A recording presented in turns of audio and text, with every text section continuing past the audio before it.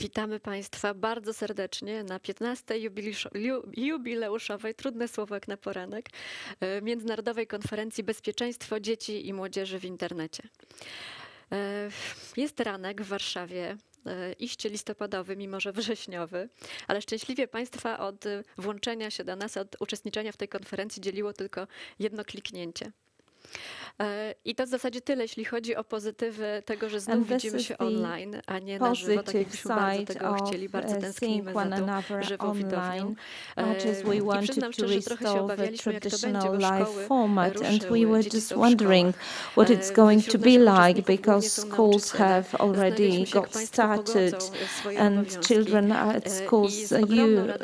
Attendance, you are teachers, predominantly teachers, so we were wondering how you are going to reconcile your obligations, but we are so happy and pleased to see that 4,000 of you have logged onto the conference, and this shows you that the internet is not just the other side of a mirror, but that it is duly considered, especially when it comes to safety and of young people, of children, and that's why this initiative is gaining momentum year in, year out.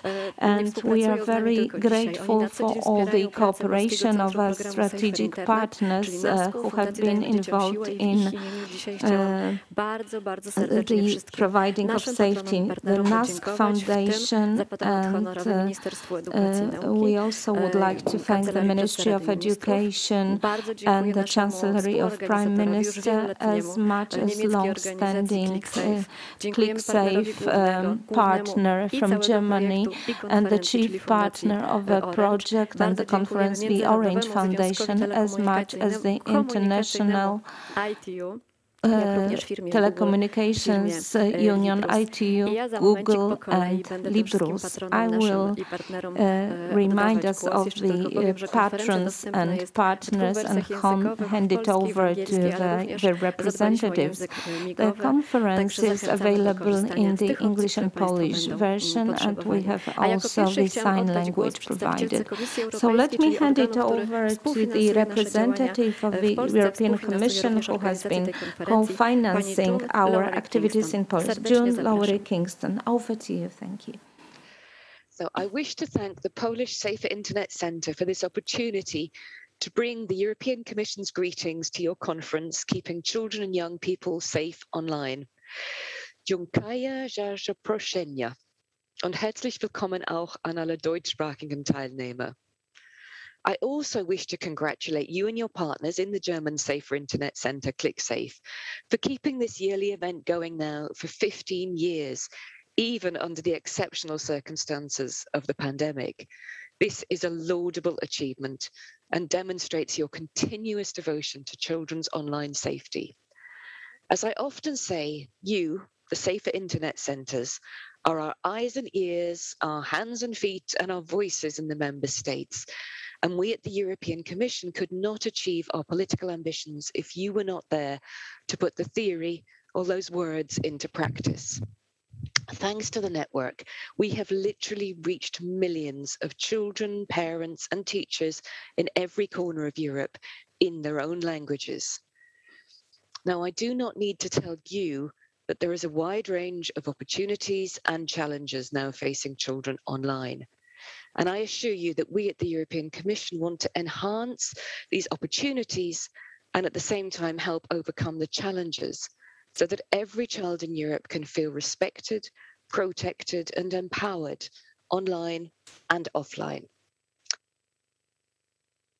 So to give you some examples of our work, making a Europe fit for the digital age was one of the 6 headline political priorities when this college took office in 2019. This spring, the Commission's Digital Compass communication set the direction for the digital transformation of Europe by 2030, naming this as Europe's digital decade.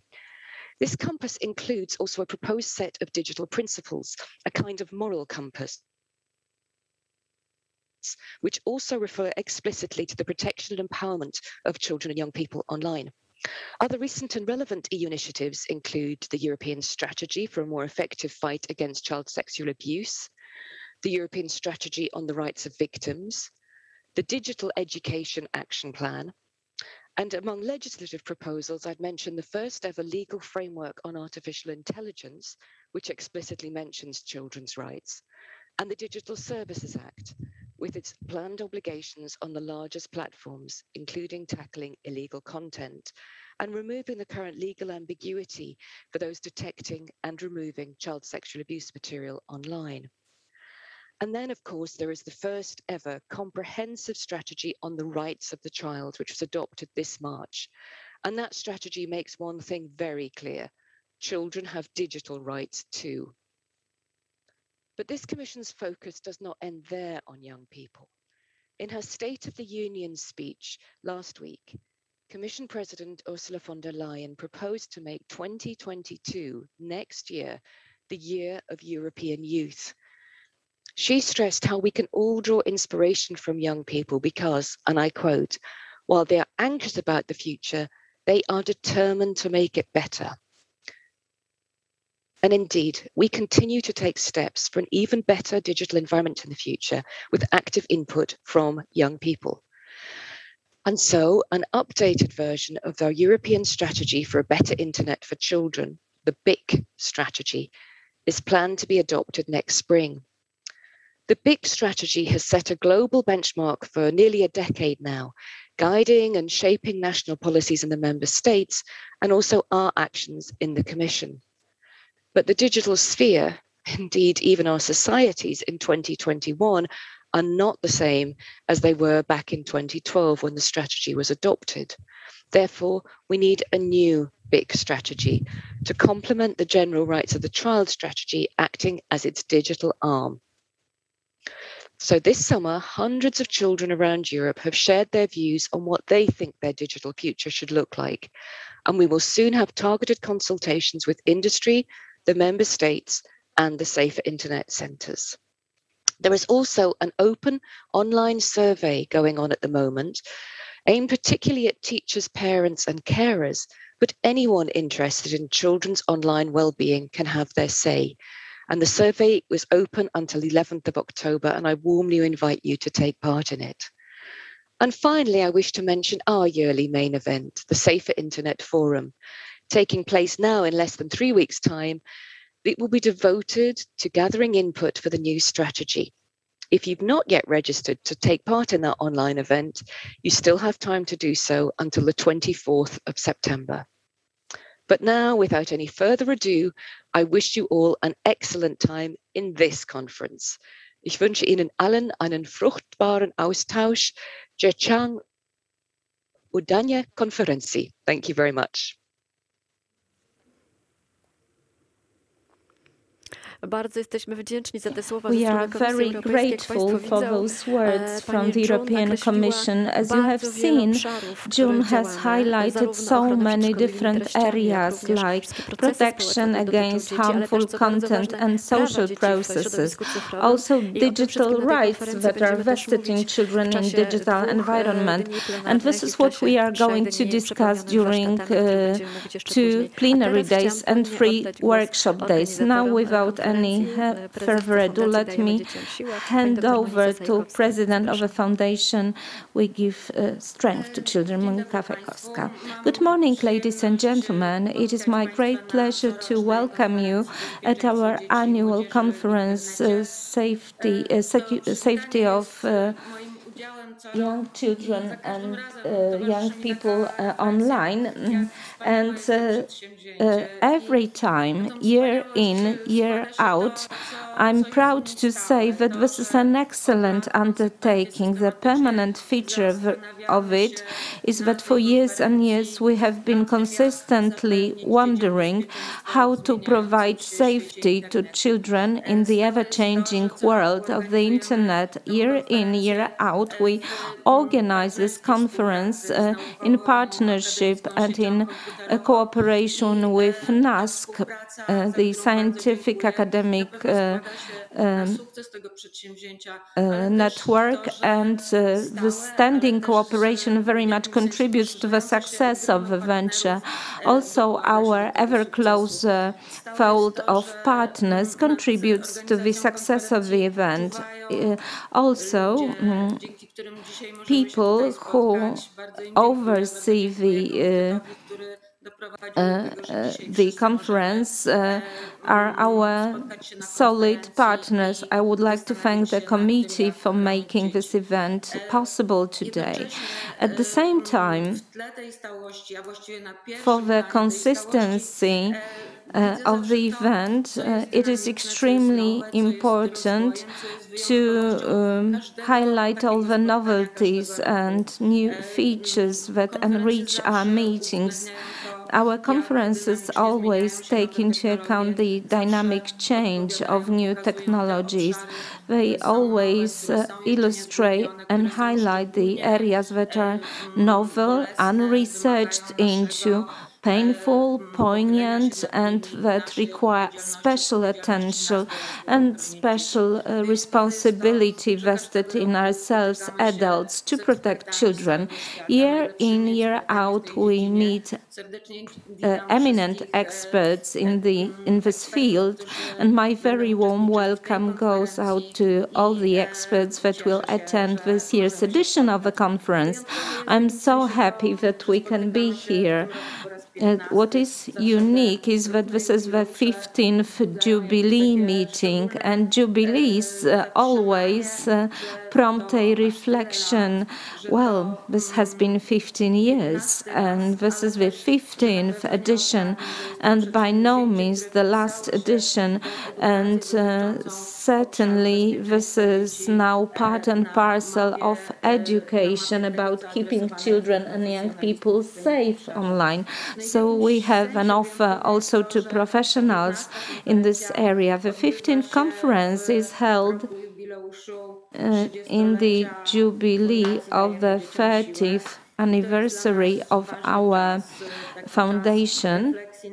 And this is a stock-taking time for us to reflect how to empower children, how to give them strength so as to fend them off of any risks, so that they know how to avoid risks, so as to give them full capacity for being creative and strong. And I do invite you to such reflection. I hope that our meetings throughout the day will allow us to take this question together.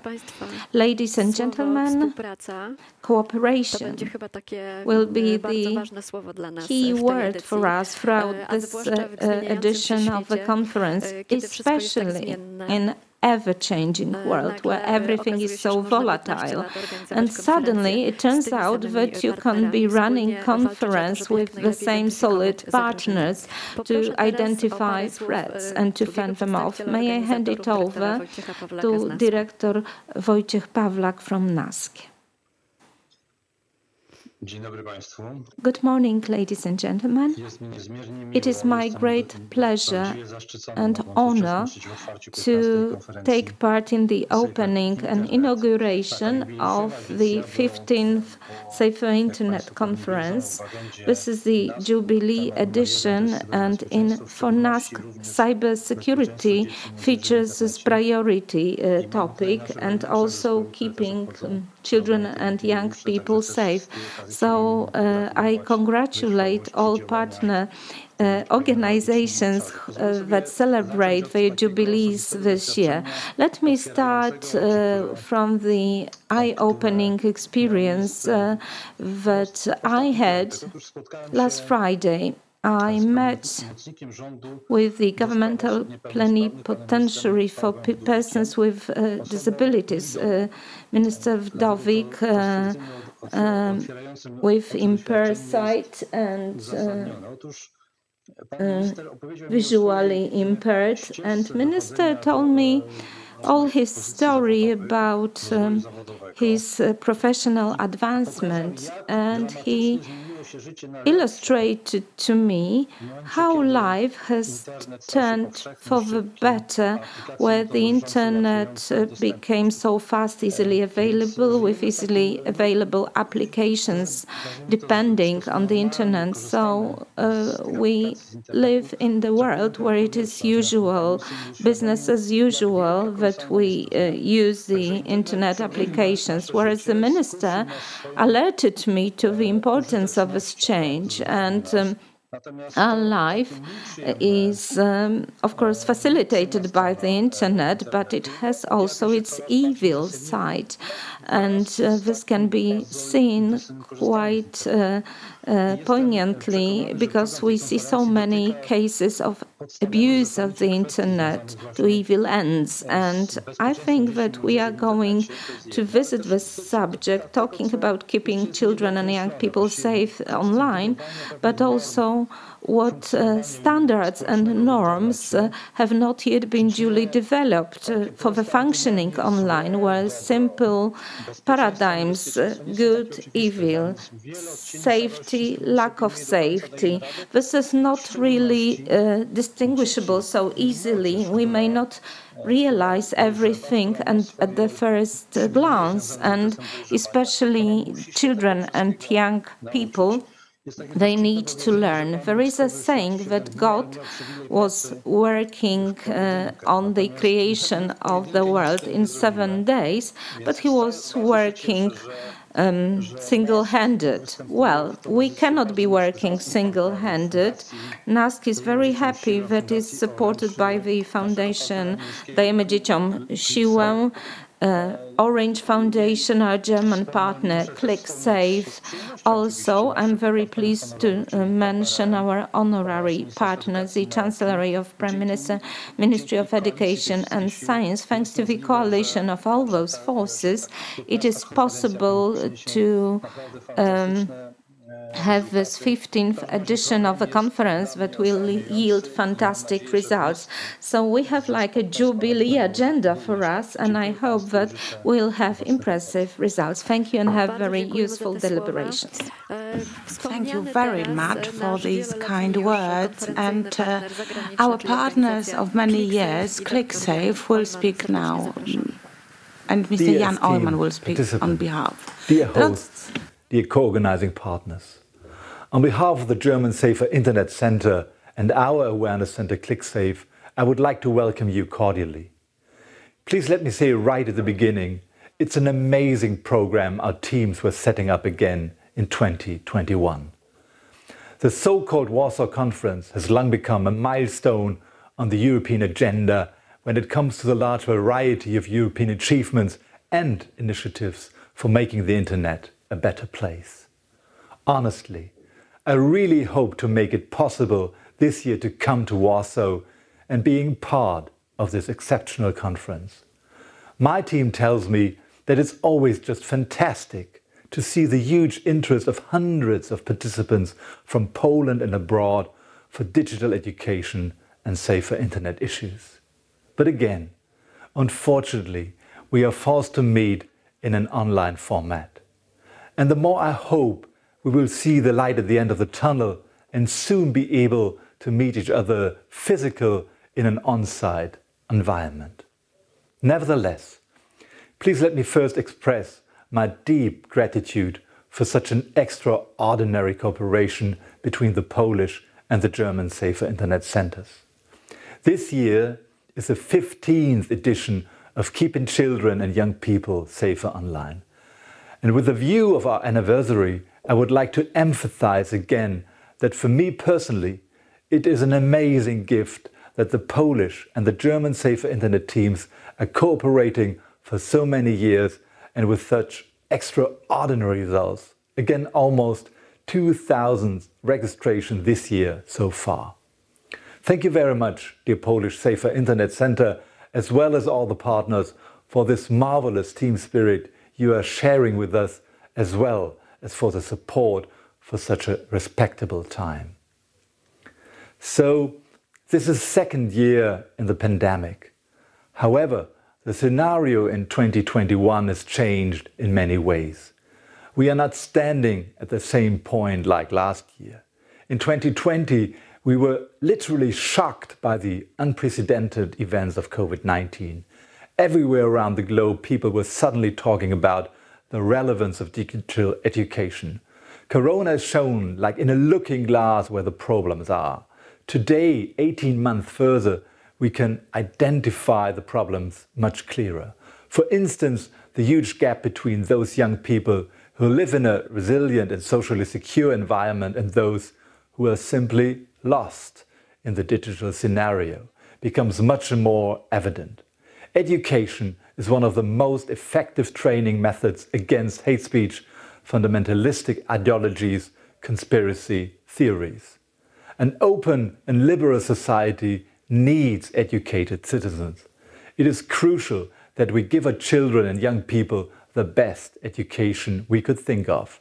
Education certainly is one of the best investments in our future, one of our strongest empowerment of democracy.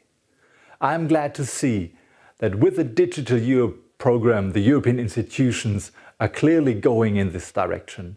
And let me please add that as a chair of the German Commission of Youth Protection, as well as the director of the media authorities of Rhineland-Palatinate, I am grateful that we are fighting for a better internet for kids on many levels, the national, but also in the highly appreciated network of InSafe and the European Union programs framework.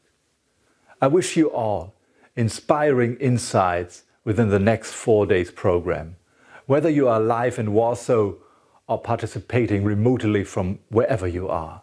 Stay safe and see you soon. Thank you very much.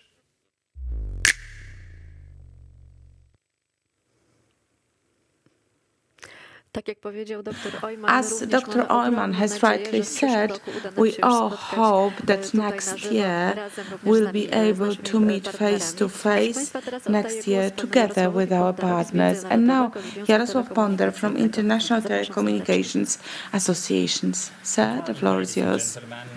Good morning to our colleagues in Poland.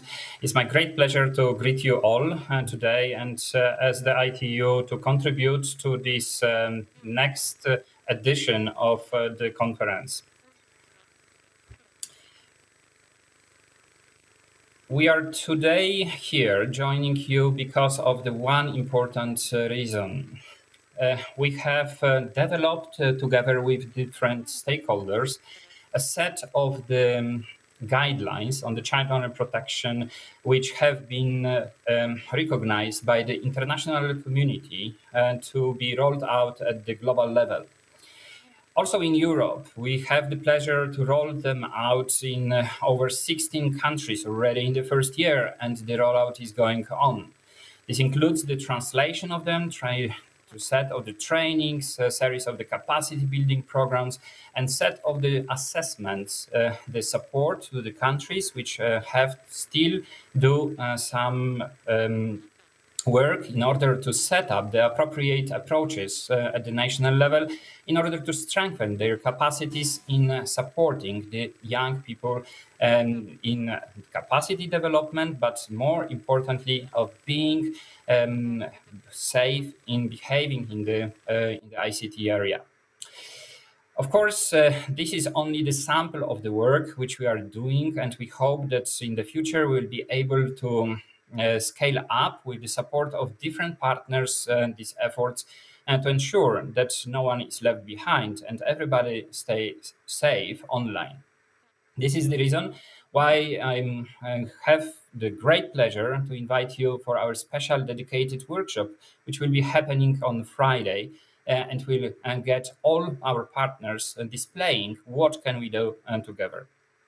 Before I'm closing, let me draw also attention of the importance of engaging the youth in our activities. This is the reason why last year we have also kicked off a very important global initiative called Generation Connect, which aims at empowering, engaging, and providing the participation opportunities for all young people, and to make sure that the strategies, policies, and implementation of the projects related to their future is done hand in hand with all of them. We are very proud of having the Europe Youth Group so dynamically engaging in different platforms, and we are encouraging all other youths to be with us whenever it's necessary and build the future agenda for Europe and beyond. The last item I wanted to also draw attention to is the World Telecommunication Development Conference, which in 2022 will mark a very important milestone in the discussion of digital for development community. This is the platform where all stakeholders will be discussing the future strategies for supporting different countries in addressing their challenges in digital transformation. And this includes also child owner protection. You can't miss those discussions, and we are very glad that the child owner protection is kept on so high on the agenda of the government of Poland, but also of so many governments across Europe and beyond. We look forward to the great discussions during this conference and to the great cooperation in the future. With this, thank you very much and looking forward to the next steps. Thank you.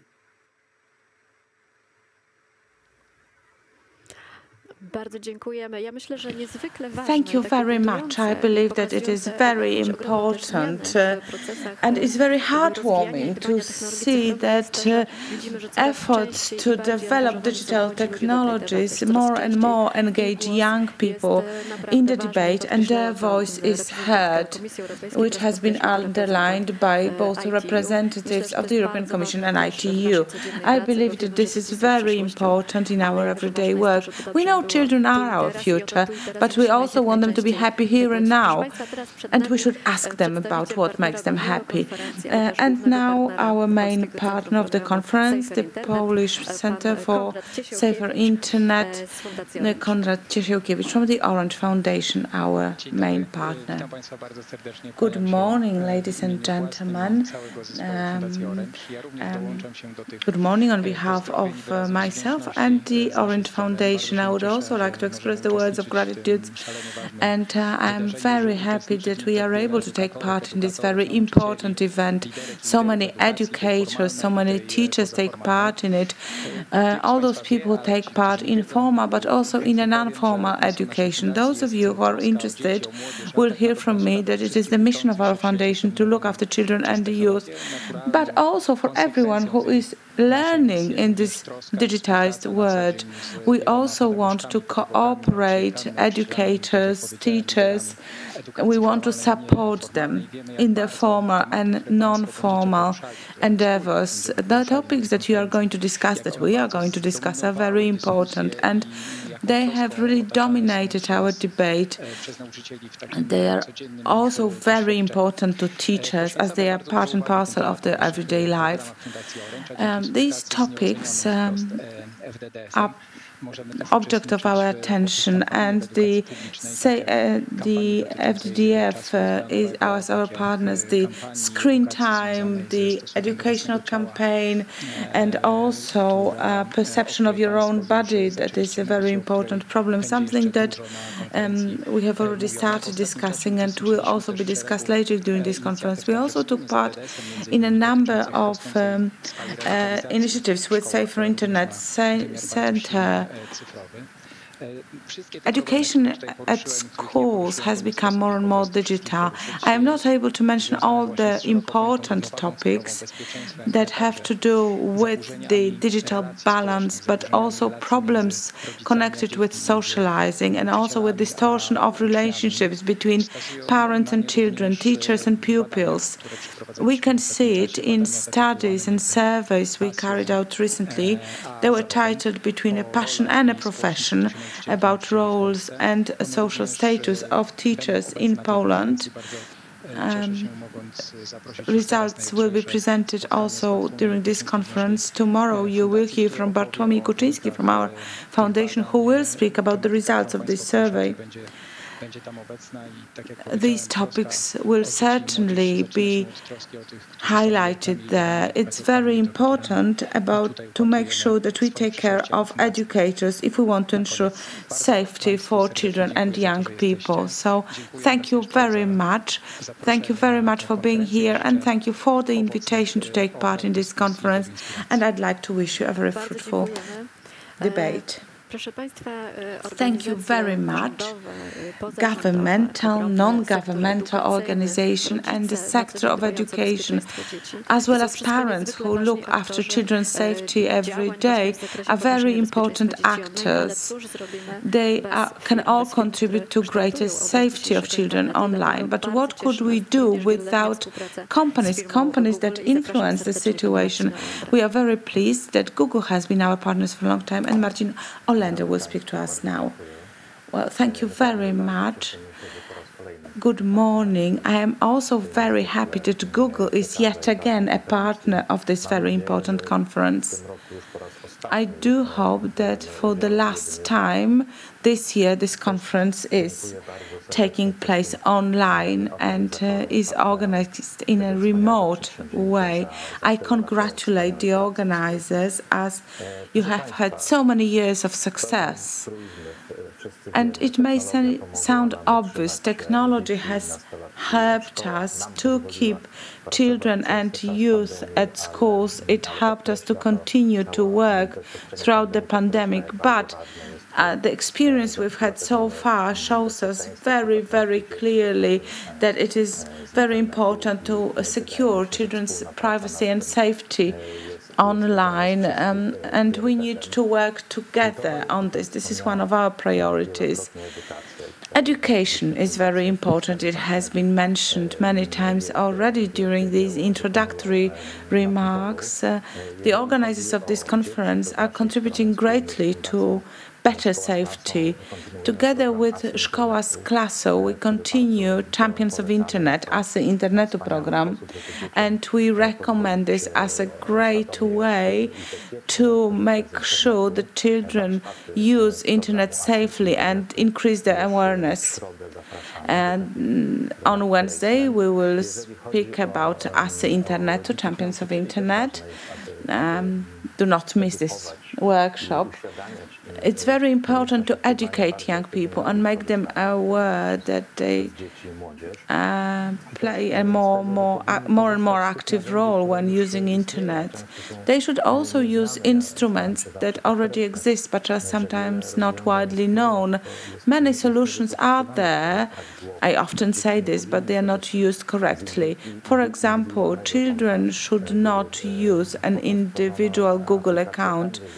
Family Link is an application just for that, because then parents can supervise children's accounts and they can see what children do online and for how long they are online, because it's very important to make sure that screen time is not too long. So all these tools are available, you just have to use them. Many people do not know that there is a YouTube Kids application. It is dedicated for children, and younger children should use this instead of the grown-up YouTube versions. So Safe Search should always be on, as it filters adult content whenever a child is using internet. And if you have an account created through Family Link, this is already on. All these possibilities are there, you just have to use them. Nevertheless, we still work on creating greater possibilities, because billions of children use internet every year and we want them to be safer. We introduced a number of changes. We announced the changes recently. I recommend for you to read our blogs, our notices, and let me just mention, for example, we made it easier for children to remove photographs from the internet. So every child, without giving a reason, may actually remove a photograph from search results. In YouTube, we are changing the settings, because if children upload videos, they will be private. they will not be available publicly to other users unless you switch this function off. There will also be function for digital balance and well-being, because children will be notified that they should stop watching and they should go to sleep, for example, to get some rest. We will also limit commercial content targeting children, and function of locating will be switched off for children, and it will not be possible to switch it on. Commercials will be limited. So we are making very big efforts in order to make sure that our products and services are adapted and modified in such a way so that they are child-friendly. We understand our responsibility. We know that together with the technological advancement and the advancement of internet, we have to keep making more and more efforts in order to keep children safe. I hope that we are somewhat successful here, and I'd like to appeal to you before I conclude. Even though we are speaking about safety online, we should not think that internet is bad, evil, and dangerous. There are many wonderful people there. There is a lot of wonderful content, champions of internet, good educators, good teachers. We also have the VVR index, and we try to reach a situation that only 0.2%, so only 2 films watched out of 1,000 are actually breaching our rules pertaining to content. So I hope we will continue to be successful together with our partners, organizers of this conference. I hope together we will make internet safer for children. I would like to wish you a very fruitful debate, and I'm sure that this conference will be as successful as the previous ones. Thank you very much. Thank you very much, Martin, especially for the optimistic note with which you closed your statement and for the practical hands-on tips that were offered by you to anyone who was following your statement, and this was very useful. Now we embark on the first lecture session. Experts' presentations. We are online, but please feel genuine participants of this conference. We want to keep you active. There is a chat window available. Would you please tip you and write your questions to the speakers? We will identify them. We'll try to provide you with real-time answers to make you empowered in this discussion. And also at the end of the conference, we'll be very curious about the feedback. You have seen Joe Life influencer in pursuit of likes, and at the end of the plenary session tomorrow, we will ask you about your impression of this short, of this movie, and what kind of feedback you can derive from it. So I encourage you for those two activities to see and view the film in the first place, to be able to discuss. And now we are going to move to the first speaker, who will also make some slight reference to the film. Professor Tomasz Grzyb from the High School of Social Psychology. He is in charge of technology-related societal processes or sociological processes. And he will speak about those born with a smartphone in hand,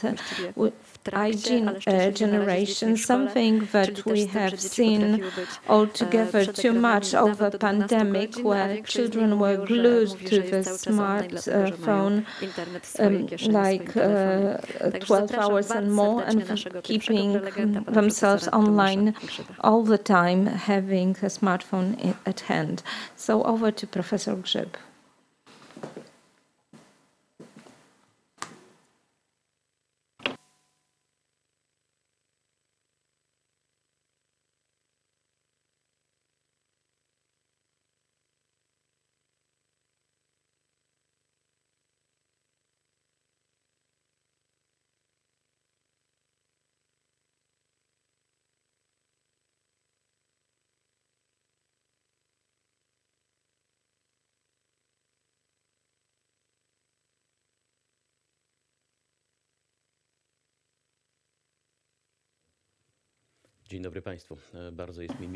Good morning. It is my great pleasure to welcome you on my own behalf. I wish we had more direct communication, but unfortunately the present-day conditions do not allow us any other format. But actually we speak about children's and young people's safety on the internet. So today I want to speak to you about a specific generation, Z Degeneration or I generation, and I want you to have a look and see what is the difference between this generation and previous generations. Does it make sense to call them any specific name, any specific generation? If you are in touch with marketing people, you will know that non-marketing activity won't start without the creation of a persona. So here we have two personas, persons, Zosia and Kacper. Those two young kids, say 10, 11 years old, start living in the internet. They are present in this world. In spite of various formal bans, they have their accounts on social media. They actively tap services that have been prepared by large corporations and are the normal users of life online. And Zosia and Kacper say, go to the same school. Zosia and Kacper are here, and one day Zosia comes to school wearing this blouse and Kacper meets her. And this is like a usual offline meeting. Kacper is quite a naughty young boy, and he says, Zosia, you are a fat pig, you look like a piglet. What will Zosia do in this difficult situation? Zosia may punch Kacper to keep him shut. Dramatic as it may be, and we know that violence is not a way, but with her emotions this would be understandable. Zosia can also burst into tears, or run away, or start yelling at Kacper. Difficult to imagine that she's not going to react to what has happened. And let us now imagine that we transfer the situation to the online world. So Zosia puts her picture, and Kacper writes to Zosia on her profile, Zosia, you are a fat pig, a swine. And what will happen? For some time there will be not anything to be seen. Then a private message will arrive at Kacper, and his colleagues will scold him. Oh, that was a really tough go at Zosia. And unless he is absolutely socially immune, he will realize that you don't do such things as he has done to Zosia. And if he is not sensitized, he will never learn a lesson. And this is one of the crucial problems in functioning online. Lack of feedback, immediate feedback. And let us imagine that we have those two personas immersed in this world without the actual real-time feedback about their conduct. Can it produce such a generation? Let's see. The lady that you can see on the picture is Jean Twenge. She's one of the famous researchers into generational changes in the US. She published her book, iGene, and this has been also published in the Polish language version bearing the same title. Why today's super connected kids are growing up less rebellious, more tolerant, less happy, and completely unprepared for adulthood. So let's have a look at this. journalist comment. If you have been living long enough in the world, you have seen various generations. In Poland, we said we had JP2 generations, so the young people who were formatively growing under the pontificate of John Paul II, the nothing generation that was raising in Poland, that was growing up in Poland in the late 1990s without values. And this was rather a journalist's description, not a genuine sociological and psychological phenomenon. If we look at the history of the 20th and 21st century, we can see that there were certain distinct generations like baby boomers, so the generation of the demographic boom. We also say about the PRL, People's Republic of Poland generation, who only experienced communist Poland. And IGIN, what should IGIN stand for? People born after 1995, so they cannot recall times without the internet, without access to smartphone. They were born with a smartphone in hand, so the world provides them with laptops, tablets. A 2-year-old baby moves on a tablet screen with great confidence and literacy in a way. And what kind of people they are? Here you have a questionnaire, a survey that will allow you to define whether you are an IGIN generation or not. In the last 24 hours, have you spent 1 hour texting people, not only sending text messages per se, but also using communication? Are you available on Snapchat? Yes, you are an IGIN. Are you religious? If so, you are not an IGIN, because religiousness is declining very distinctly. Do you think that the same-sex marriages should be legal? Yes, you are an IGIN. Have you spent on a high scale every weekend with friends?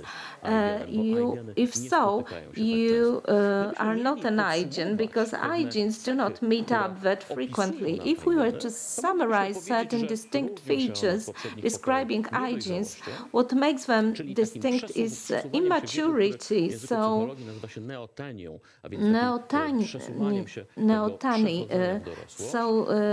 postponement of maturing in a way. So more and more people are bamboccione, the Italian men, 35 years old, who enjoy living with their moms in the same household, and they don't want to face the hardships of real life. Also, IGINs are internet preoccupied. The gigantic share of their time is spent in front of various screens. They are more virtual. They do not favor peer-to-peer contacts outside in real world. Now and then they meet up, but they will get in touch by texting, by sending messages. They are less at ease. They are unstable. They have by far more problems with their psychological life, less religious, more isolated, very focused on their own safety, not civically active, not certain of their regular income. There will be a dedicated meeting with Wojciech Orliński for you in this vein, but in general, contemporary young people are not sure whether they would be able to have the same material security as their parents. This is not obvious to them.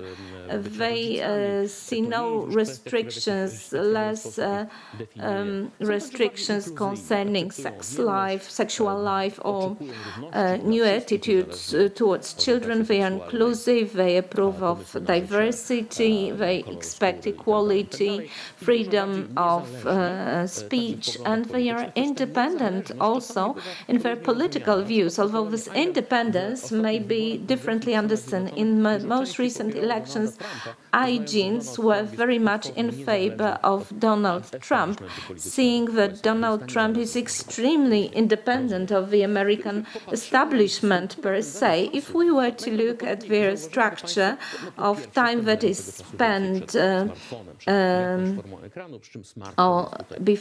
in front of a screen, well, smartphone will be the most popular device. What do they do? This is the breakdown of the time they spend online, if they are hygienists.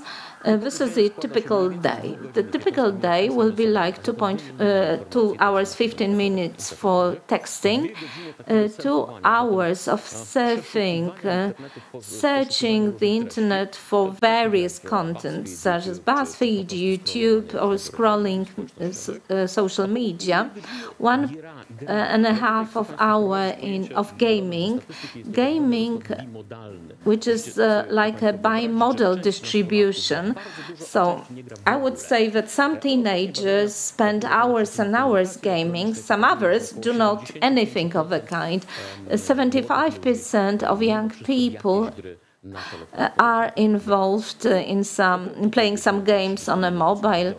1.5, so half an hour is various video chats. So all in all, 6 hours per day in new media. This is not a online time, and this is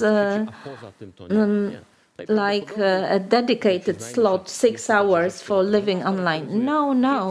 The first physical object that you take into your hand as you wake up is your mobile. And this is also the last thing that you put aside if you go to sleep and fall asleep. So full day, full conscious day of their existence is the online existence. So what do they sacrifice? Well, they don't read books that much.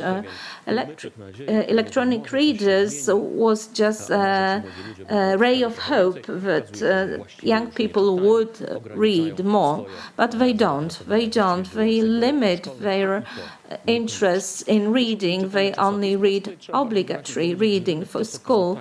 They also don't read magazines. The magazine market has changed. If we want to read a magazine, we download them or we subscribe to them online. So how should we blame young people that they don't spend money on paper, magazines, newspapers, and they learn and study less. SAT, so the equivalent of a Polish GCE, shows that they don't study that much. They don't go out much either.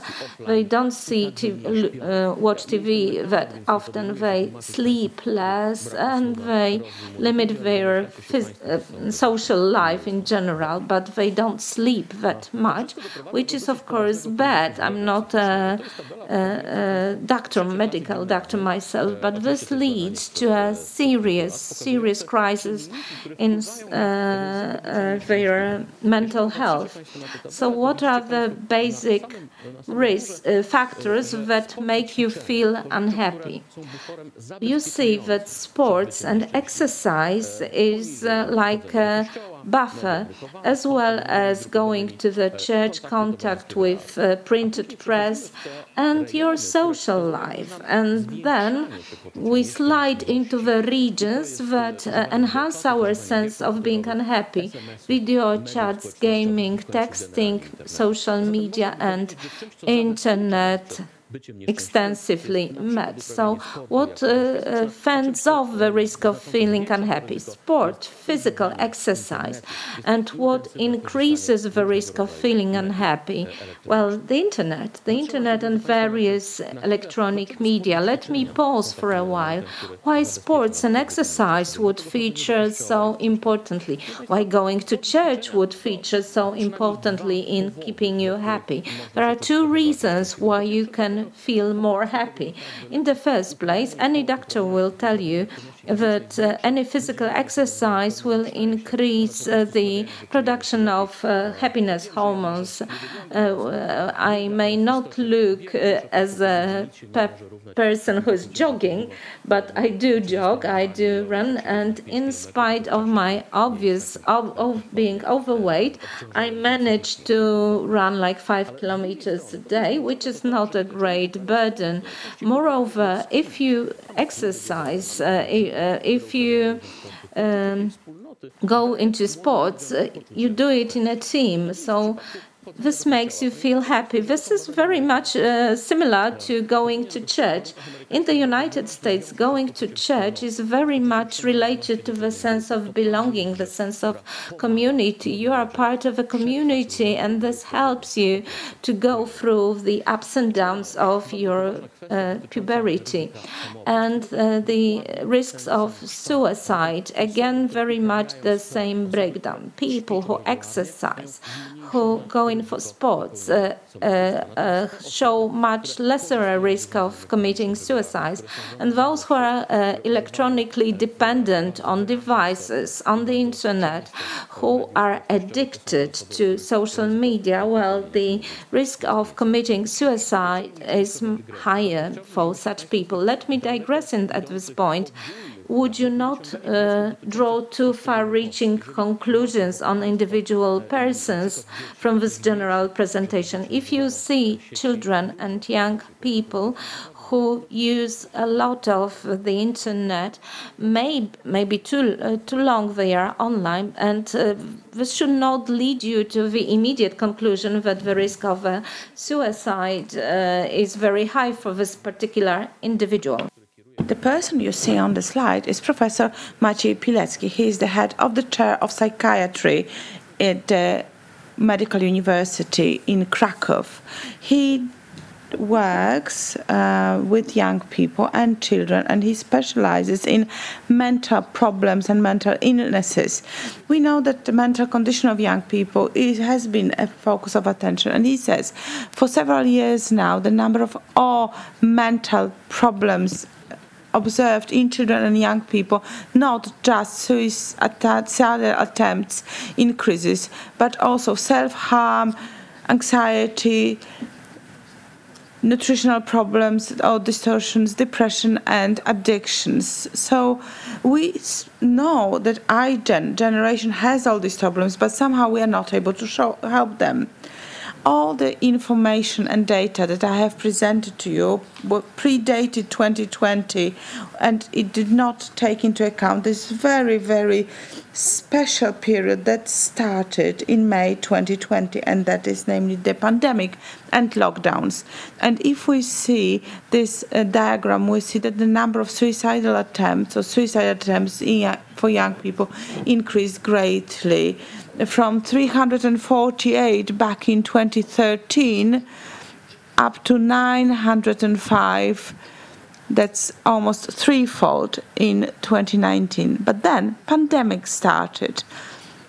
So this very strange story of feeling very much in danger, and then a prolonged sort of crawling state of emergency. And now we're not really sure what it is anymore. And we can say that in 2020, the number of suicides and suicide attempts dropped by almost 10%. So let me present through three theories as to why that happened. I discussed this yesterday with one of the most pronounced specialists in suicide, Madam Professor Ziółkowska, and we agreed that these theories might, but just might, explain. So why this number dropped? So these are three theories, and they are not all necessarily mutually excluding. So one thesis is that it is neutral because it is an evolutionary issue. When there is an external threat, usually number of attempts to kill yourself drops. During wars, for example, suicide numbers drops. I mean, Durkheim wrote about this pertaining to the Second World War. But in 2018 in Sri Lanka, researchers showed that in those parts of Sri Lanka where there was war underway, number of suicides drops. So from an evolutionary point of view, our body switches into a survival mode, and it is less inclined to make a suicide attempt. Did we have a similar situation in 2020? To some extent, yes. And this suicidal mode resulted in young people being less inclined to make suicide attempts. We observe a similar tendency also in a grown-up situation, in adult population. And then there is a positive theory. Let us note that in 2020 there was more physical closeness between parents and children. Parents and children were forced to stay in the same space. It created some problems, but generally speaking, made parents more alert. Psychologists, teachers said, be careful, watch your children, make sure that there are no symptoms that would indicate that children find it very difficult to cope with the pandemic conditions. And maybe, just maybe, this worked. This greater accessibility of parents, greater presence of parents in young people's lives. And it was also inevitable because we were all sitting at home. And this all resulted in fewer suicide attempts. And there is another theory that is very sad. I would like for it to be untrue. So it's negative. The very fact that children did not go to school limited the number of negative impulses connected with interacting with your peer group and trying to compare yourself to others. And this may have resulted in a smaller number of suicides. As you can see, they are not mutually excluding, and they may help us to explain what happened in 2020. We are still waiting for data for 2021. We will see whether this trend continues. We hope it does.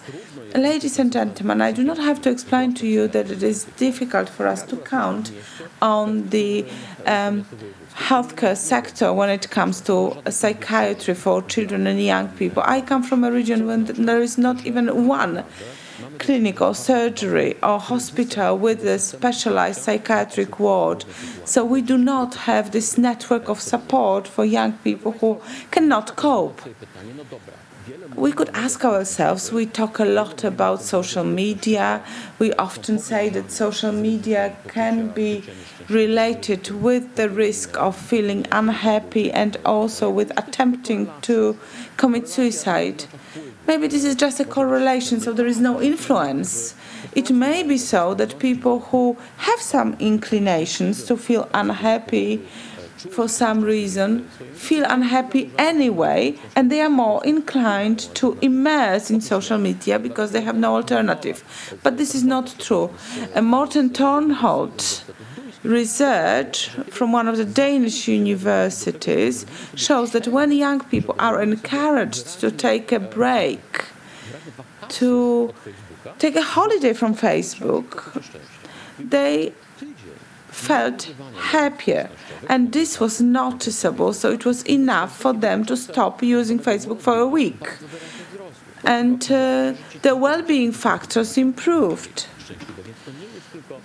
And they felt happier. So it is not just a correlation, there is influence. So why Facebook and social media can actually make people feel more depressed? First of all, because Facebook is the place where we compare ourselves to others. Even from my experience, when I see profiles of my friends and peers, I can see that they have nothing but success in their life. They get prestigious grants, they publish in very prestigious magazines and papers. They have just published an excellent book. And this has to lead to a situation when I feel envious, and also to a situation when I feel there is something wrong with me. And now you can multiply this. You may try to put yourself in the shoes of a young person who has no self-assurance and sometimes has no distance to what is presented online. That online life is not the only thing that we have in life, that there are failures apart from success that we present. And then again, there are problems connected with inequality between genders. Girls are more inclined to suffer. Their self-assessment, their self-evaluation is a bit more of a problem. And when girls are 13 to 15, these scissors of self-assessment open very wide, and we see that people are very strongly impacted by information they receive online, especially if they are evaluated or perceived by their peers.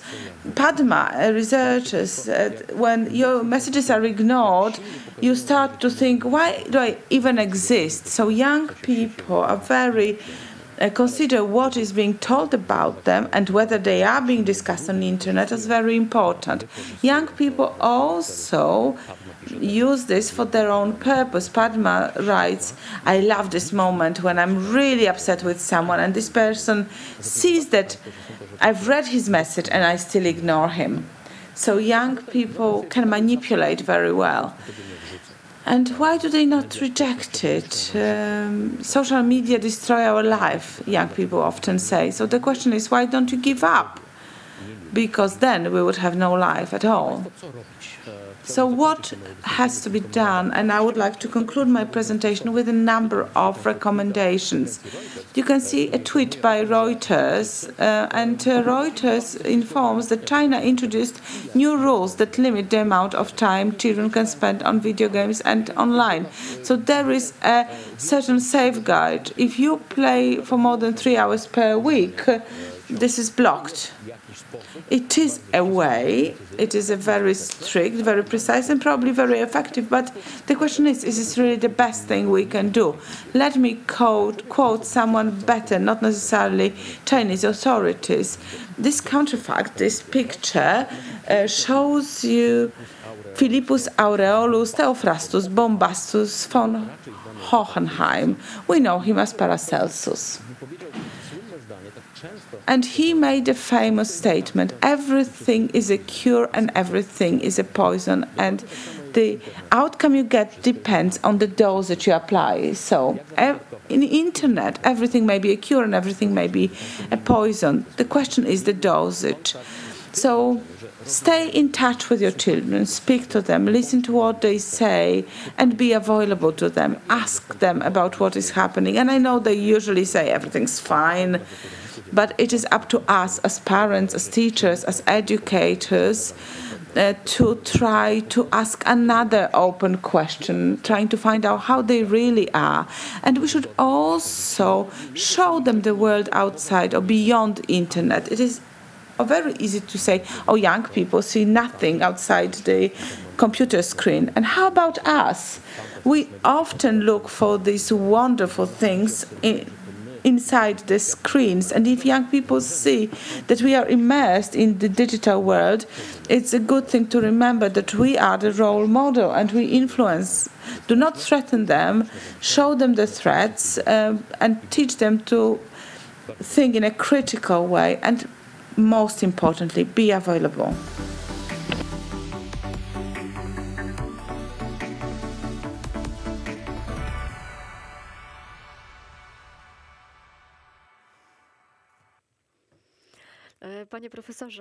Professor, in the first place, what a pleasure it is to share the stage with someone else. And there will be such nice moments where we will have speakers present physically in the studio. So the first point, this is this one. And there was a very lively discussion on chat. And if I were to find some common denominator, I would say that you have presented this generation beautifully and most poignantly. And we educators, parents, we would like to do something effective to fend off cyber bullying and sexting and other problems that we see, what kind of a language we should apply to talk to them? Well, we should keep talking to them. This is the first point. And you should really not be condescending, like, you, my grandchild, you should do the following thing. No. A very recent test that was done, or research that was done, where we looked into the negative contacts and negative contents and hate speech. Well, a group of renowned sociologists put together a bot, and if someone was using hate speech, this bot would say, oh, well, I know that we may be upset at some points, but if we are kind to one another, this forum will be nicer. And this simple intervention happened to reduce violence and negative comments in individual people. So this is really a very hopeful result, because if we respond, if we react, if we say that something is negative, but not in terms of penalizing, not from punitive terms, but from inviting and encouraging positive conduct, this yields results. So talk to your kids, and just don't yell at them. Stop being glued to the internet, to the screen. I think that this is an excellent advice and excellent conclusion from this debate, and we should keep on talking to our children. And it is not so that you have taught your kids one thing and you don't have to repeat. Yes, I used to study Latin for 3 years, and I remember that adage that repetitio est mater studio. Repetition is something that is a source of learning. We should not be just preaching our children day in, day out, but we should give them hints, and this would give us grounds to be hopeful. Thank you. A whole array of very useful tips from you. And if I may benefit from this time that we spent together, one of the ladies says that people do text and they don't call one another and they don't meet in the physical space. So this is like quitting life in some way. Yes, indeed. Yes, indeed. We forgot that the mobile phone or smartphone is not only for texting. We can call people, we can call on people to see them physically, knock at somebody's doors, have a coffee together, talk about various things, just to send this message that we are just round the corner. We are social beings. Let's stay so. Let's continue to be social beings. We should have a round of applause right now, and we would have a round of applause. But without any further ado, let me invite the next speaker. We are talking about psychology and psychology applied prophylactics, because you, Professor, you gave us a diagnosis and you switch into prophylactics, prevention, and we'll speak about resilience in various contexts, resilience to digital threats. So in a moment, we'll have Dr. Linda Papadopoulos, an expert from London. Over to you, madam.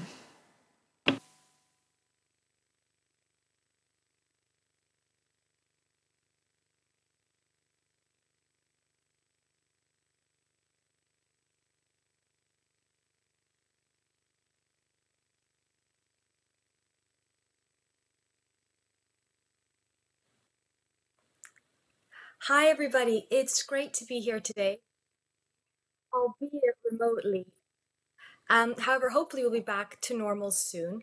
So, given this is indeed the new normal, it's something that I want to touch on today in the context of digital resilience. So, over the past few months, we've all been trying to find routines that work for the family, parents grappling with isolation or working from home or teaching their kids and keeping them entertained and connected.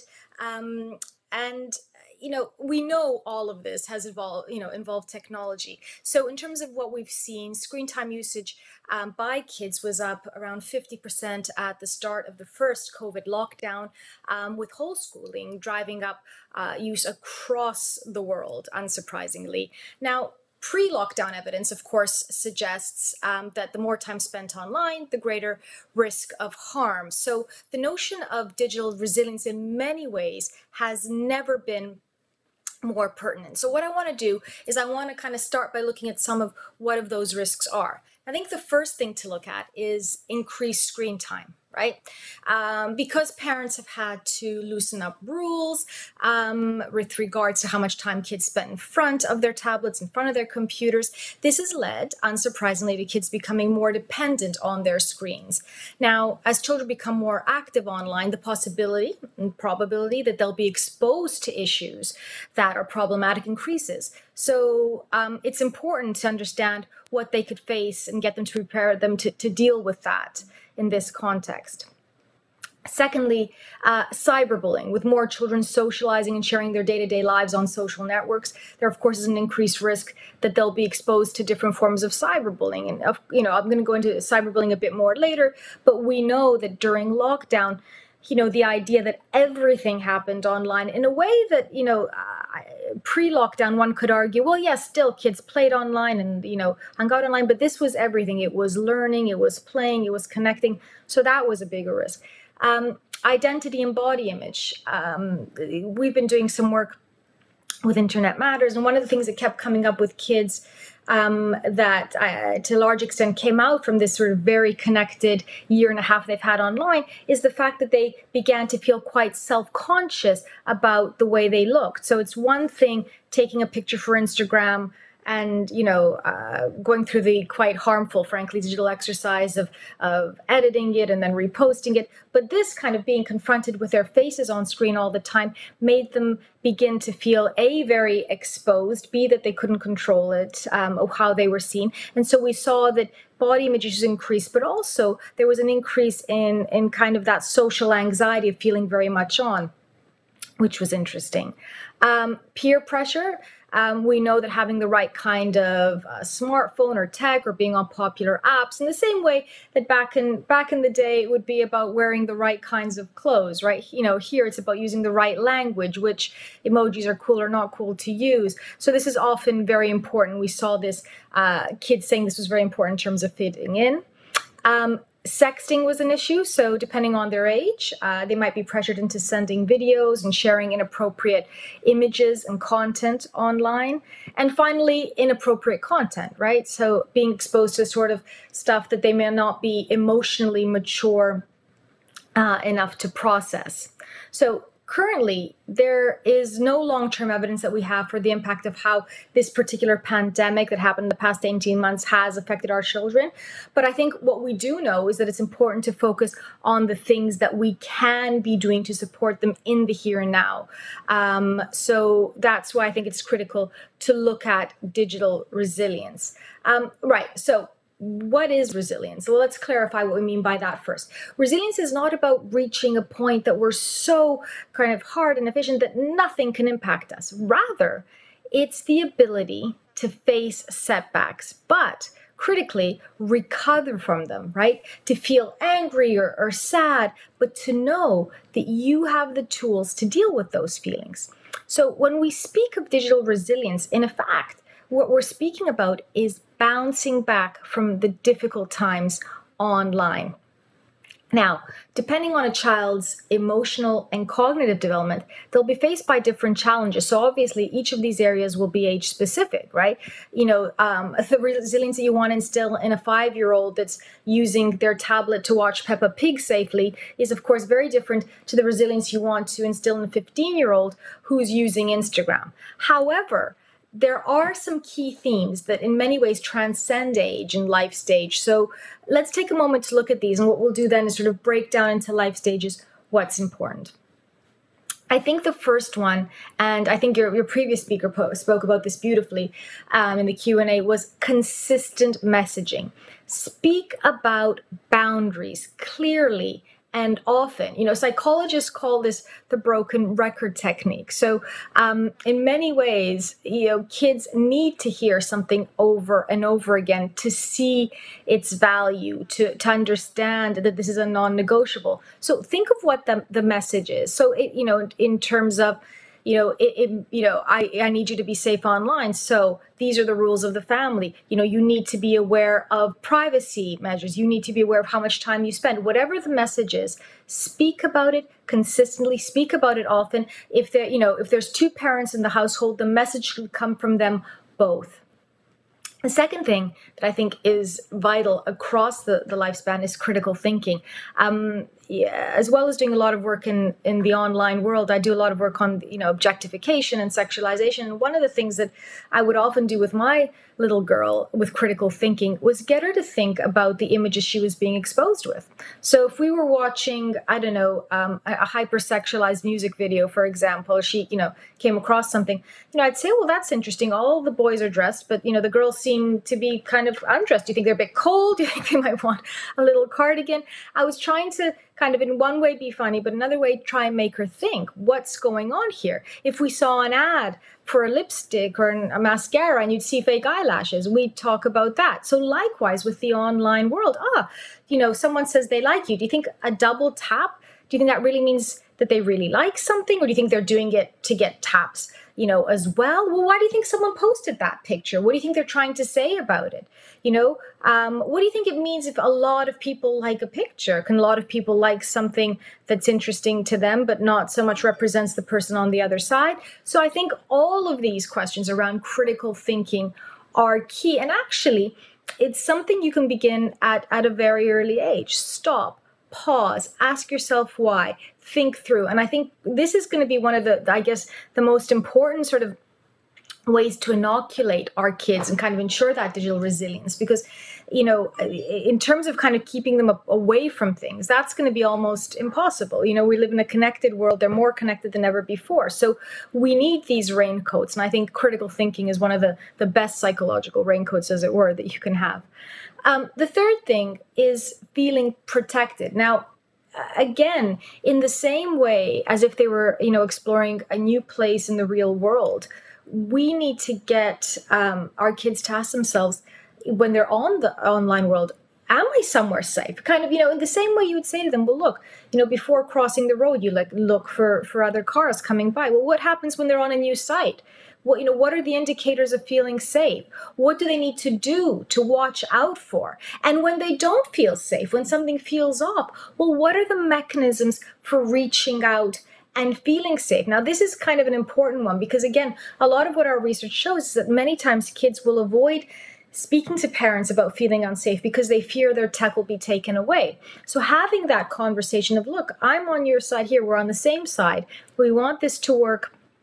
We want you to have your tech and want it to work as best as possible. So this is not about you being punished if you stumble on something uncomfortable. This is not about you kind of, you know, having your tech necessarily taken away. This is about me kind of helping you cross that road, me helping you navigate that new situation. So not only, and I think this is key in here, when we're talking about feeling protected, this is not only about, hey, how do I find the risks? How do I see and identify the risks? But critically, it's about once I have identified the risk, what do I do? And the clearer you can be, the better. You know, you speak to an adult, whether it's a teacher, you know, if it's a school or a parent, or if there, you know, in many cases, there are sort of buttons where you can stop and kind of report. You know, you speak to them about that, but they need to have an idea of what to do if, as it were. The other thing that I think is critical here is how does my identity feed into this?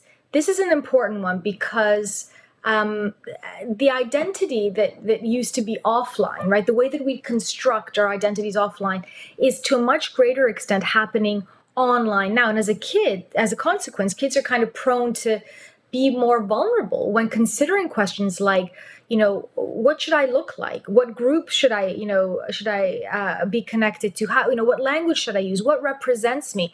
So the idea of a child's identity, of who they are, being in a sense crowdsourced online is potentially really problematic. And how do we go against this? Well, it's about ensuring that you kind of speak to your kids about this. Look, people are going to be really interested when you post this kind of thing, but is that the only thing that represents you? What makes more sense? Let's look at what your friends are posting. Is this all of them? What are the parts that you love about them? So again, going back to those critical faculties, how does identity online and offline feed into the way that they see themselves? Finally, I'd say connect safely. Remember, the minimum age for most social media platforms at the moment is around the age of 13. So think carefully. What are they on? Do they feel pressured to be on something that you don't feel comfortable with? We need to ensure that they're mature enough to kind of be able to work on the platform, to enjoy the platform, to have an effective use of it. So make sure you've reviewed the privacy settings, have a safe profile, and have a conversation with your kids about who they're talking to. We need to stay engaged with their digital life, right? So again, one of the things I often say to parents and teachers when I speak to them, they're like, oh, it's always evolving. It's so difficult to keep on top of it. It's important, therefore, to keep on top of it. I know it's hard, but the more you understand the platforms that they're on, the more you'll be able to understand, what their engagement is and ask questions and talk about it, right? So through that, you're able to not only kind of have that connection with your child, but I think you're also able to show them what being a good digital citizen means, right? You can mirror, you can model the appropriate behavior.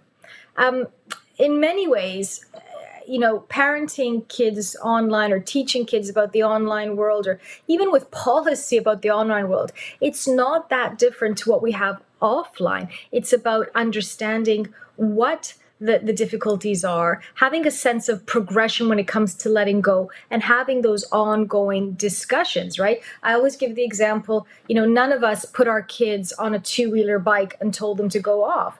They started on a tricycle, and when they got comfortable with that, they got training wheels on a bicycle, and once they got comfortable with that, we held the back of their bike, and only when we thought they could go off on their own did we let go. And that's the same kind of mechanism here, right? So they need to feel empowered over their environment, right? That if things go wrong, they know where the brakes are. They know how to stop the bike. They know how to get off. It's the same thing.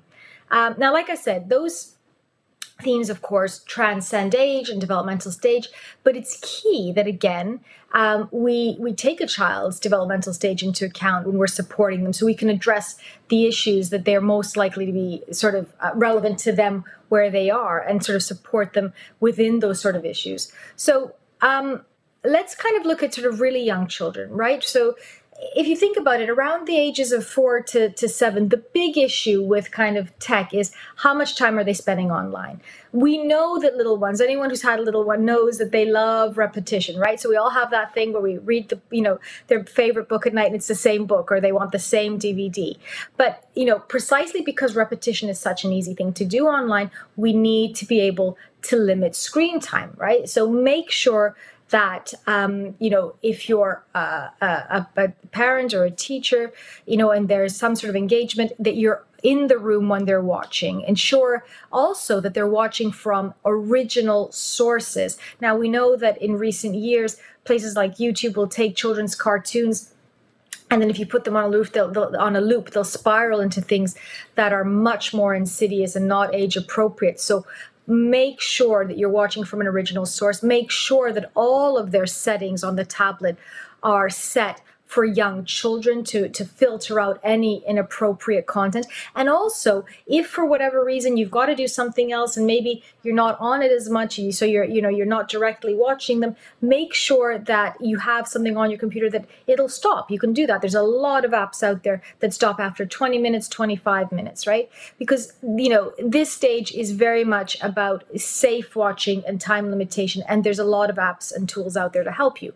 Now, as they get a bit older, so if we kind of move to the ages of like 7 to 10, there is a move from watching just sort of passively to kind of beginning to connect. So, we see them playing on little games, even things like Minecraft, right?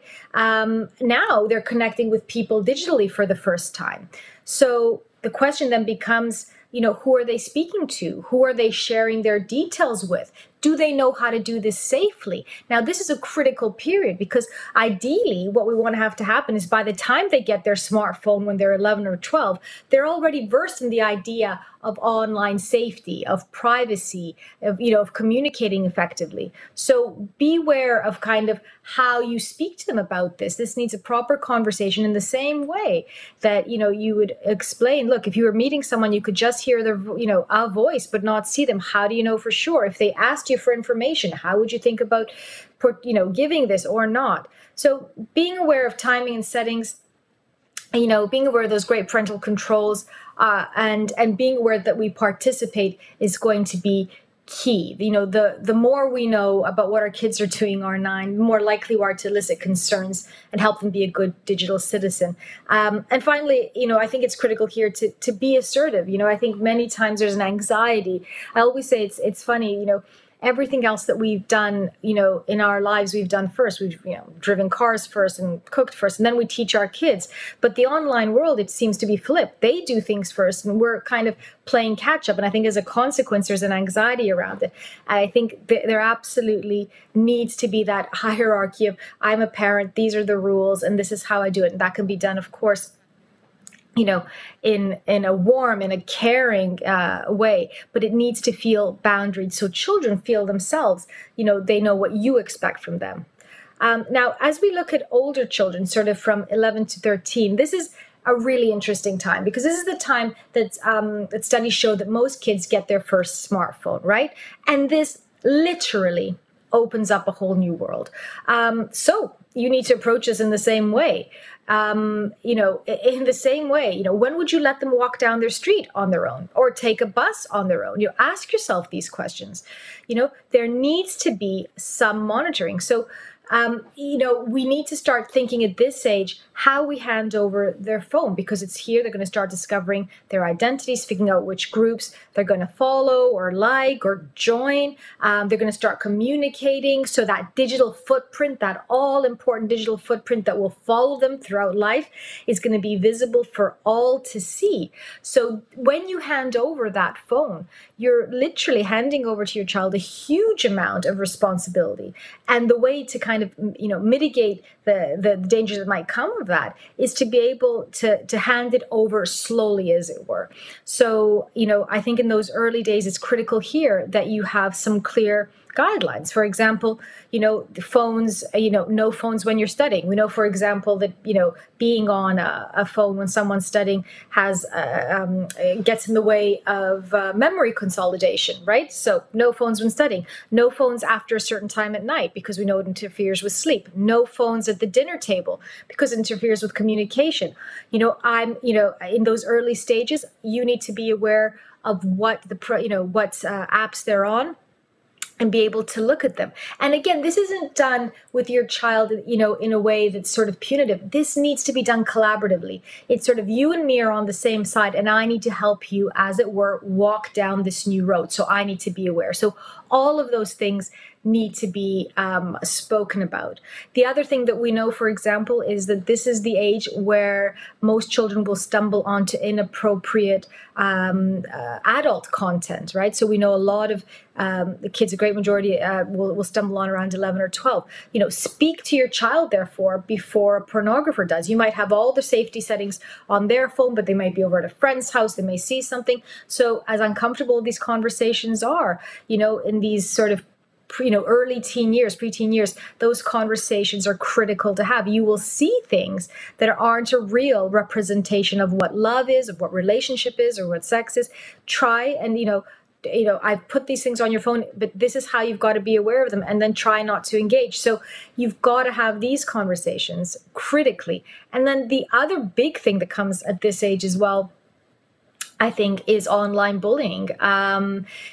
Dealing with it psychologically is critical, but also technologically. So I think the first thing that you need to do is talk about it. If your child's using social media or communicating online, don't wait until they experience cyberbullying to talk about them. Talk about it to them beforehand. And again, talk about sort of the nuances that are online in the way they aren't offline. I remember when my daughter started school and secondary school, and there was a case where a girl shared a picture that all the girls had been in, but she cut out one of the children because it didn't fit in whatever format they had. And the other child obviously felt very upset. The kid that had cut out the picture felt upset because she didn't mean to bully. The other child felt bullied, and it was a really interesting teachable moment, because I remember sitting with my kid and saying, "Well, look, your friend didn't mean to make your other friend feel bad, but she didn't think it through, and this is how these things happen." So we need to be able to kind of talk about what the expectations are online, thinking about others, and through that, of course, we need to speak to them about being aware of what they share. So they can take the time to reflect on the impact of their comments, and make smarter choices. Again, one of the big sort of taglines we had is, if you're not happy to wear it on a t-shirt across your chest, don't put it online, because that's where it's going to stay. You need to make we need to make our children feel, aware of this digital footprint, of the impact that these words have. I think it's important that we make sure, again, when we hand these phones over, that we take control, set safety filters to ensure privacy settings and everything, around social media, so we can try and mitigate bullying around that. We need to talk regularly, check in, and very importantly, we need to, help children to understand how to block and report. Like I said earlier, teach them what to do if they want to prevent or report an abusive message, and keep it, and this is including keeping evidence with screen grabs if it's something that's going on and happening over a long time. Finally, I think with regards to bullying, be aware that your reaction is probably going to be to take the phone off your child if this is happening. But sometimes the place that they're being bullied is also precisely the place where they're finding some sort of support. So I think being measured around how you respond to this is key. So, maybe it's not about removing the phone, as it were. Maybe it is about having those conversations with the child, with their peer group, with their teachers, because you don't want to make your child who's being bullied feel like they're somehow being punished because of what's going on. It's also important that you have conversations around this digital footprint in, I guess, a more nuanced way than you would when they're younger. I think kids will emote, will understand in the here and now, will respond in the here and now. But actually, there's no here and now online. It's kind of always forever. So getting them to ensure that they don't send something without thinking about it, without showing it to you, at least in those initial stages, is going to be fundamental. Right. 14 plus. Now, at this point, kids' online lives move to being much more independent, but still, you need to, I think, as you would in any part of parenting, look at how they're reacting and feeling, right, to social media, their emotions, what they're aware of, Oh, guys, sorry. Sorry about that. My phone was ringing. Speak about intimacy at this point. Speak about sexting. Be aware of body image, right? So in a lot of ways, I think as a psychologist, if I was going to create a way for a child to feel bad about themselves, I would get them to take a bunch of photos. I would get them to, get rid of all the ones they hated the most, and the one they hated the least, I'd get them to edit it, and then I'd get them to post it online, and then I'd get them to wait. And if it didn't get enough likes, well, then I'd get them to do it all over again. And actually, this is an exercise. It's a cognitive exercise in poor self-esteem and poor body image, yet it's something that we see our teens doing time and time again. So editing, trying to live up to their selfies, which they feel they can never do, asking for feedback on pictures, validating them, validating their individuality, their looks. They're basically sort of crowdsourcing opinions about who who they ought to be. They're crowdsourcing opinions about, who they're going to please and how they're going to please them. So, having these conversations about not chasing likes, talking about this, getting to figure out who they are based on their passions and their ideas rather than based on how many people are liking their posts is going to be key. If we look at research again in this area, we know that the kids that tend to post the most oftentimes tend to be the ones with the lowest self-esteem, who are constantly seeking that validation, right? So what we want to do is to help them develop an autonomy around how I see myself, which isn't easy at this age because, we're socially programmed to kind of connect with that group. But at the same time, if you're able to ask them, well, who is that group? Why is their validation more important than the people that really know me? Then that's something that can really, really help. Right. So finally, again, for this age group, we want them to be autonomous, but being autonomous doesn't mean that they stop asking for help. So it's critical that you're there. Now, regardless of their age, we need to lead by example. We need to set boundaries. We need to avoid using screen time as a reward. And I think this is a really important one as well. I think the way that we speak about anything kind of, changes its value, right? So when I see parents saying, oh, well, they get extra screen time as a reward, I think, this is probably not the healthiest way to kind of reward kids. It kind of ensures that this is this forbidden fruit. Instead, their screen needs to be the thing they do various things on, the things they research on, connect on, entertain themselves on, learn on. And as such, it's critical that you kind of avoid that and instead, use rewards as other things that you would have normally, whether it's sort of going out or, allowance or extra, I'd have extra books at night with my kid, which was a big one when she was very little. Consider using tools to help you manage the time spent online. I think this is really important as well. So it's important to understand the risks, but also to remember that, there are risks.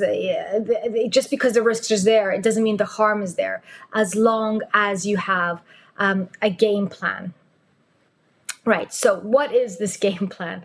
Well, I think firstly and critically, parents need to understand and address all the risks to avoid them. So help kids get to grip with the types of risks they might be exposed to based on the website or the apps that they're using. For example, if they're on social media, having a conversation about issues around managing relationships online is going to be key. It'll help them to know what to look out for and take appropriate action for. Helping them to know where to go for help. So equipping your child with the knowledge of where to get support, whether it's a helpline online, reporting tools or apps, or even sort of supportive network of teachers and friends and family. It's important that they know if they can't talk to you about something as a parent, that there are a number of places that they can go to support them. We need to encourage children also to explore their digital world in an age-appropriate way. Back in the day, we'd have sort of these TV ratings, right? So we knew that after a certain time, certain shows, wouldn't be shown, or the certain adverts wouldn't be shown. Now we don't have that. So it's something that, as educators, as parents, as policymakers, we need to kind of, almost artificially put that on so that they, so we need to be up with whatever technological issues are there. But also from their point of view, we need to help them learn to manage challenges and develop good judgment, right? It's not possible to, always help them avoid the risks, but it's possible to help them understand how to take those opportunities to kind of practice good online behavior and avoid things and react to things in a way that's going to be most conducive to their well-being. Because even with the best intentions, there may be times that kids are affected by something they experience. So, helping them assess the situation and find ways to deal with it together is critical.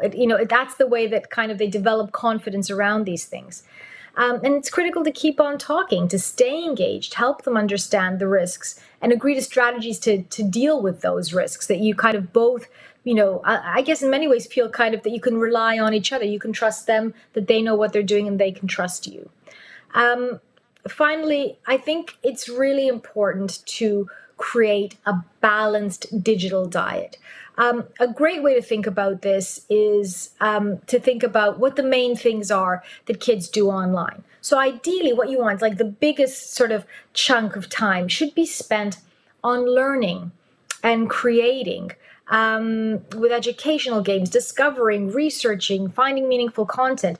You know, that great line that was out a few years ago, that it's not about time spent, it's about time well spent. Well, this couldn't be more true. I think most of us would be more than happy if our child was researching something for, you know, an hour on you know, a historical concept that they're interested in. I think most of us would have a huge problem if our child was even on a pro-anorexia site for 2 minutes. So it's never just about time. It's about time well spent. And the biggest chunk of this for your child's sort of digital diet needs to be around discovering and education and meaningful content. This will serve, of course, to boost their personal interests and their life skills. Now, the medium-sized chunk is about connecting, right? And this is important too. Helps them develop communication and social skills. Things like connecting with family on social media or even on multiplayer games, connecting over hobbies and interest. Now, you know, this again, very important. It was critical during lockdown. I think it'll continue to, obviously, to be critical. And this is the time where, again, we kind of speak about how do you connect effectively and healthily. The smallest chunk should be about that mindless scrolling, the mindless gaming and watching videos on it. It's fine to do that a little bit, but, you know, we know that that's probably, you know, not the best use of sort of cognitive effort, cognitive work. We know that it's not the best thing in terms of a child's social faculties, critical faculties. So the less they do that, the better. So ultimately, as policymakers, as educators, as parents, we need to understand the risks so that we can avoid them. And this means being on top of this constantly evolving landscape of the online world. We need to teach our kids to think critically about what they read, what they see, what they hear. And for young kids, that might mean encouraging them to ask, you know, what would mommy or daddy say about that? So if you come across something, what would they think about that? As they get older, they need to be able to assess for themselves whether they're in a risky online place or whether the information they're receiving is reliable and is helpful to them.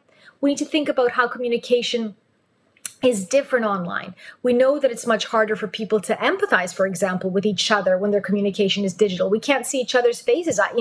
We can't see if we're hurting someone or upsetting someone. It's why trolls find it so easy to post horrible messages. So helping kids understand and to pause and think about the impact of things that they're posted online will help them cope with some of the difficult behavior they'll ultimately come across or potentially get caught up in.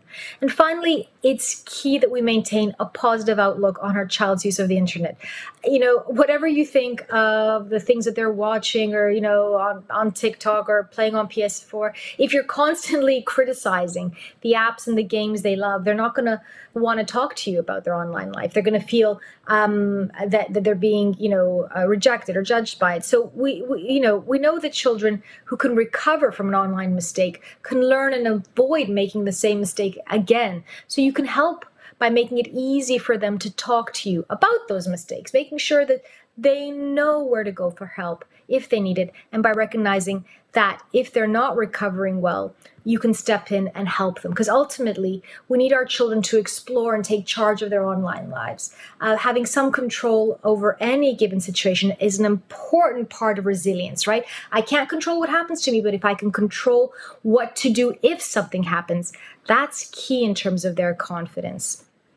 So it's essential when we're trying to help them understand and develop their own sense of what's right and what's wrong online and what to do. Because digital resilience isn't fixed. It's not a single ability or a small set of lessons that can be learned. It's something that every child can have, but we need to evolve this over time, and we need to do all that we can to foster it. So set clear boundaries for their life online, and then step away, letting them explore the online world in safe knowledge that you will be there to help if anything goes wrong.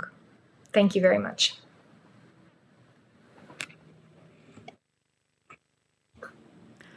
Linda, thank you so very much. Communicating to you whatever has been on chat.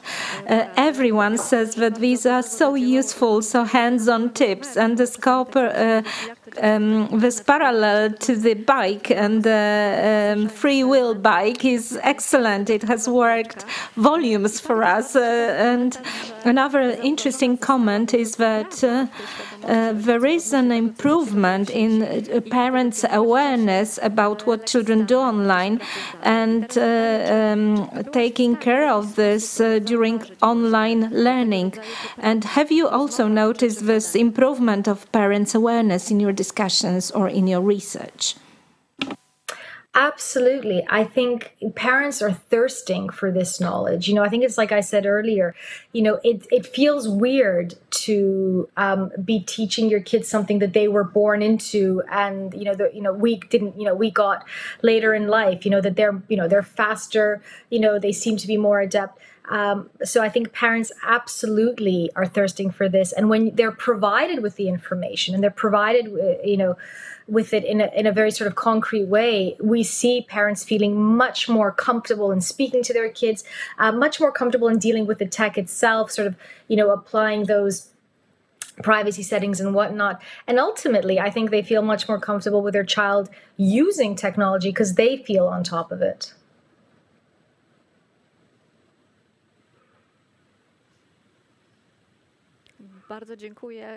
Thank you so much. Thank you for this additional comment, Linda.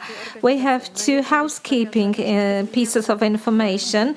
We will somewhat change our agenda, so we are going to have a short break right now, and we meet 10:50. So have a quick coffee or a sip of water, and then we will listen to internet, to Wojciech Oliński speaking as internet as a hostile territory. If you have any problems connecting, just visit our our Facebooks, and you will have a link there which works in a solid way. And join us very soon for Wojciech Oliński's paper.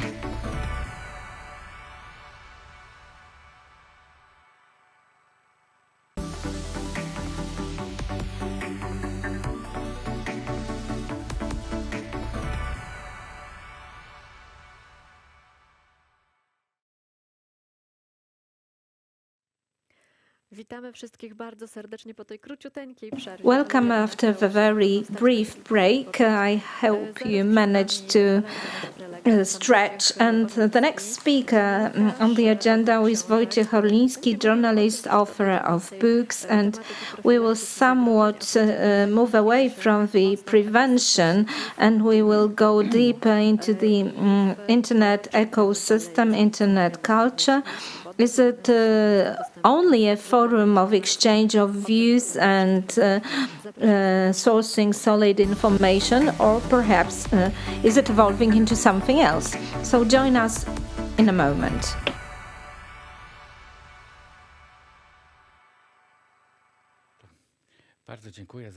Thank you very much for having me, for inviting me, and for introducing me. It is a great honor for me to be here. As it happens for me, this month we celebrate the 100th anniversary of birth of my preferred writer, Stanisław Lem. So I continue referring to him and to his writings whenever I address the public. And if we speak about Stanisław Lem in present day, next to his unquestionable merits, one of the things to be remembered is that he was one of the first men in Poland and in the world that sent warning about potential threats arising out of the internet. And his first warning signals came from 1995, so as early as possible. That's where we started using the internet. Beforehand, we had World Wide Web, or even not a global web. There were initial initiatives not first available to an average bread eater, and beforehand you had some academic credentials to use some intranets or proto-internets, and then it got popularized, and those warnings and this premonition that Stanisław Lem had was ignored. He was one of the first skeptics, and now I feel guilty because I used to be a young journalist, but I engaged in polemics with Stanisław Lem 20-ish years ago. This was so silly of me, because time would tell that Stanisław Lem was 100% correct, sending those warning signals into the world. And I was wrong. I was completely wrong. Why would my generation, and I must say my generation, we ourselves, so it is not only my colleagues, but also myself. I put the blame on me as well. Why back then? Więc jesteśmy kolejnym pokoleniem, które będzie pisało jakieś pod tytułem Byliśmy głupi.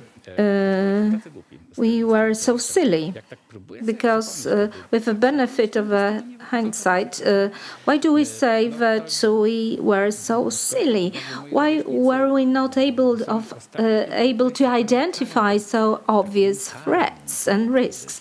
But if you remember this internet of the elites with some special credentials that you needed in order to be in the net, and if you did not use internet correctly, then you would be deprived of your authorization and credentials.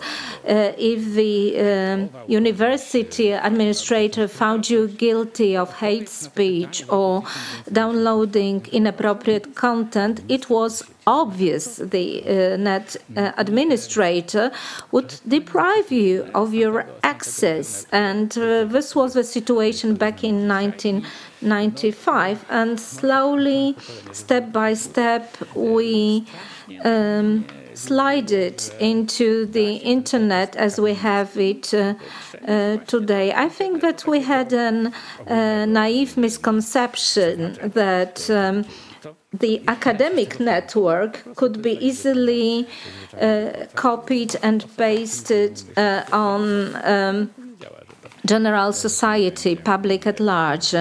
So Stanisław Lem knew back then that this would not work that simple.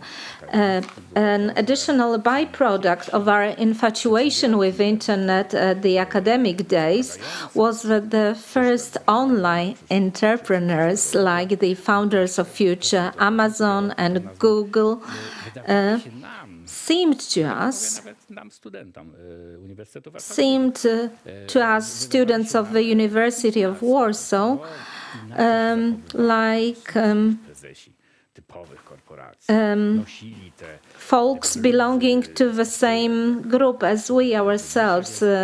They had those T-shirts or hoods like Mark Zuckerberg until present day.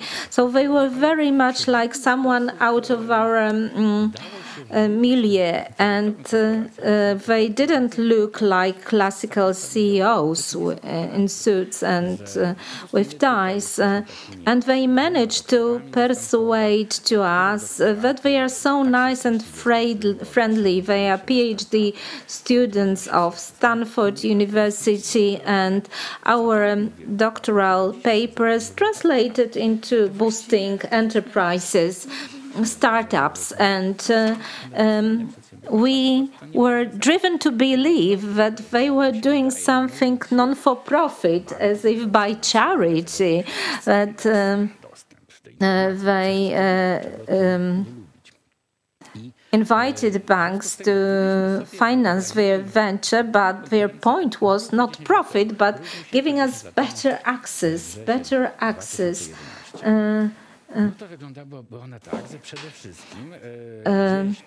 And if it was really the case, then we would have logotypes of Google paying for everything, and this conference would be foundations organized by Google, by other online corporations, and we would be proud of having them on board, because we would think that they are just somebody from a scholarly society of academia, of PhDs, and all the tips on the safe use of the internet back in 2011, given by the experts at the conferences as are today's, seemed to the public at large unattainable, undoable, unfeasible. For instance, don't enter any of your data online, be it your ID number or any other data that would serve as your identifiers. Excellent. Sounds excellent. But after all, bank sites, travel agencies, Central Statistical Office, they all demand data from us, such as a number of ID. So there was like an answer to this question: if should employer demand from you to reveal your data online, do so. Or if your bank so requires, do so. Put up your data online. And those conferences were more and more pointless, because this was like with the elephant in the room, whose logotype was very much behind you, and that there was no realization that the actual threat to the freedom of speech and liberty are not some dangerous hackers. No.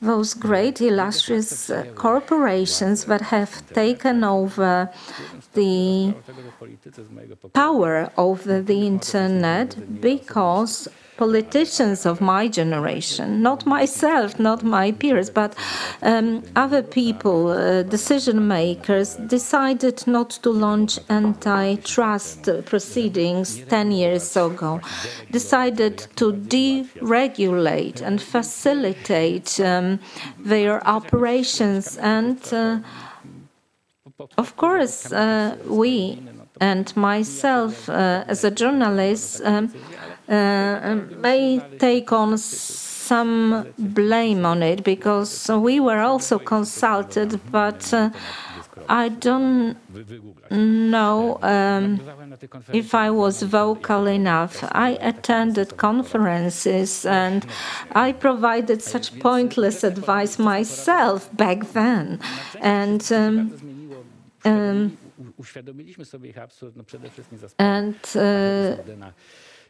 due to Snowden's scandal, and you may like it or lump it, but its direct effect was that everybody realized that corporations will be corporations, no matter how hooded their CEOs are.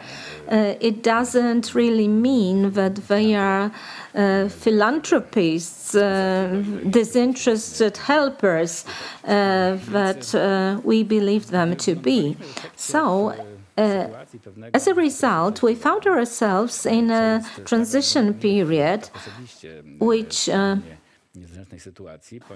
poses me in a very awkward position, because when we look at journalists who speak about new technologies, when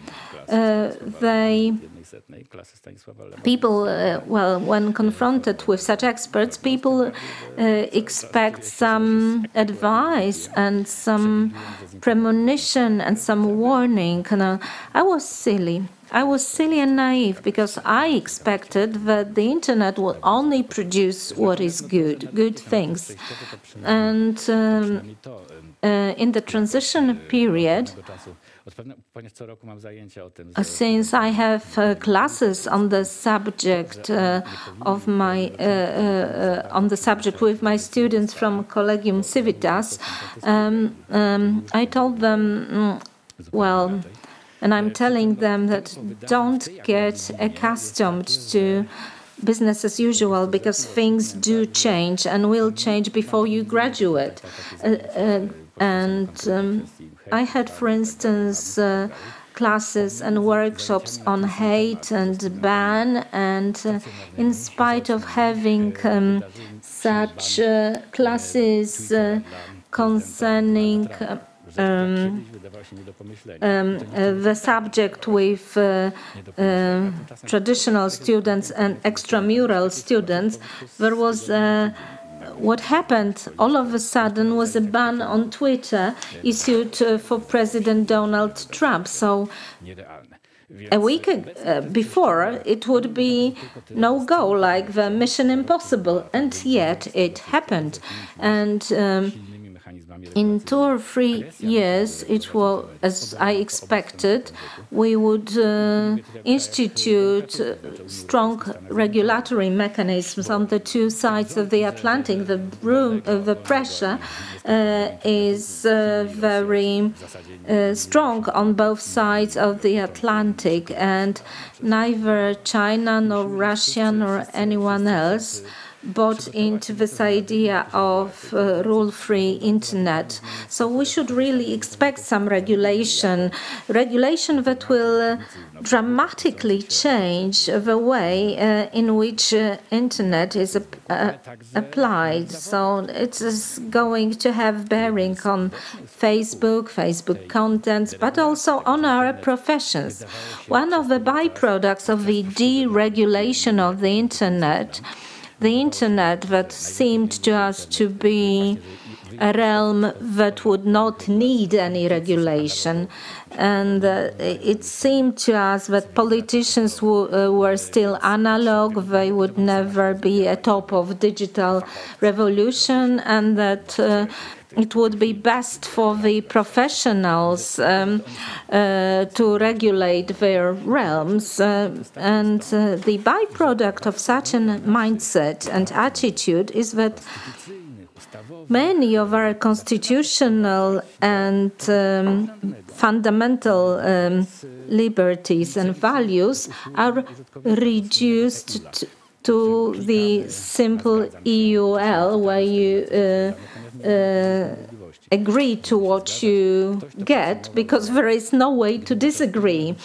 And if you were to be frank, if an average citizen would read the 200 pages of each set of rules that are randomly or defaultly accepted, it would take you more than 1 month of reading.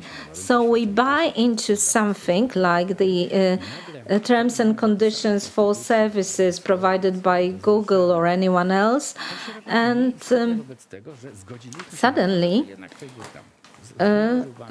it turns out that we have no say, because we approve. We gave them like blanket approval of what they do. The banning, the measures like Twitter putting a ban on Trump's publications, no matter what you think of President Trump. But suddenly it turns out that you have no say, because you clicked on accept terms and conditions. And for educators, there is additional side effect to be borne in mind. What we have provided for in our Polish education law, this, because of the pandemic, invited additional services to be provided by Microsoft, by Google Meet, by Zoom, by other providers, and I'm addressing teachers, lecturers especially. Suddenly, the laws that gave us certain empowerment and laid down certain conditions for us to operate in evaporate, because we have terms and conditions of use atop of everything. never would Microsoft introduce a ban on a teacher on the grounds of presenting undesirable contacts. But theoretically, should there be such an inclination, after clicking I accept terms and conditions, this is quite feasible and possible and imaginable. There has never been such a precedent, but starting from banning Trump's Twitter, we could see very smoothly how the situation could potentially evolve. Because I remember that 2 weeks before the ban, I told my students that this is unlikely to happen. And then having classes with extramural students, I had to revise my paper and presentation completely to account for such a situation, which really happened. So the question is, when the companies that we have given green light in providing educational services will benefit from the green light, where will it blow into our faces? So this starts to be disconcerting. I don't have an idea what to do right now. And certainly neither I myself nor the whole of our state nor will be as important and as vocal as decisions of European Commission, European Parliament, antitrust proceedings, etc., etc. So I'm really sad that this is always omitted when we speak about Polish relations with the European Union. And we have MEPs and experts sitting on this subject in Strasbourg, in Brussels, and our media are quite quiet and tacit about it because there are more interesting topics to get landed on the front pages. So what can we do as parts of various communities, we as educators? What I try to do is to alert students to the dangers and risks entailed by the use of the internet. Don't fall into the same trap that I have fallen into. Don't be guided and led to believe that the internet corporations want your good and what is good for you. Well, we have learned the lesson ourselves. We are more skeptical now and we are more alert. Even if people look nice and fun, this is not a sufficient ground to like them. But children and young people have this naivety and they believe that the same ideas that were enshrined by Facebook at the launch of the enterprise will continue and be upheld until now. So I'm sorry for this bitterness, but unfortunately, sometimes young people were not yet exposed to the same things that we were exposed to. So the worst thing that we could happen would be to do the same mistake twice, the mistake that we have perpetrated 10 years ago, giving advice that would be not feasible and not doable in practice. Of course, we can say to our kids that the screen time should be limited. All right.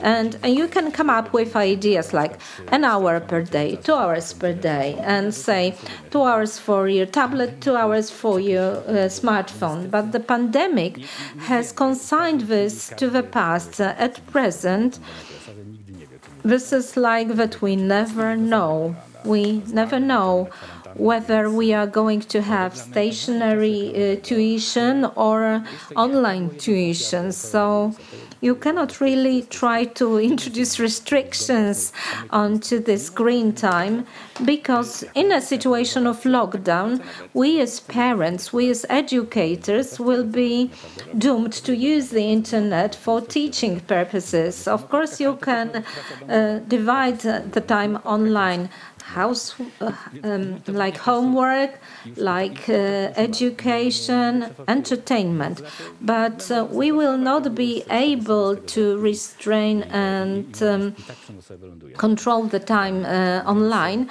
But we are always dependent on the evolution of pandemic situation and virus situation. So the most important lesson to be learned from the last 2 decades, well, 2 decades ago, we were too credulous and we thought that internet would flourish without any regulation. And this was a silly idea. It should be stricken out. If you think that it is best to allow them to self-regulate because they are experts, they are professionals, and this is what we hear, what we heard in one of the conferences 10 years ago. If we could turn back time, we would be able to prove that this view was overly naive and easy to compromise. But at present, what I can say is that we cannot condone a situation where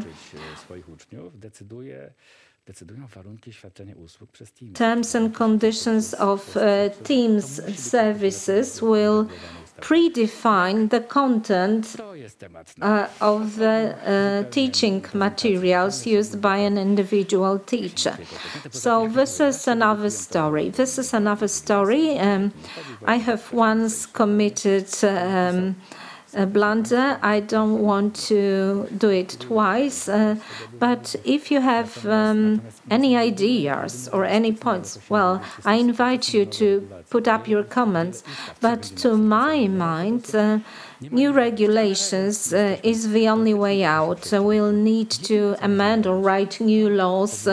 And in the meantime, in the transition period, we should really encourage critical thinking and doubting and in our students, in our pupils. And let me keep my fingers crossed for you in all your efforts in this area. Thank you.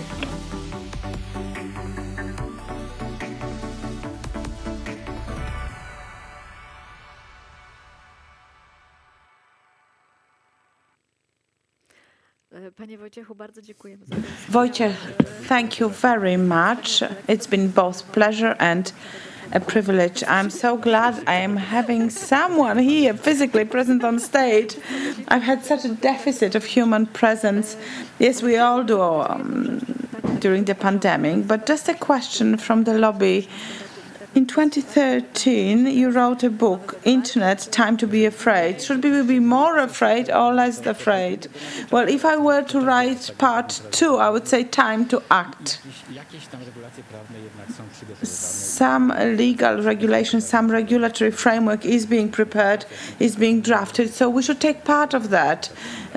Consultations, for example, are an opportunity. The European institutions offer public consultations for such regulation. So finally, the world is trying to correct the mistakes of 20 years ago. Yes, indeed, there is a strategy for safety of children in the digital world, and can we actually ensure a child's right to complete and credible information? No, unfortunately, this all boils down to clicking a yes when you accept the rules of service, the end-user rules.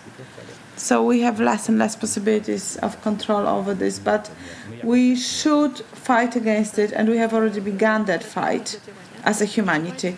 Well, thank you about this call for action, and now we shall start a debate. We will continue discussing the results of the pandemic.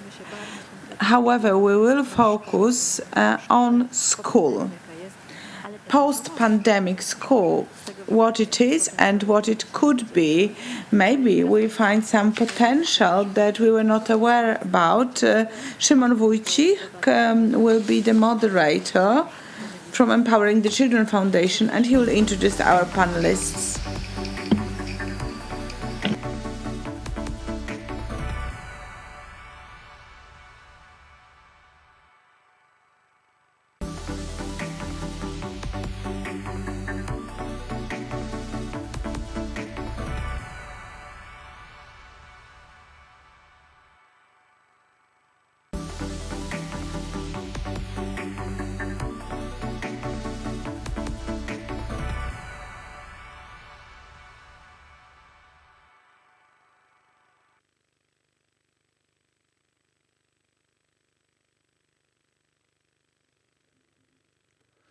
Dzień dobry, witam Państwa bardzo serdecznie. Nazywam się Szymon Wójcik. Good morning. Welcome. My name is Szymon Wójcik and I work for the Empowering the Children Foundation.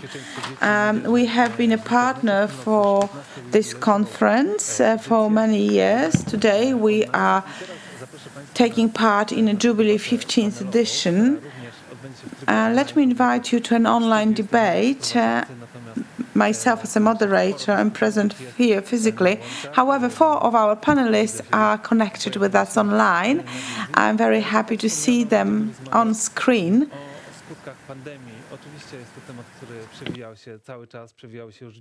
So, last year, during the conference, we also had a similar debate. Some of you may have taken part in it, but I think that we were focusing on the technical aspects of distance learning, whether schools were prepared to teach online. And now I think we are wiser, we're more experienced. We can go more in depth and speak about the more profound consequences. And my panelists are Mr. Gareth Cord from the UK, expert of European SchoolNet, a consultant for the British Safer Internet Programme, our sister organization. He's also a teacher, an educator, a psychologist. Joanna Flies, a psychologist, a clinical psychologist, an educator and psychotherapist of addictions. So she is very familiar with addiction to the internet or abuse of internet. Our third guest is Dr. Kaloria Hymek, a culture researcher, and he is also a doctor, an assistant professor at an expert in education, expert in new media. He's with us today and tomorrow. We also have Dr. Marzena Żylińska, and she has written many books about the education system and also wrote a book, A School That Is Waking Up.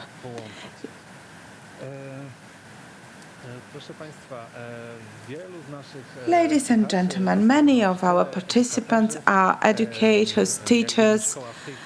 We know very well that right now in Poland and in most of Europe, schools function more or less normally. However, the experience of lockdown and pandemic was really an earthquake for our education system, and we cannot know whether in the near future we won't be subjected to a similar set of restrictions and requirements. Those of you who are watching us through the online platform, you will see a question on screen, and the question will be, do you think there will be some long-term changes in our schools because of the pandemic? I encourage you to take part in this questionnaire, because this is part of our questionnaire. Please submit your answers online. And as for our panelists, I have a question for you. Because It seems that the pandemic changed schools in two ways. One thing is a more technological aspect. It forced schools to adapt to modern technologies sooner than they would have done without the pandemic. And then the second aspect is the question of being together and relations being impacted by the pandemic. So which aspect is more important in your opinion, and where the change will be more permanent? And let me start with Dr. Marzena Żylińska. Well, initially I would say that we started to appreciate relationships more. But that would be my initial reaction. But let me start with something else. Indeed, it is true that we applied new technologies on a large scale, and we had to do it almost overnight. But we also experienced that technologies themselves do not amount to innovation.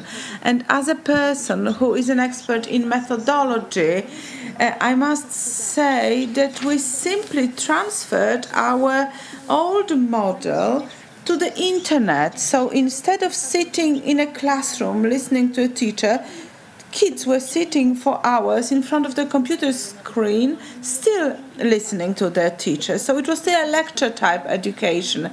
We haven't really changed the content, so it was ultra conservative using modern technologies.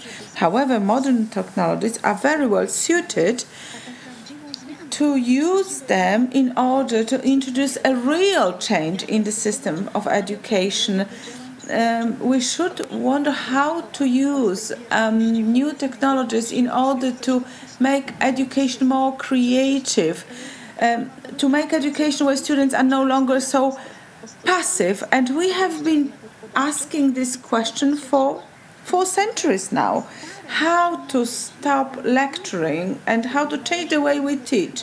So if we simply use our old ways, applying new tools, new instruments, this will be detrimental, because we have the old type teaching without networking, without contact with others, which was actually the good part of the old-style education.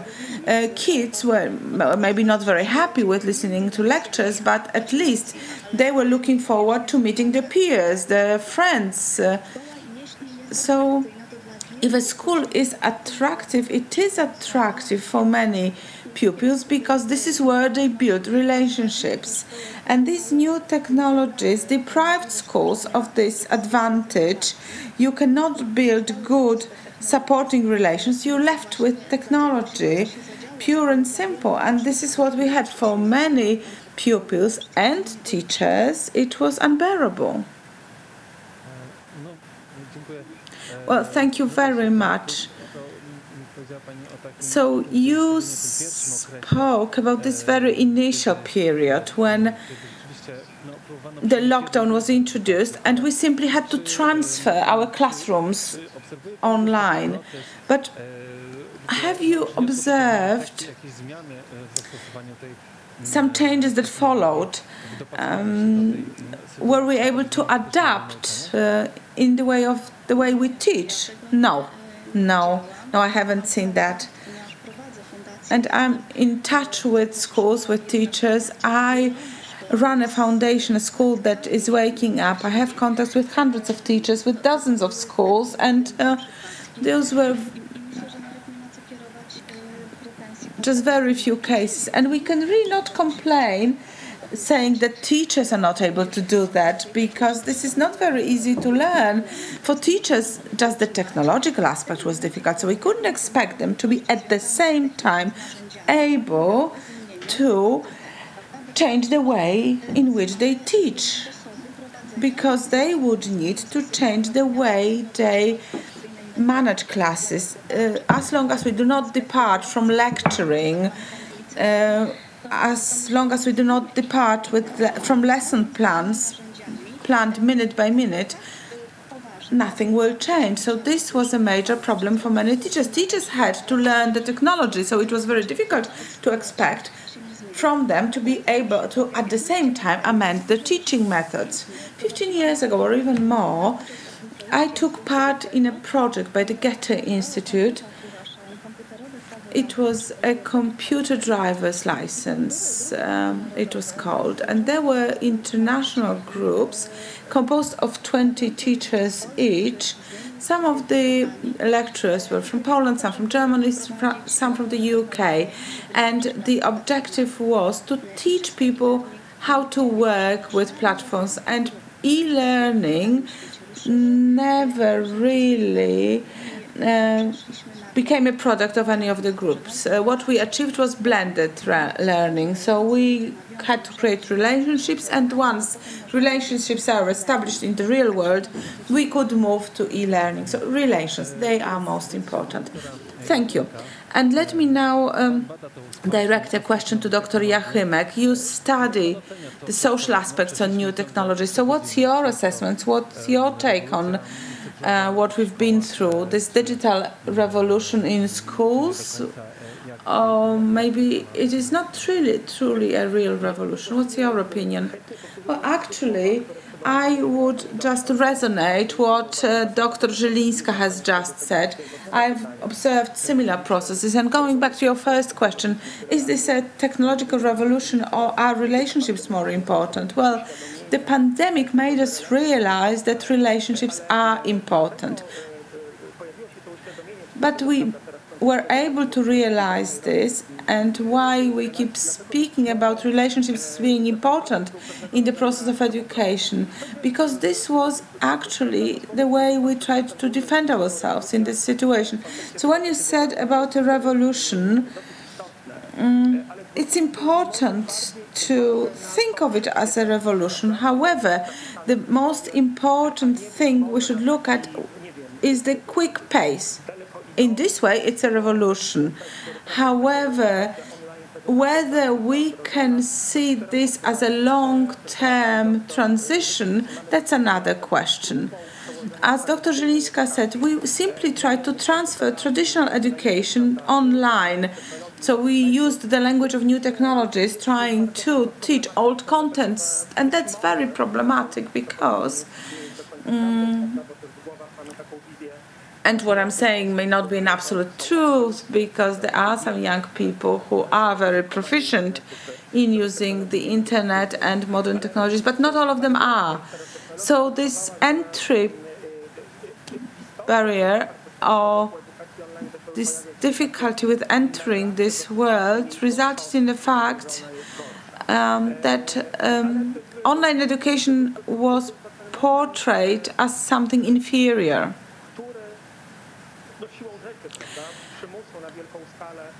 And it was also enforced. Lockdown was in place, and we had to use modern technologies.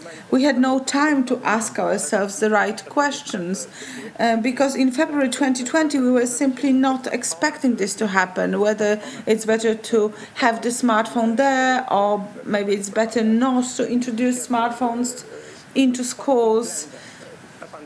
So the pandemic, from that point of view, brought some life or some breath of fresh air into the school, although what I'm saying may not be politically correct. We stopped questioning this. New technologies had to be there, they had to be present, and they had to be used. However, I would not dare to say that that we have got this under control. In a month, in 2 weeks' time, or maybe in 2 months' time, we may be under another lockdown, and we may have to go back to distance learning. And I would not dare to say that we have learned this, that we have this under control. We have certain amount of control because we are able to cope, we know how to run classes, how to conduct classes. This is not as scary anymore, although it is tiring. We do not want to think about the more online teaching, and we dread this, seeing our pupils on the computer screen, or not seeing them when they have no cameras on. So new modern technologies have jumped into schools. We have received new tools, Google Classroom, Teams.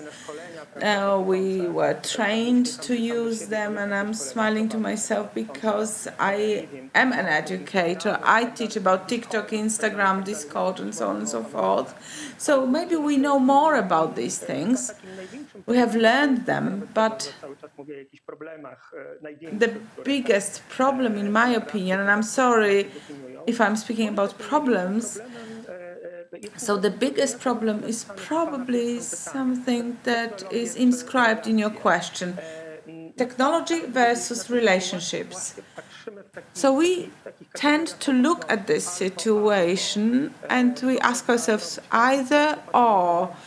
This can be done this way or another way. And we do not really wonder, even though there are some debates or courses that look into this, that finding a golden means in this very difficult situation could be possible. But resonating what Dr. Zielińska said, this is not just a question for teachers and educators to resolve. This requires a very in-depth or profound reform of our education system. However, I would risk a statement that this technological breakthrough has already been incorporated, integrated into our lives, so this will not be a problem anymore for us. Well, thank you very much. You mentioned a number of different issues. The pace of change was really breathtaking, and I remember the results of our studies of the Orange Foundation that will be presented tomorrow about teachers who in February 2020 had no email account and in May were able to conduct classes online using video, Google Classroom and other applications and software. So the question is whether it is not problematic to have this narrative about this way of teaching being inferior, that remote learning is inferior. We had some studies by CBOs where 90% of parents said that online learning or online teaching is worse than physical classrooms. 80% said that children spend too much time in front of computer screens, and 82% said that children had less contact with their peers, with their friends, and that's true, of course. So let me now turn to Joanna Fliss, who is in touch constantly with children and parents alike. So looking back, how they perceive the consequences of the pandemic and online learning. Good morning. Welcome, ladies and gentlemen. I hope you can hear me all right. Well, from the perspective of parents, the situation is somewhat different than from the perspective of the young people. We were confronted with a question, what is education about? What is the responsibility of a school? And what are the solid and sound relations at school? And the pandemic situation was such a unique moment in time where we are all learning by doing. And learning is also about the capability to ask questions, to pose questions.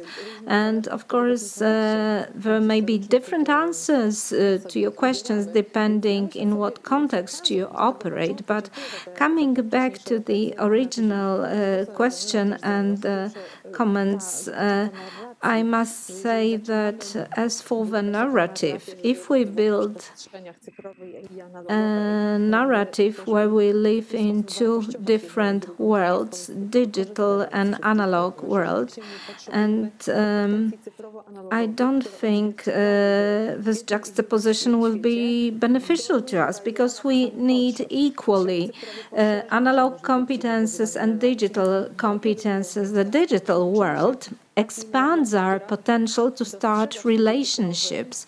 So we need a narrative that will see certain benefits in the digital world and doesn't confront the two worlds. It is not that the digital world robs us of our opportunities to make relationships. Any psychotherapy online is available, yields positive results, so the digital world is there for us to start relationships, provided that we are well prepared for it. And we have come to a time where parents ask themselves the most fundamental questions. What is the point in having school? What is the point of schooling? What kind of competences we expect to be developed by school? Do children miss being at school? I think that the very posing of such questions is a very creative process. It unleashes a lot of interesting reflections. Some of them may help us to reform the Polish education. So this is like a spring of education in spite of all the dire pandemic conditions. Perhaps we will see a kind of a merger between the analog and digital world. And perhaps we will see the digital world as something that expands our potential. Well, thank you very much for this voice, optimistic voice, optimistic in its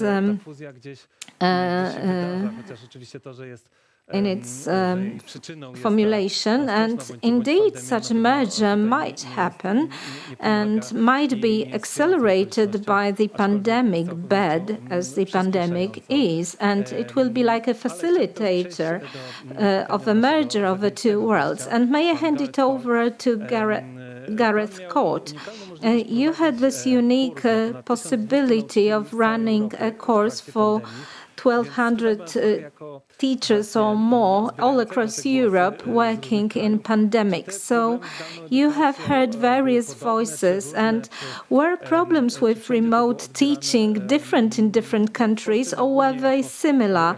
In Poland, one of the hurdles was technology, but all in all, was the situation similar in various countries or different? Hello, everyone. Good morning. Yes, thank you. It's interesting that depending on the type of problems that we're talking about that schools face during remote learning, there are either huge similarities across many countries, not just in Europe, but further afield, or there were some quite significant differences. And just drawing on all the really good comments made by all my colleagues there when they've been answering the previous questions is I think what the pandemic highlighted universally across schools was this need for training of staff and this real gap in staff training in how to use technology in different and innovative ways outside of the classroom, i.e. for remote learning.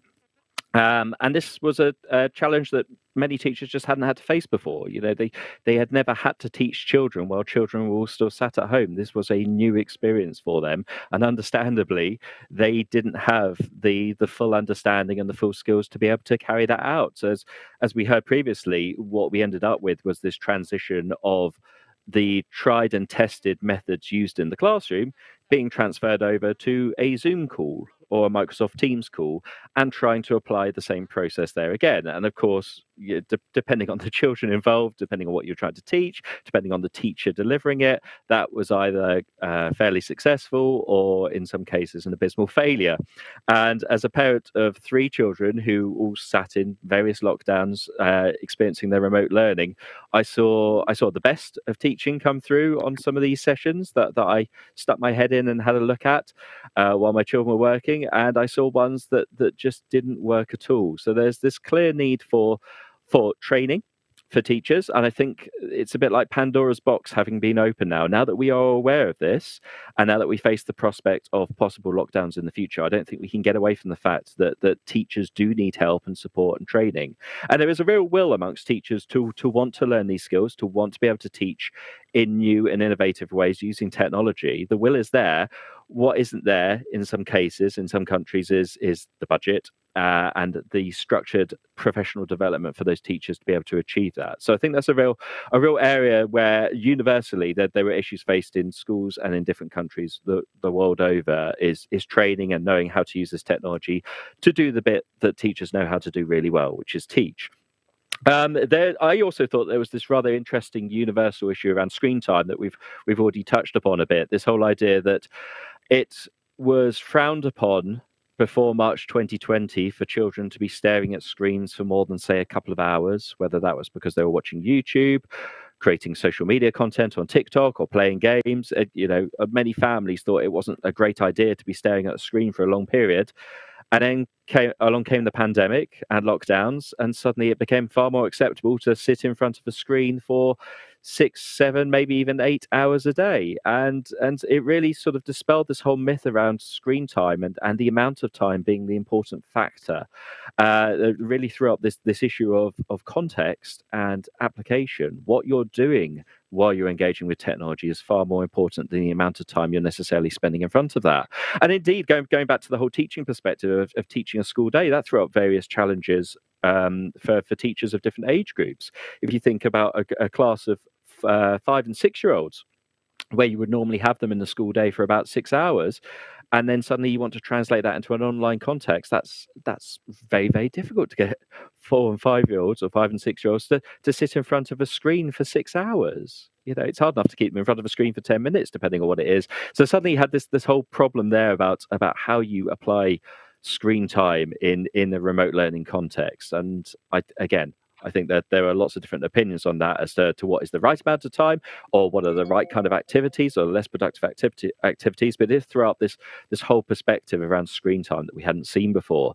And then alongside that, this whole idea of like we're doing now, many of us joining remotely, having to join on video conferencing software, this whole importance of human connection. And while we get a certain amount of human connection through this method, as we're doing right now, we miss out on vital things. We miss out on non-verbal communication. We miss out on being able to read a room and the people within it and sense certain feelings. We miss out on being able to look people in the eye and get direct eye contact when we communicate. So all of those kind of things factored into remote learning, and the challenges then that were faced on both pupils and teachers in being able to come together and learn in the same way as they used to in the classroom. And so we started to see things in the last year, haven't we? Things like Zoom fatigue, this whole idea that it actually is really exhausting to spend a long time on video conferencing, because you've just got a sea of faces and you're trying to concentrate on those details rather than being able to pick up all that non-verbal communication and those implicit details that you would get when you're sat with other people in a room. So it's much harder work. It wears people out more. So that was another issue that's faced. One issue that was also highlighted, again, universally, was this whole concept of the digital divide, of how in different countries, but of course in different regions, and then in different individual schools, you had these issues around socioeconomic status and access to technology, not just access to the internet, but access to the technology in order to go on it. So in some families, in some countries around the world, you had 3 children in a family trying to all access their online learning using a parent's smartphone rather than having their own dedicated devices. Here in the UK, we tried, and I'm afraid didn't succeed for a long time, in trying to roll out laptops to families in need and get those devices into homes as quickly as possible to allow them to engage in online learning. And that rollout, for a number of reasons, was significantly delayed. Some families didn't receive their laptops until the summer that we've just had, so almost a year into the pandemic, which isn't very helpful for their education at all. So we had all these sort of issues around access and around the nature of teaching. From an online safety perspective, what I found really interesting was that there were actually significant differences amongst countries in the issues that they faced. So we saw from our network of helplines for the Safer Internet Centres across Europe, widely different statistics in the type of issues that were reported to the helplines by teachers and schools schools around online safety. So some countries, for example, throughout the course of the pandemic and the lockdown, saw huge spikes amongst young people in cyberbullying incidents. Countries like, for example, Ireland, France, Italy, Slovenia, Malta, all saw a huge uptick in cyberbullying throughout the course of the pandemic, whereas other countries saw a decrease or no real change in levels. So that was an interesting aspect of social dynamics and communication online, is that for some young people that led to an increase in bullying behavior or harassing behavior. In other countries, not so much. Indeed, Poland was one that factored into that a little bit. And so Poland had a cyberbullying rate of about 14%, I think they said, from the latest figures. But actually, a lot of the issues reported to the Polish helpline in the first half of this year were around relationships online. So clearly other issues going on there affecting young people and the way that they connect. Other issues that we saw that varied from country to country were things like hate speech. So, of course, because of the Black Lives Matters movement in mid-2020, that also sparked a number of different behaviors online. And so we saw an uptick in hate speech in various countries and on various platforms such as Twitter. But similarly, the pandemic itself also led to an increase in hate speech in various countries where certain religious groups or certain protected characteristics were picked out and picked on as being the cause of COVID-19. So, for example, you had people online suggesting that the Muslim community were responsible for the spread of COVID-19, or you had others saying that the Jewish community were responsible, and so on. So we saw an uptick of online hate, but that varied from country to country as well. And then we also had sort of things such as issues around reputation of teachers and pupils themselves. So that the helplines typically deal with a number of issues where schools contact them, where teachers' reputations have been threatened online. And because of the lack of face-to-face contact in schools between pupils and teachers, a lot of those issues died down for a period in 2020. And we're starting to see an uptick of those again now that there is a lot more face-to-face teaching. So lots of different issues there that face different countries. In terms of issues that were similar, just from an online safety perspective, quickly, we saw general consensus across countries that misinformation and disinformation, so things like fake news, conspiracy theories, were issues regardless of where you were. This ongoing relationship with technology and this healthy balance of using technology, particularly when you're forced to use it for 6 hours a day in education, was also an issue. And then also wider concerns around safeguarding of children, because teachers weren't face-to-face with children in schools. It was much harder to know and become aware of safeguarding issues that may be taking place online and offline. So issues around, say, domestic abuse in families taking place offline, but also greater concerns around online abuse, such as grooming. So Interpol published a research report last year that showed real concerns about the effect that the lockdowns may have had on rates of grooming and sexual exploitation of children online, because most people were stuck at home in lockdowns, including children. And the people stuck at home in lockdowns also then included people who wanted to abuse children online. So you had the situation where children were stuck at home and using the internet more.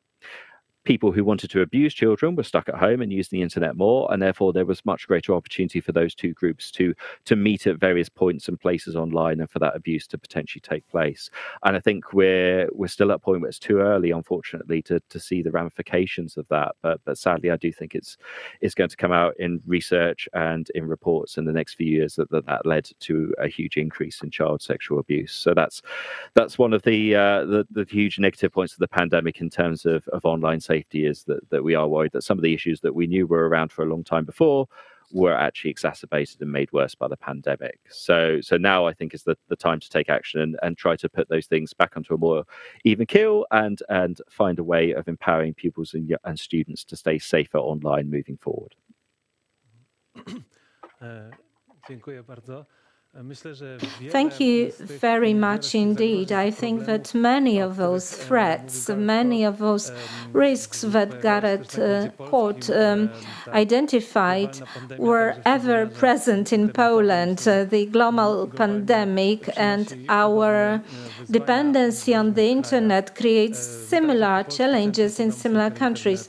We, as the Polish Center of Safer Internet program, we've been working with online threats that might have been exacerbated because we were all exposed to the internet for a longer time. So the problem of screen time has been discussed at length today, and the preceding speaker showed some positives rising out of longer screen time, but we must rethink it, approach it anew. And very often we spoke about the danger of developing internet addiction.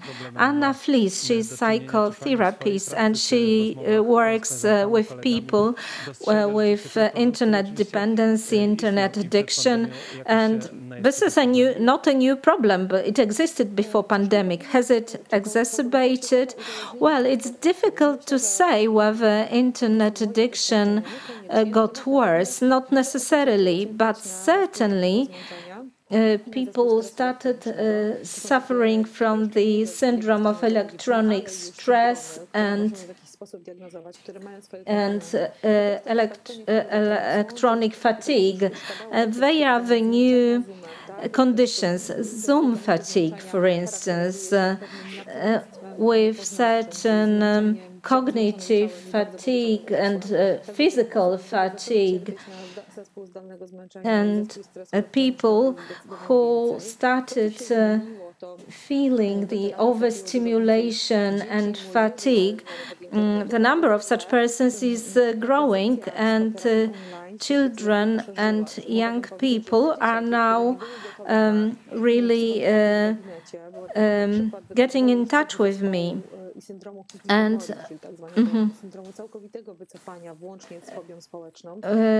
because they suffered from various social anxieties, but they found their therapists online, and this was the new space where we, therapists, employed digital space to come up with treatment technologies and treatment methods.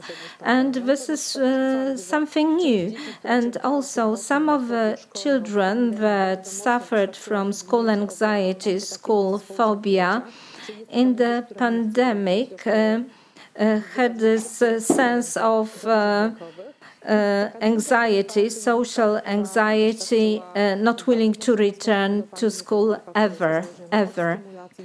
And the group of dependent on overstimulation and dopamine suffered from various syndromes, and their situation was worse. So these are the two groups of my patients online.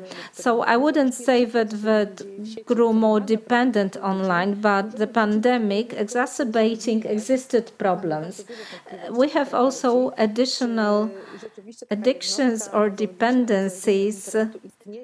Internet dependency, internet addiction, does it exist, or may it be just a facet of some other distortion or problem, and we call it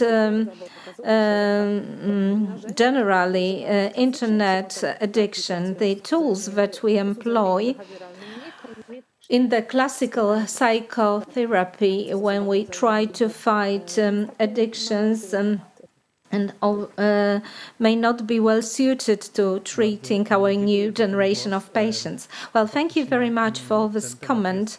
This is a very complex area, and the internet addiction, well, this is nothing new. Psychologists often highlight this complexity of the syndrome, but as you said, there were also additional conditions on syndromes that were exacerbated because of the pandemic and psychological support and care.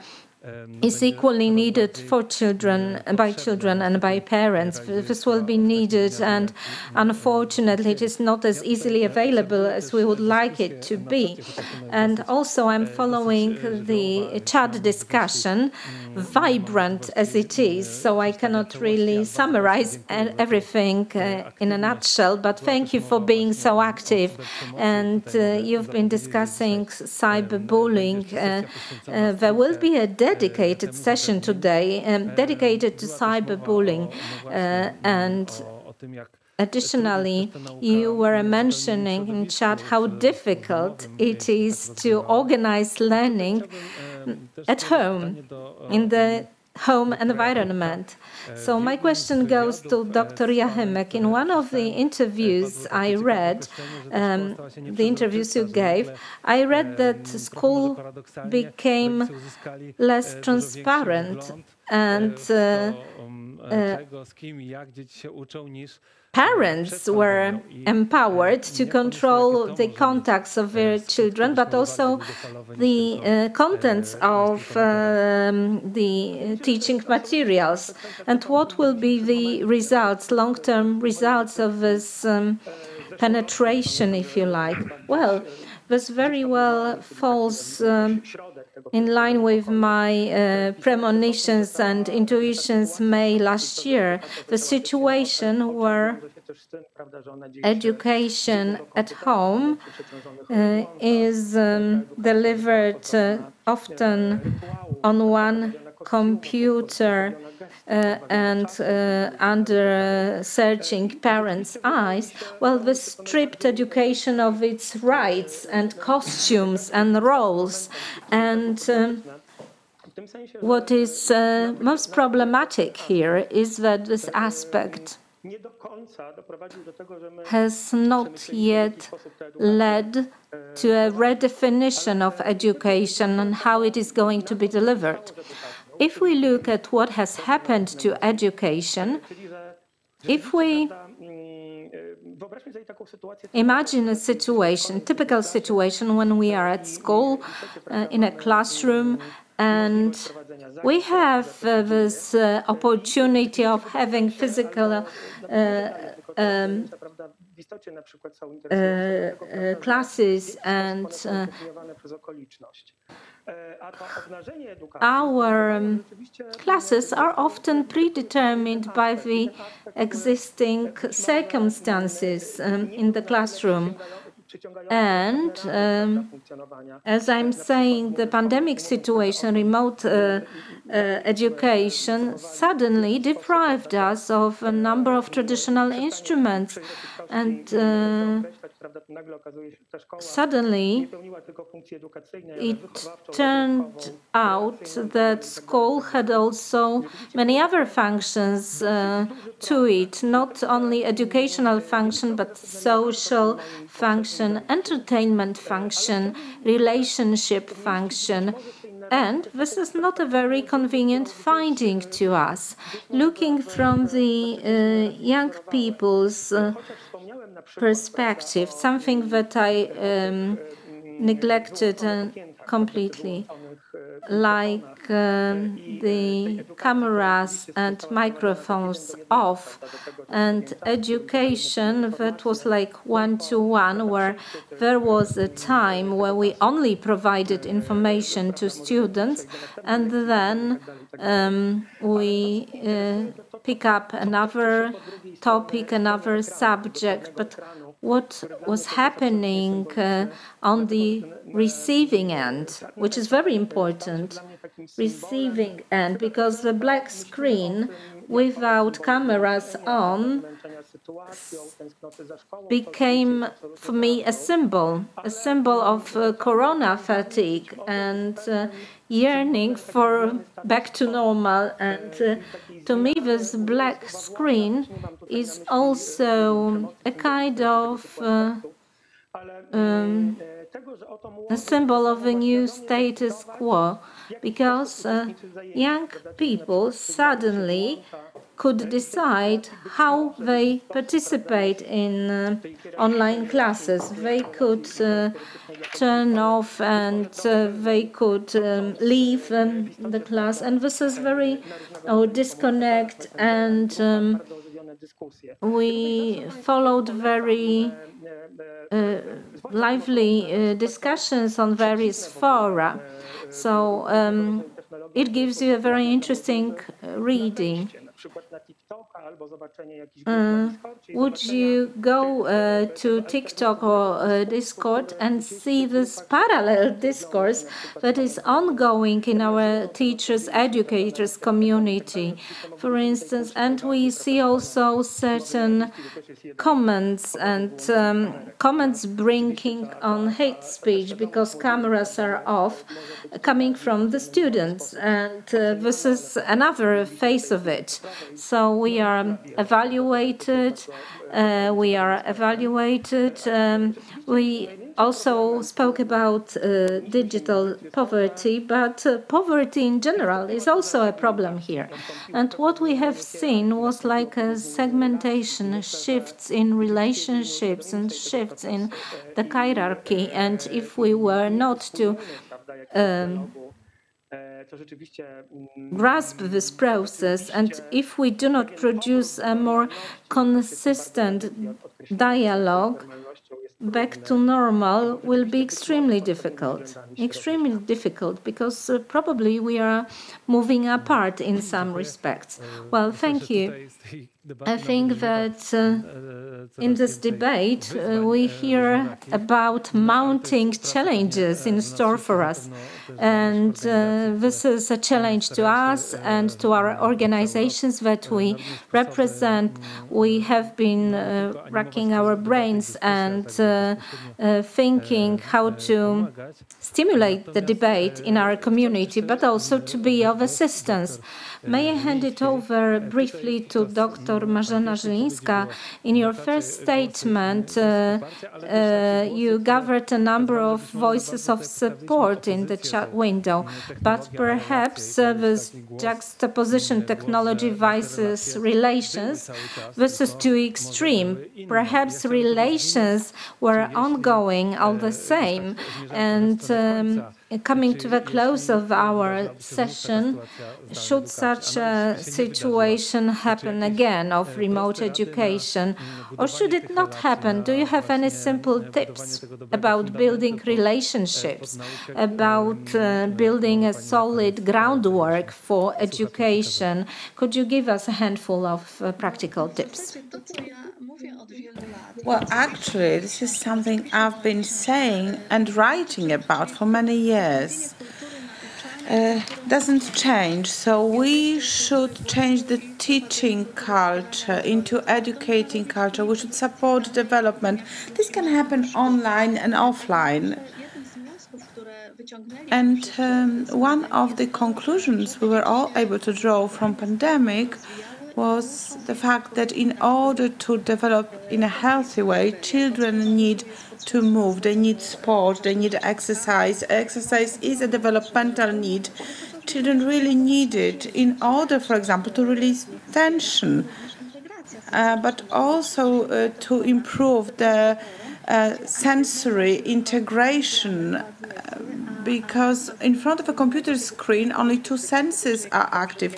But when you are able to touch something, when you employ all your senses, you develop much better. So modern technology can never replace physical contact and physical classroom. So first of all, we know it very well. We should spend less time in front of a computer screen. We should spend also less time inside of a classroom sitting down. And this is something I wrote in a book that I published in 2013 or even earlier. And this book is painfully up to date until now. I spoke about technologies, and I referred to my experience of working with students, but also the experience of my students who were actually teaching in classrooms as part of the education. So technology is a tool. You may use a book, a dictionary, a computer, depending on what you need. So sometimes students were in front of computers researching something, but after that they had teamwork in order to process the material they had researched, because digital competences and skills are not really in depth. The young people of today cannot really select information, filter information. They cannot research effectively. Fake news are spreading so fast because people are not able to do fact-checking, and this is not taught in schools. So these digital natives are really not so proficient in using internet for education. We have to teach people how to differentiate between what is true and what is fake news. It's becoming more and more difficult, but we have to teach it. So when computers are at the tips of our fingers, and in the past we were saying smartphones should not be allowed in a classroom, and now we can see that this is a great tool we can use to research something and then put it down and move on. Today we cannot organize education in a smart way without teaching people how to wisely use modern technologies. This should be right at your fingertips. So if we are in a classroom, there should be computers. We should be able to sit down in front of a screen, research something, and then go back to the group. And if we have to move into online education, these cannot be lectures. Oh, well, this should not be lectures. Teachers should not only give lectures and then ask questions, trying to check whether students have absorbed the material. We should do it in a different way. We should introduce a task that requires teamwork or group work, and such online tools are very well suited for that. So we explain a problem, then students take their time, work on it. They can stand up, they can paint, they can draw, they can use different tools in order to create a product that is then presented to the teacher. So we are no longer lecturing students. Teachers are learning through their own experience. Online, we can do just the same thing. And we should be able to work on their own, individually, instead of just listening to lectures from the computers, because this is what creates the fatigue. When we are co-creators, when we look for solutions ourselves, we do not get so tired. The most tiring thing is being just a passive recipient of knowledge. Thank you very much. I believe that this is not only difficult for the young people, even ourselves, when we have to work online, we realize that active methods are very much different than passive methods. And thank you very much for speaking about how new technologies can be used to educational advantage. I think that in the future we shall be able to use them better, and we should be able to merge different methods in order to use the strong points of each one of them. So I've seen some comments as part of our chat. Our participants exchanged the links, books, titles, publications. It's very good, because sitting in the hall, they would not have been able to do so, and now they can actively communicate while being part of this panel. So it's really nice. I know that comments can be used and chats can be used to enrich the lesson, to exchange links, to exchange sources of information. So this is something we could apply in traditional education. I'm sorry, ad vocem. Yes, this interactive narrative. Sometimes we think of it as something that's bad, and there we may have negative comments and so on and so forth. And sometimes it can be very creative. And we should be aware of the fact that there are two sides to this, and this is a key task for us. We should not only be suspicious of this ability to actively participate in an online class. And just one final sentence, I forgot about this. It was also my experience that those teachers who were able to build good relationships with their students found it easier to move online. This was not too much of a challenge, even though they had some technical problems to begin with. At the end, it all worked out. So relationship is a foundation for everything. Indeed. So this is a foundation we should build on. So if I can add just one more sentence. I think we have a technical problem at the end because we cannot hear Janna well. I'm not sure whether you can hear me. I just wanted to add just one sentence about digital hygiene. I mean, we have to learn it ourselves and we have to teach others, because without without it, we cannot have a balance between the analog and the digital world. And the telephones, yes, indeed, this stimulation and this dopamine release that we feed on changes our brains and connections between neurons. So we have to learn this. We need at least 8 hours rest from this overstimulation or stimulation. So there have been research papers and studies. So those children who are not able to control themselves benefit from not having smartphones in a classroom. So we should not be too enthusiastic about the use of smartphones all the time in the classroom. Well, thank you very much. So, Mr. Garrett Coates, would you have some concluding remarks for us? Yes, thank you. So I agree with everything that colleagues have said. It shows that these issues are quite complex. I think one thing to remember is that while we've highlighted today that technology as being part of the problems, is that technology itself is part of the solution as well. And in the same way as we just highlighted here with this session and the ongoing chat and the ability for colleagues to connect and share links and their own research and their own thoughts and ideas and everything, that's what we would want to see happening in online learning as well. And so I think there's real opportunities there to use the fantastic technology that exists, not just in educational products, but across the internet and across social media and across other platforms to really help engage children with learning and understanding.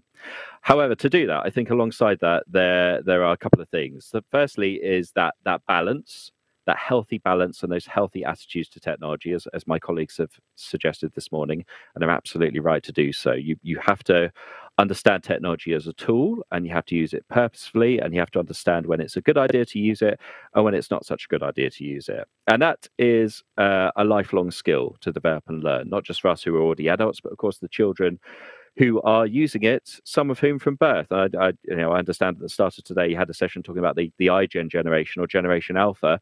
We have the youngest children in our education system now coming through who have lived with technology since day one. They don't know a world without touchscreens or social media or YouTube. It's been with them since day one. So we have to find ways of making it work for them. We have to build in them those healthy and responsible attitudes to using technology in a positive way.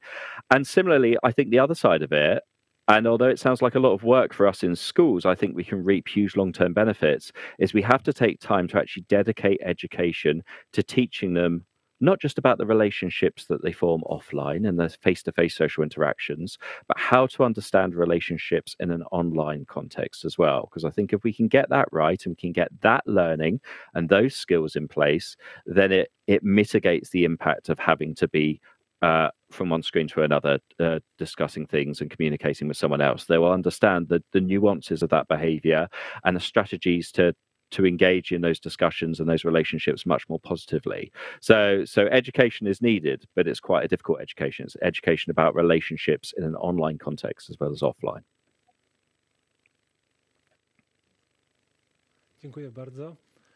Thank you very much. So a lifelong learning curve, yes. Mr. Gareth Court, a teacher, a father, an educator. This is a very good closing remark for this session. Thank you so much. We have heard so many different topics, and some of them will be developed during other sessions during our conference. We will be speaking about digital well-being, digital hygiene, and gaming, and the role of games during pandemic, about small children who are actually born into the world of modern technologies. We will also speak about cyberbullying.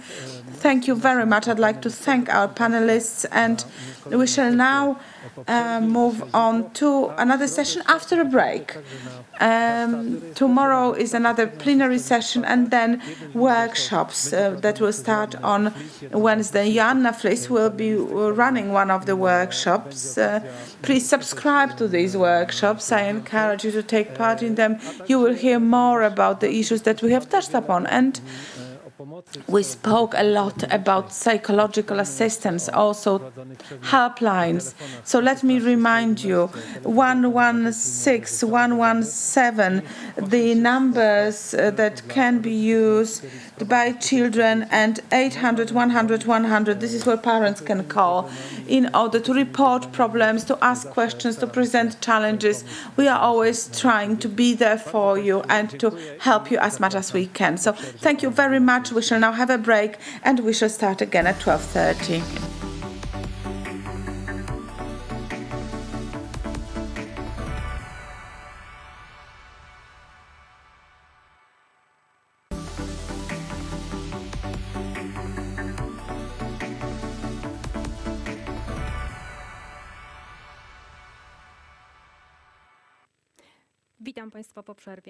Welcome after the break. We embark on new topics. I don't know if you realize, research shows that 70% children in Europe from 6 to 10 years of age are playing computer games. So when we speak about gaming, we often hear about the negative sides of playing games. Nevertheless, the next speaker, whom I have a pleasure to introduce, Agnieszka Mulok of the Institute of Social Studies, University of Warsaw, will show you that there are some positive sides. She researches into the influence of gaming on attitudes among children and young people. Interestingly enough, Agnieszka produces and designs computer games herself. Over to Agnieszka.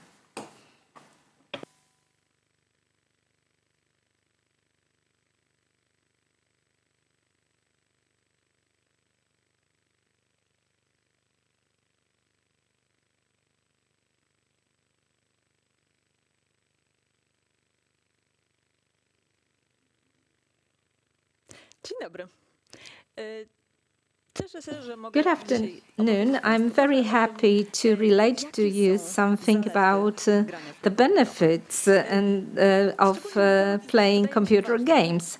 The topic seems to me very pertinent because normally the discourse on gaming is very much negative. So negative impacts, negative consequences. So I will show you just one slide devoted to negative sides, and then I will unveil to you some positives. So we normally speak about the negative consequences. For instance, predominantly aggression stimulated among all the players. And this has been a very widely discussed phenomenon without corroborating this, whether it really exists. And on aggression, our surveys and studies that were commissioned were not unanimous. Some studies indicated that there would be higher aggression, some the opposite. Then the analysts wanted to have a meta-analysis on the impact of computer games on aggression. So there was like a meta-analysis that was carried out, another meta-analysis, and suddenly we realized that they were multiplying, and results were always unequivocal. So we had various meta-analyses that were performed, and the results stimulating aggression, not stimulating aggression. So we can see that there is some impact of gaming, of computer games on aggression, but it is negligible. The other thing is getting addicted. Getting addicted, and this is a problem. Game addiction or gaming addiction is a behavioral addiction, so it is not like substances addiction, alcohol or cigarettes. Nevertheless, this addiction is very strong and can generate a lot of problems. And here we see that about 1% up to 3% of population, 0.3 up to 1% of population of players, of users of computer games may show symptoms of such addiction. So in Europe, children from 6 to 10 are active players, and their percentage is 68%. Then, in the next age bracket, 11 to 14, it is even more, 79%. Then, this falls somewhat, and in the vast majority of cases, we don't see growing aggression, we don't see dependency or addiction developing.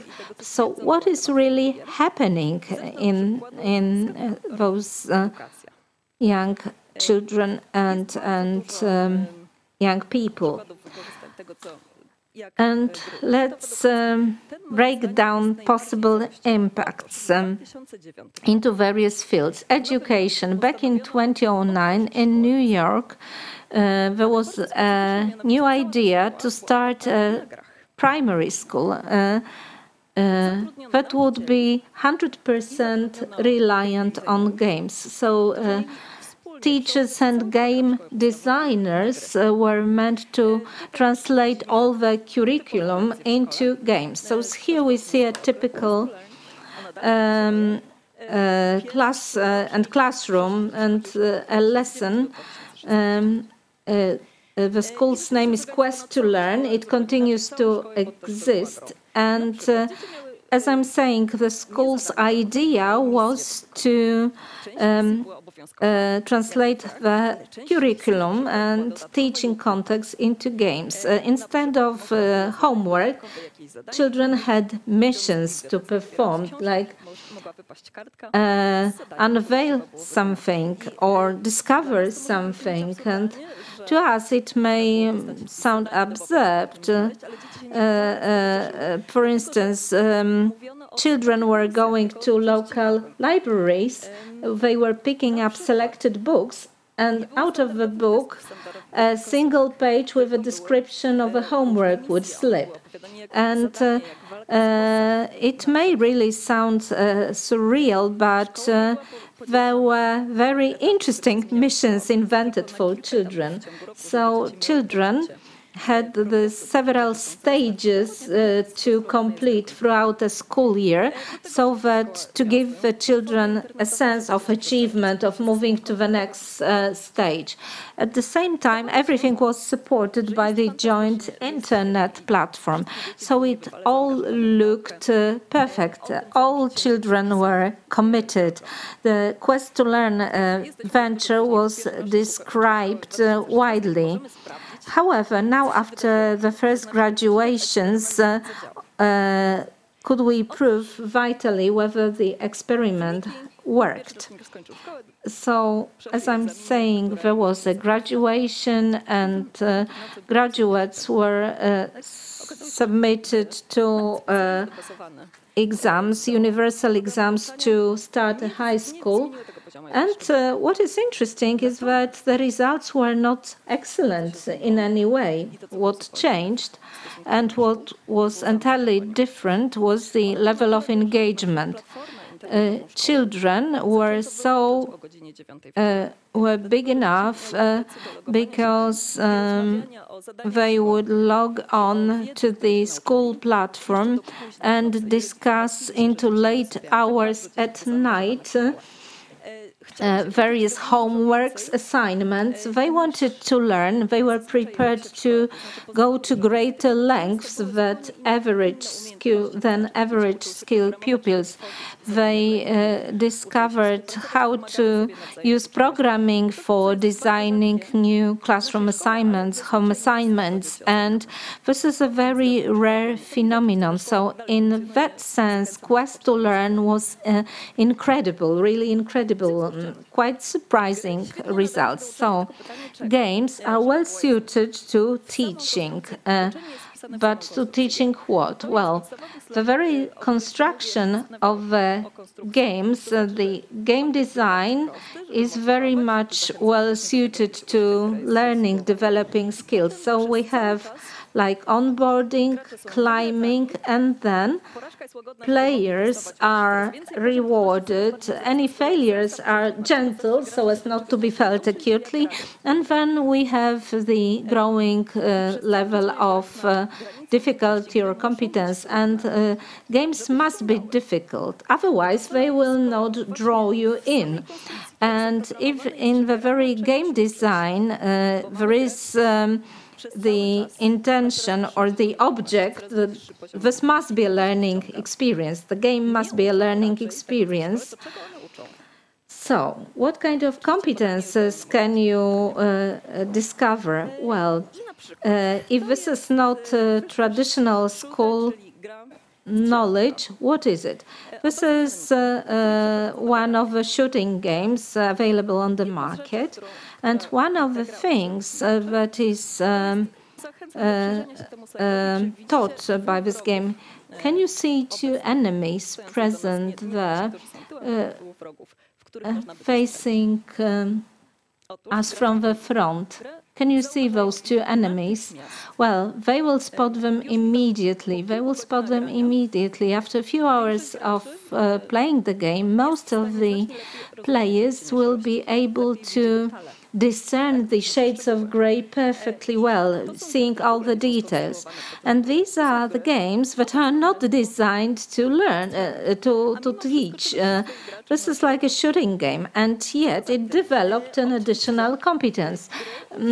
Games also teach us mental rotation, so space imagination, and something that is very useful for teaching geometry or map reading. This is acquired excellently well when you navigate maps in various computer games. So spatial imagination, discernment of details.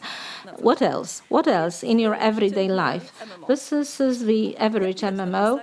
As you can see, nothing is really visible here. There are hundreds of details, bright, too much of information flooding us. And those playing the games develop their speed of reaction, and they train their concentration. So normally we are able to keep track of 3 or 4 components, whereas the gamers can track 6 to 8 components, not losing attention. Moreover, if there are conflicting components, those who play games will resolve the conflict quite quickly. For instance, you drive a car, you have a green light on, so there is like a green light, go ahead. And at the same time, someone is joining the traffic from one of the side roads, so you should brake. And normally it takes several fractions of seconds to come up with a proper response. Those playing games will respond more quickly, so their attention is more trained. And the additional thing that has been researched into the social attitudes, pro-social attitudes, any game that involves cooperation, it will not automatically eliminate aggression, shooting or anything, but it is sufficient that it requires a fraction of cooperation, assisting one another.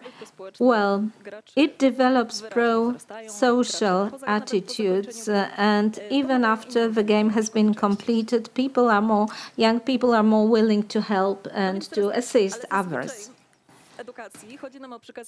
And so, what is most difficult is to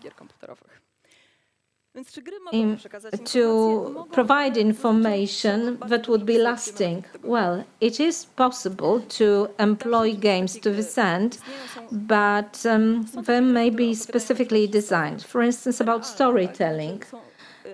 Relating stories, factual stories.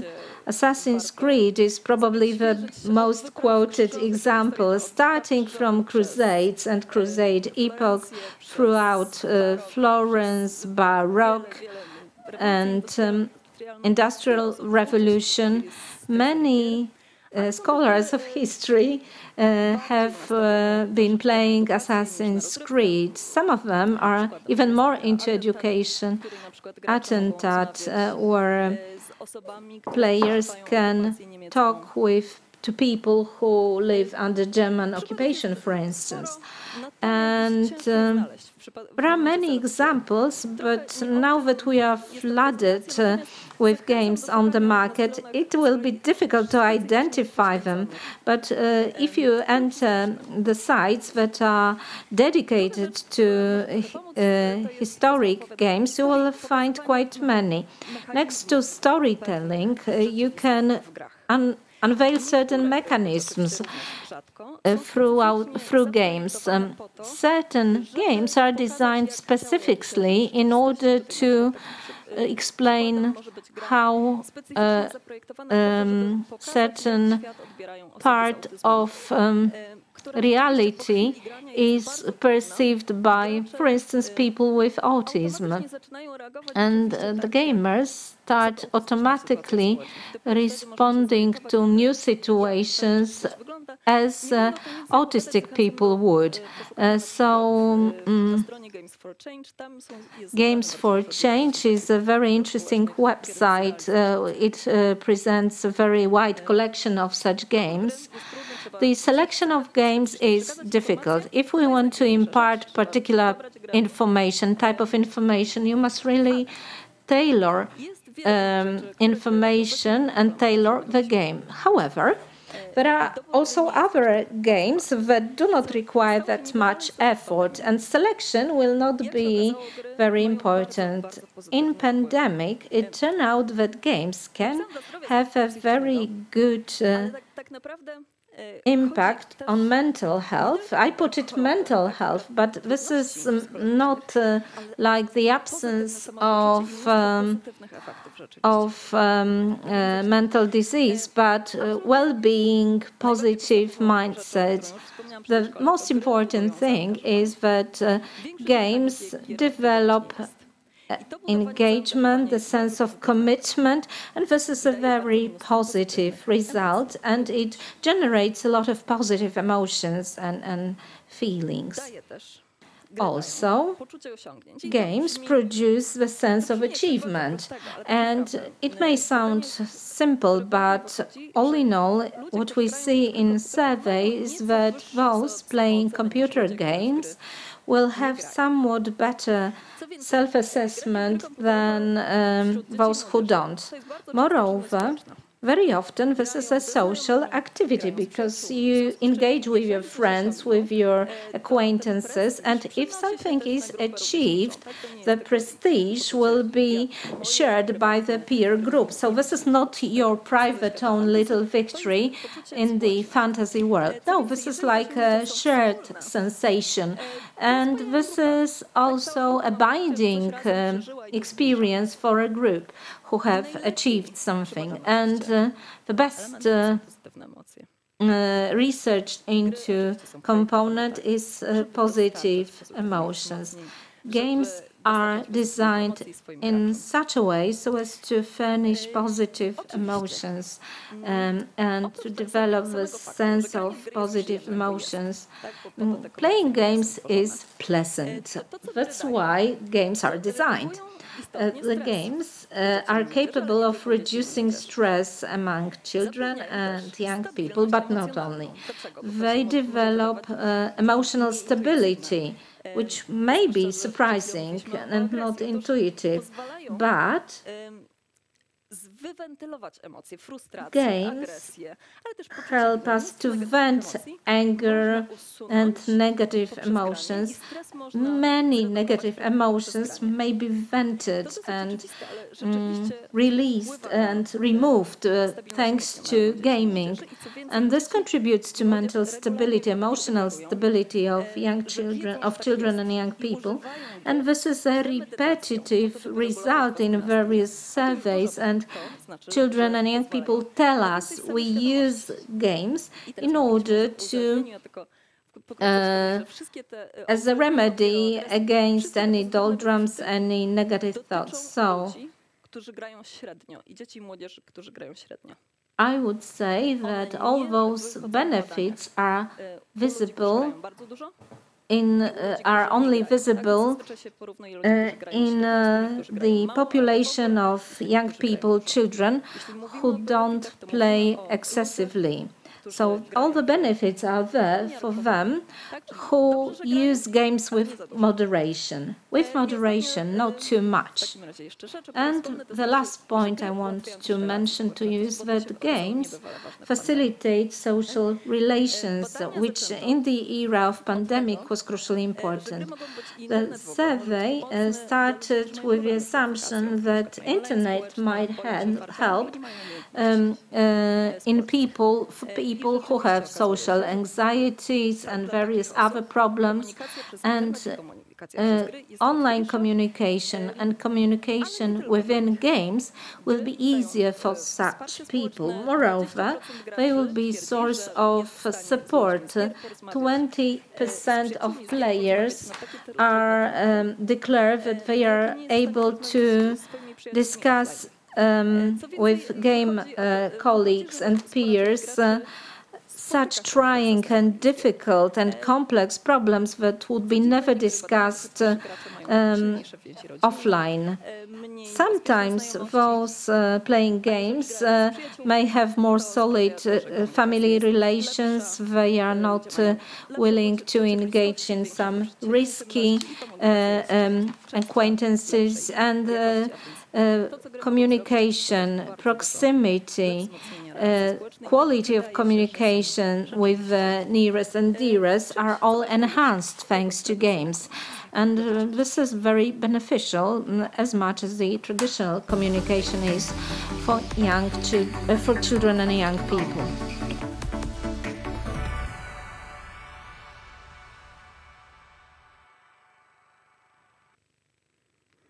Pani Agnieszko, bardzo dziękuję. Myślę, że osoby, które nas Thank you very much. This was very interesting to learn that there are so many positive things that we can actually achieve by playing games. So games are not all bad.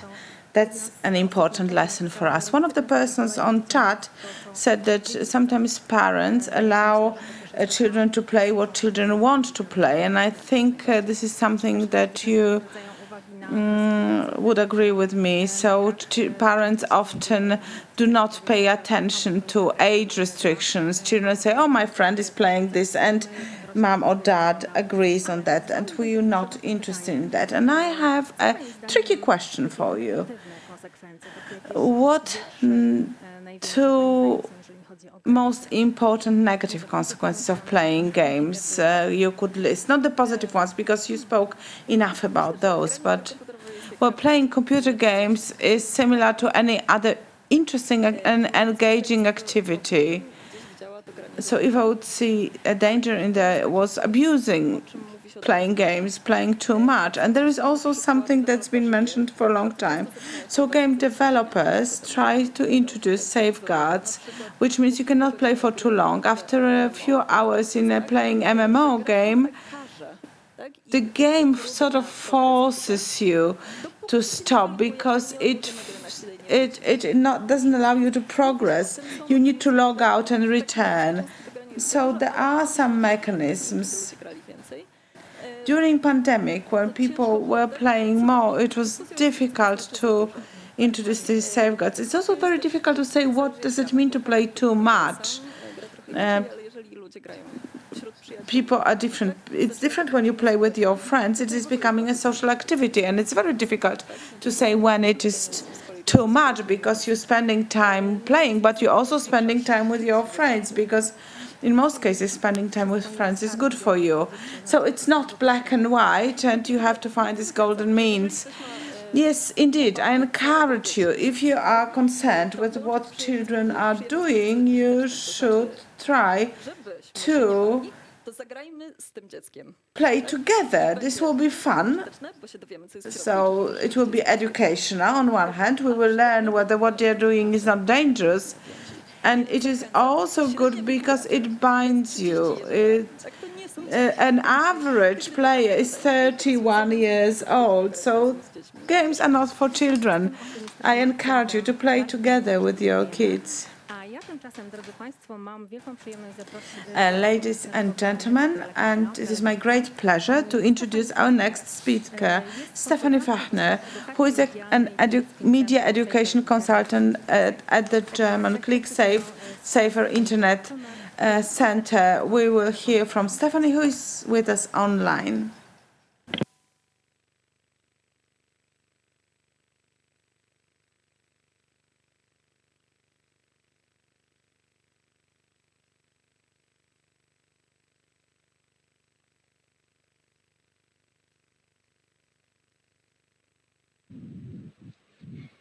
Good afternoon, everyone. As I'm speaking about well-being, I hope you all had, I'm sorry, I hear the Polish really loud. Could you turn that a bit down? Because I hear the Polish translation at the same time. So I hope you all had, as I'm talking about well-being, you had a little nice lunch break and are ready for our input on digital well-being. Today I will speak about our new material on managing digital stress and promoting online well-being, which we also translated for this conference. So it will soon be available in Polish as download version and ready for you to use. I'm pretty sure that many of you, or probably most of you, have experienced something similar, like in this picture. You actually wanted to put your smartphone away a long time ago, but somehow you're still glued to your device. So you're scrolling through posts, you're clicking to see which series your streaming provider recommends via push messages, or you're swiping away the latest news from your news app. So we get the impression that the pull of the digital is getting stronger and stronger, and many of us are finding it increasingly difficult to control it. And if we just think about the pandemic, so during this time, this effect, of course, was increased when many of us were literally in shutdowns, and many of us, the whole world took place online. So it completely absorbed us, which on the one hand, of course, was really good because it was the only way to stay in touch with people. But also on the other hand, it meant that we were always on all of the time. And we know that for many people, both individuals and families, this caused stress as well. So the question really is, how do we move to instead? This whole topic is a trending topic, and providers have now also recognized that digital well-being plays an important role, and they have therefore introduced special functions to help us control our online usage behavior. So the whole theme of controlling digital well-being fits with the trend of managing our health online. So you have a healthy lifestyle that is supported by digital technology. So you can track your sleep, you can track what you eat, you can track how many steps you make in a day, etc. And this, of course, creates a feeling that you can control your behavior with the help of technology. On the one hand, this is good because it can be helpful to have an overview, just to know how you spend your time online. And sometimes I'm really surprised by it as well. Did I really just spend 6 hours with my phone yesterday? But also qualitatively, what have I actually done? So you have to know your weak points in order to change your behavior. But on the other hand, it also means that providers also make it easy for themselves by passing on the responsibility to the users, because they intentionally design their offers in such a way that they encourage addictive behavior. And here I like to quote the Netflix CEO, who once said, "The biggest challenge to our business is the human need for sleep." And this is probably not just the attitude of Netflix. So we have to be aware that for providers, it's still their business to hold digital attention. And so in my opinion, the interesting questions are, how do we achieve a digital balance? How do we manage to escape the addictive networks? And how do we deal with content from the web that is not good for us? And the goal of this presentation is to educate about the strategies of the providers, as well as the appeal of social media, and to provide educational professionals with tools to increase the digital well-being of young people. And by a healthy balance, I mean that it also means it includes doing without media at times. It also means that you know which content is good for you. And social media often isn't good for young people because we know it can have negative effects, for instance, on young girls in terms of body image or perfect lifestyle. It also means using media in a creative way. And it also means promoting fair communication rules to improve well-being online. What about young people's digital well-being? Do they actually feel stressed by media, or is this just something that adults think about young people? So here I'm quoting numbers from Germany, but I'm pretty sure that the situation is similar in Poland. And we know from a German study from 2020, it shows that almost 10% of young people show a risky media usage behavior.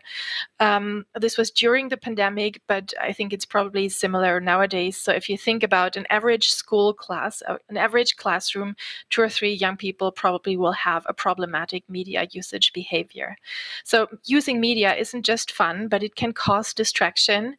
It can lead to concentration problems. It can mean that you're tired in the morning due to the lack of sleep. You just want to watch one more episode, one more, and then you're constantly tired. So it can have serious effects on you. It can also cause stress, as a study from the Austrian Safe Internet Center shows, where about 60% of the young people say if they receive messages or if they send messages, they expect answers to their messages within minutes. So if adults say, just put it away and answer the next morning, this is not okay for young people. And according to the same study, about 1/3 of all young people, they feel stress regularly because of media. So I think it is an important issue, and I think it also belongs into the classroom. It's not just something that is private.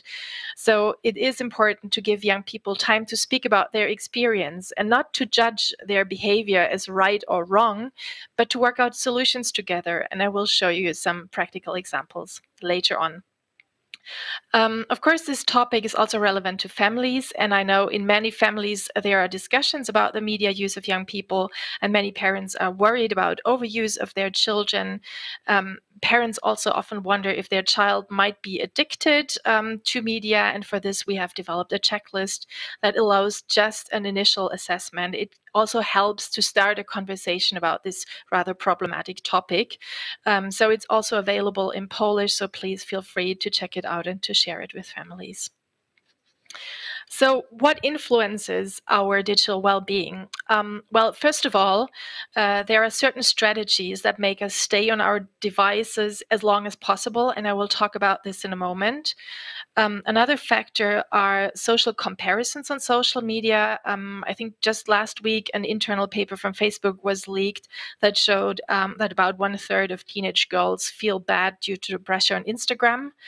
The third factor is permanent exposure. It's just everywhere all of the time. So always on is a topic. And of course, and this is a topic of its own, but negative content also has an influence on our well-being online. So what is the fascination of social media anyway, and why does its use impact our well-being? It's quite clear it's about attention. So something like the like button and the number of people who follow you, it can give you positive affirmation. And we also do know that positive comments activate brain areas that are responsible for feeling happy. So dopamine is released, which is also the case with sports, for instance. So something like a runner's high is very similar to receiving positive comments on social media. So it can make us happy and we want more of it. And this can lead to digital dependence if it is uncontrolled. And the effects are similar to the use of nicotine or alcohol. So permanent smartphone use has consequences in our bodies, and we should be aware of those negative effects, and we should know how to counter it and use it in a way that is good for us. One thing to be aware of are the so-called nudging strategies. The providers of large services, they are interested in keeping us on their platforms for as long as possible, of course. This not only allows them to show more ads, but it also gives them additional information so they know more about users' habits and interests.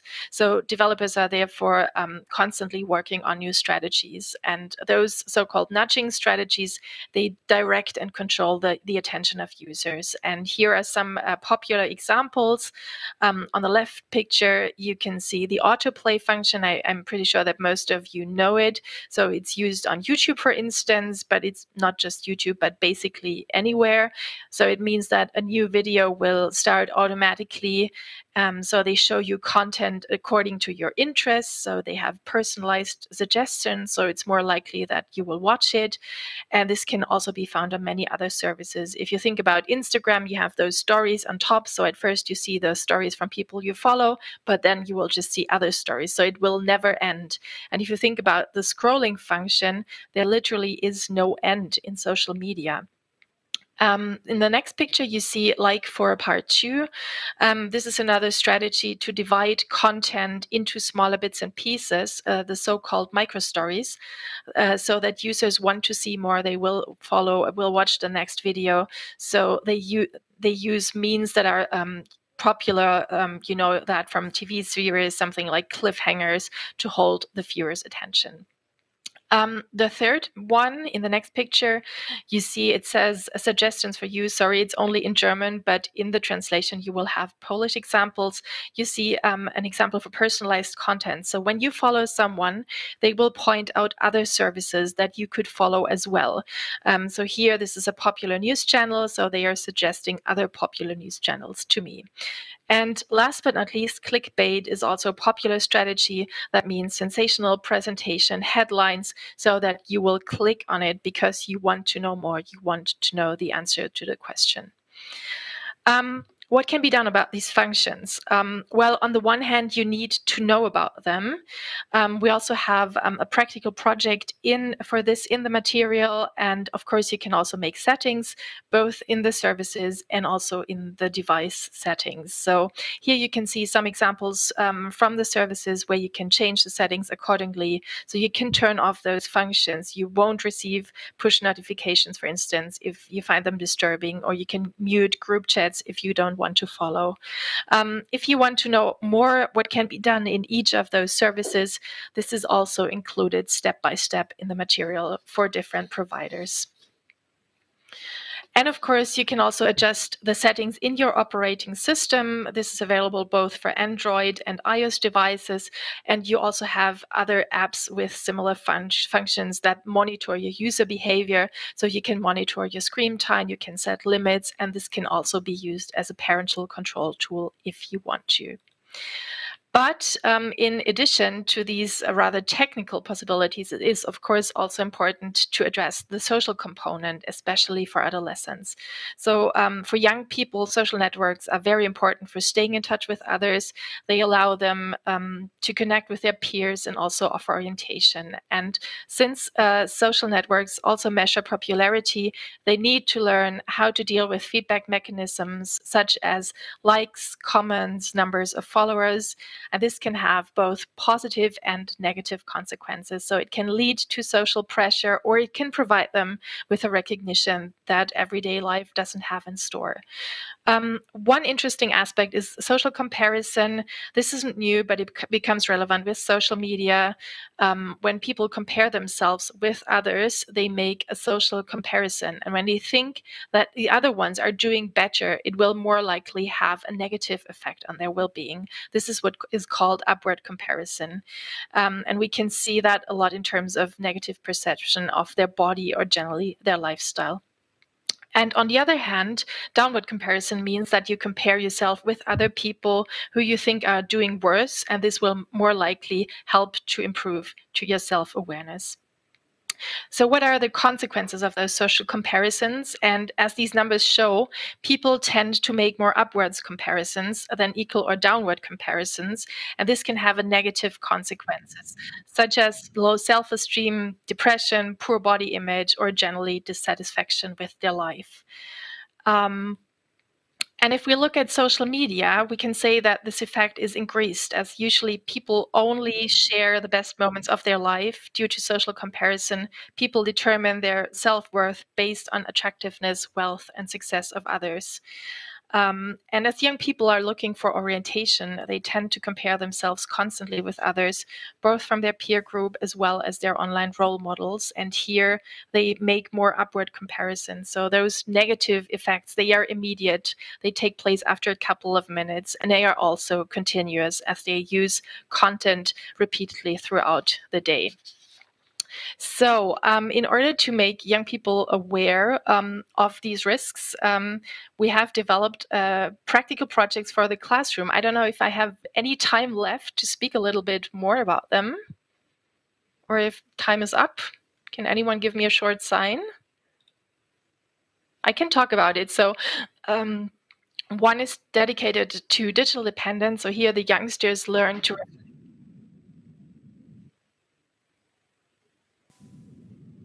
Okay, so I hope you got interested, and please have a look at it, check it out. It's available in Polish soon. Thank you very much for your attention.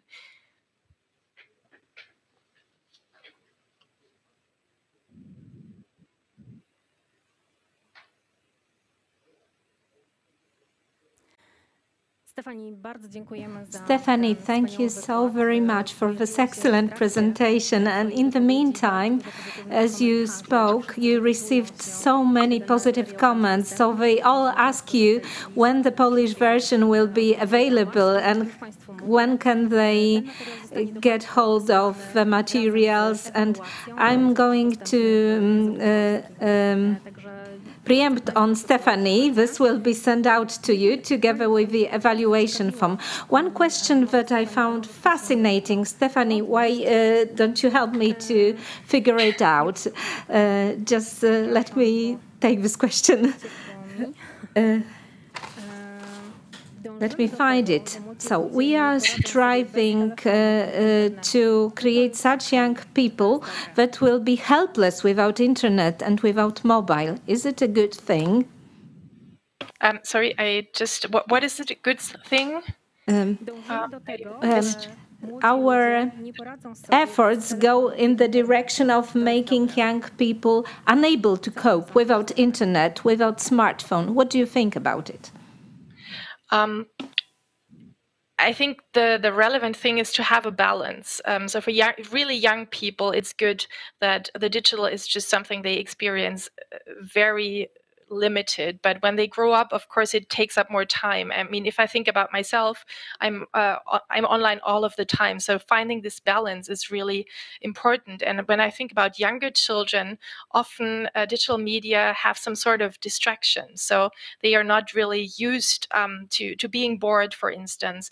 They don't know what to do if they have just time without digital media. So if you use digital media at a very young age and it's used just as a babysitter, then it can be problematic. So I think it has to be something that is done step by step. And it's for younger children, it's very important that parents keep attention, that there is a balance and it's not something like a babysitter because it's easier for everyone. Okay. Thank you very much, Stephanie. Thank you for this excellent presentation and see you very soon. Thank you. And now, ladies and gentlemen, it is my pleasure to invite the next panelists.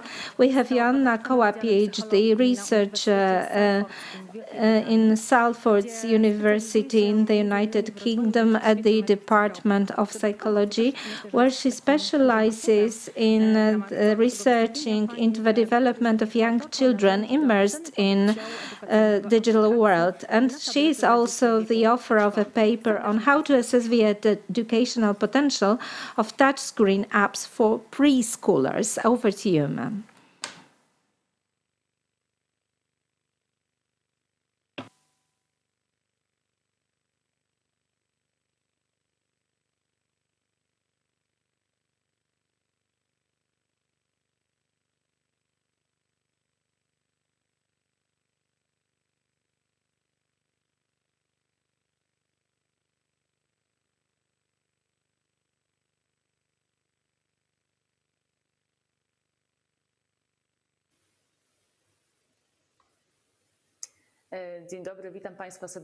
Good afternoon. Very warm welcome to you, ladies and gentlemen. It is my great pleasure to be part of this conference. I will be very happy to show to you my presentation. I'm also very excited to follow all the panelists attending this session. My presentation has the following title: How to Assess the Educational Potential of Touchscreen Apps for Preschoolers. And I would like to introduce myself once again. I was introduced, just tell me, I'm a psychologist at the Salford University in Manchester, in UK, for 3 years. I've been researching into linguistic development of children immersed in digital media. And we have devised, crafted this new tool for assessing educational potential of touchscreen applications. And we design touchscreen applications and bilingual applications to check whether children learn new words, pick up new language competences. Before I started researching into linguistic development of digital kids, I was following the educational development of bilingual children, and you will find my papers and links to my papers on my Instagram. And we know from research that children can learn something from educational applications for preschoolers. So I'm speaking about children below 5 years of age, in the age bracket 3-4. And we had more than 4,000 children researched into, all of them younger than 5, and provided that applications, touchscreen apps, were designed properly and adjusted to the age of children, we know that older children will derive more profits from apps, and that children tend to learn more than the control group. So we give an app that has not educational goal to it, and an app that has been designed as the educational app, we will see that children will derive more from educational app. On the other hand, children will get less competence than in live interaction. So yes, they can derive some competence or knowledge from tablet applications, but it will never replace the value of interaction with another human being. And 2 years ago, a new study was published in the Door and colleagues study. Well, children were able to command new words after one 10-minute session or 12 session.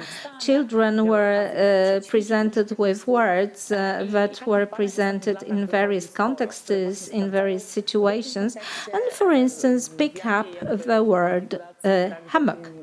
And we could check in what configuration and in what design children were most apt.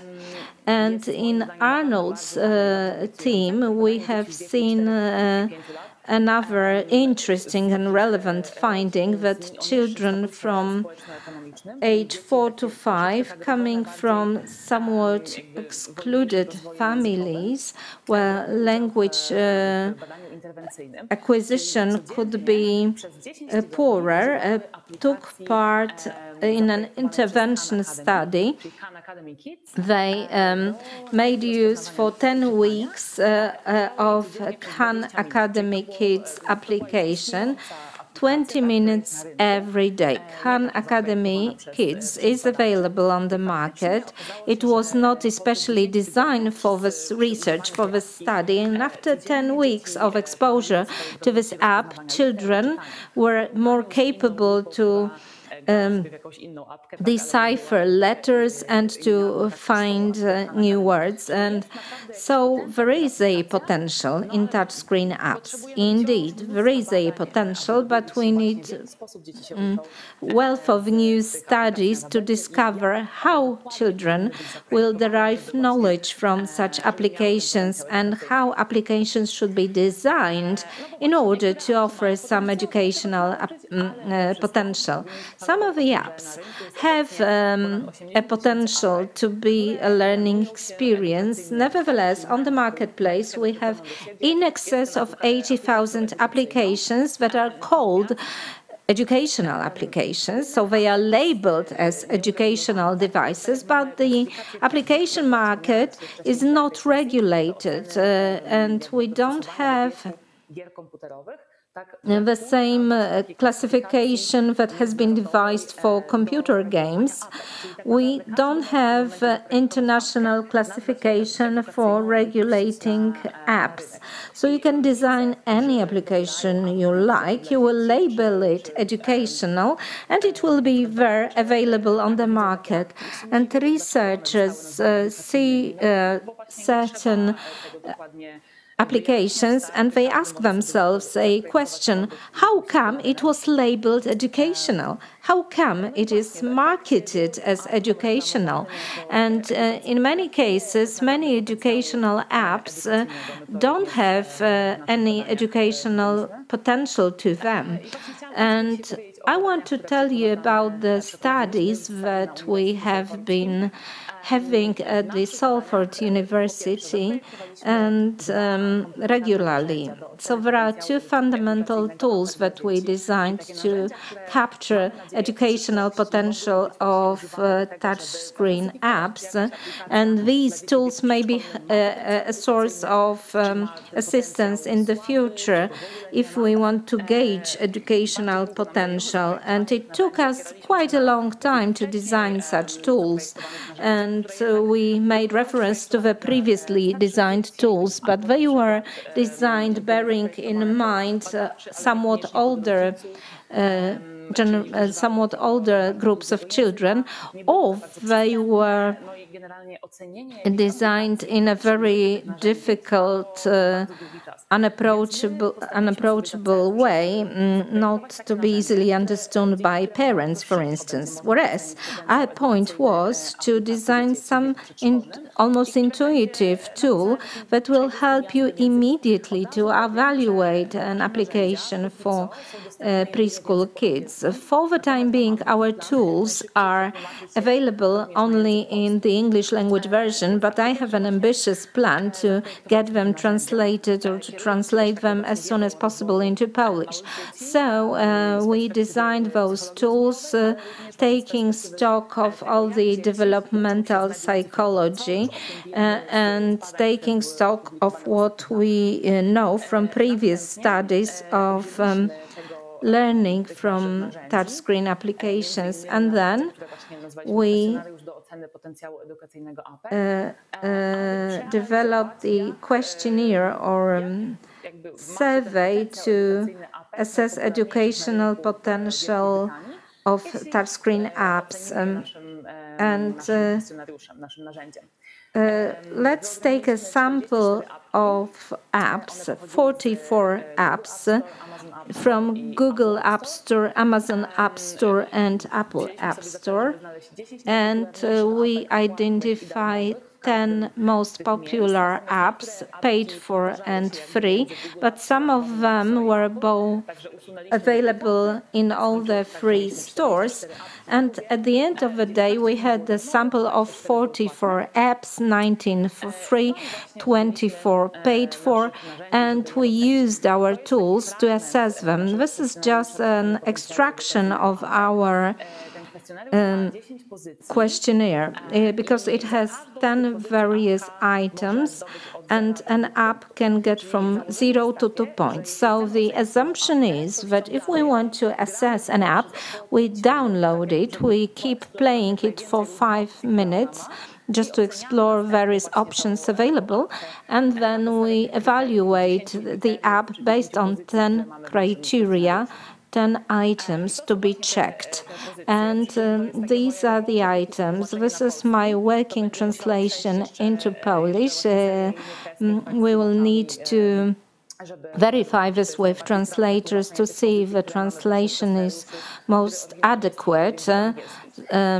And the original language is English. So 10 items, 10 features that an app should have to be educational. So clearly defined purpose, educational goal, like teaching about shapes, about letters, about colors, but also about emotions, about other general things existing in the world. So specified goal. The other thing, in-depth learning. So this should not be just a superficial learning that we click on something, we see something, but this knowledge is not applicable to our everyday life. No, we want this learning experience to be organized in such a way so as to make it immediately applicable for a kid in a real life. So we don't teach them digits like 5, 6, just click on 5, click on 6. No, you go to a shop to buy 5 apples. Can you select 5 apples into your basket? And this is just the knowledge that makes sense, that the newly acquired skills make sense. It is important that apps teach you how to resolve problems that require some reflection. An application must also give you a feedback. So if a kid is making some operations within the application, he or she should receive feedback. Was it correct? Was it not correct? And if it was not correct, perhaps some practical hint what to do to make it better.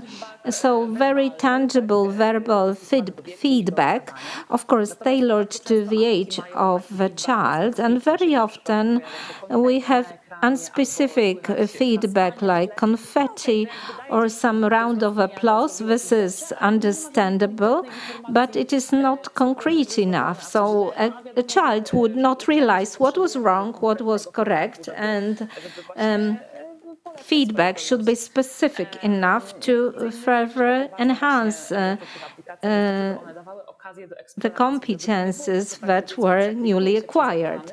Also, a child should have been given an opportunity to explore. So this is not like clicking the screens away.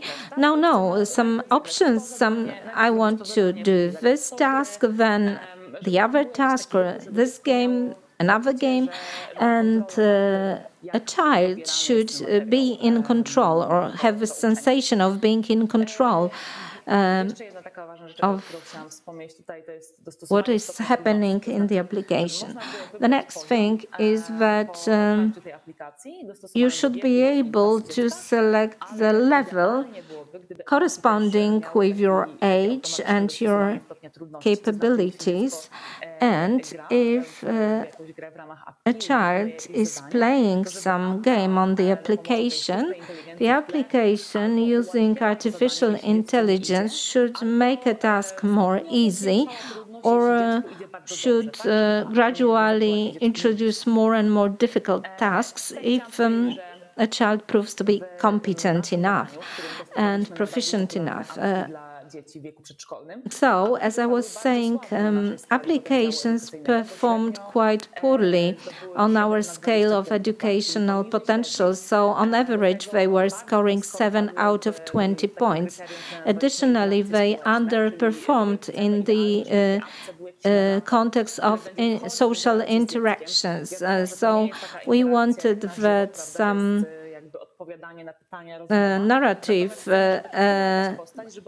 could be audible, someone who would moderate everything, engage with a child and explain what is to be done. So this would be the ideal social component.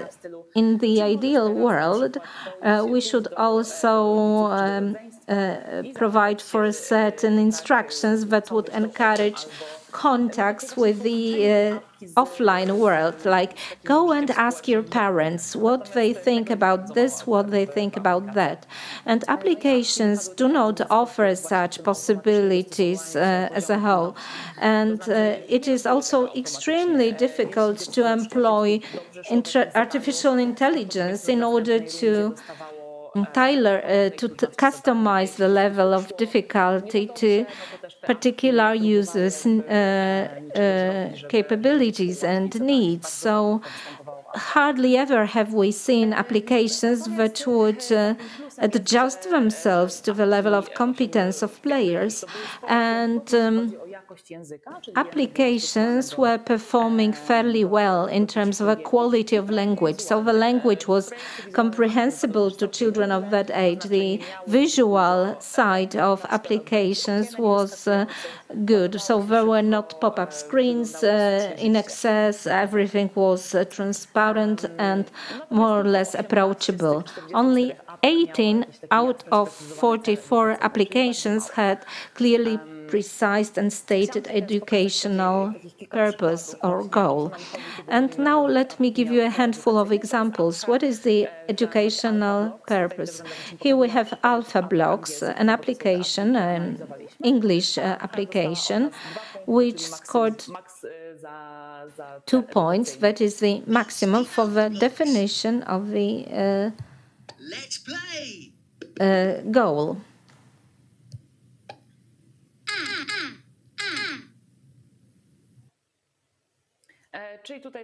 So here we can clearly see that this is to teach you new letters and new words. And here there was an application called Barbie, and no educational goal to be seen So it scored 0. This is about makeup, eye color, lipstick. So this is not an ideal educational goal. This is entertainment, but it doesn't make this app educational.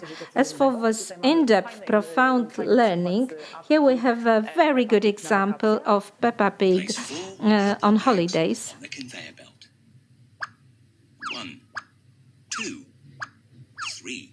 Umieść 4 bagaże na taśmie. Doskonale. Raz, 2, 3, 4. Doskonale. Było uczenie cyfr i kolorów jednocześnie. I tak właśnie so this is about teaching figures, teaching and identifying objects. 4 purple suitcases. So Peppa was getting ready for her holiday and preparing for her flight. There were suitcases and shapes and colors were somehow smuggled into the app. And this app doesn't have this in-depth learning potential. Yes. This was just about puzzles and putting puzzles together. Theoretically, you could learn how to adjust shapes, but there is not this in-depth learning engaged into it. And here we have an app that scored 2 points for problem solving.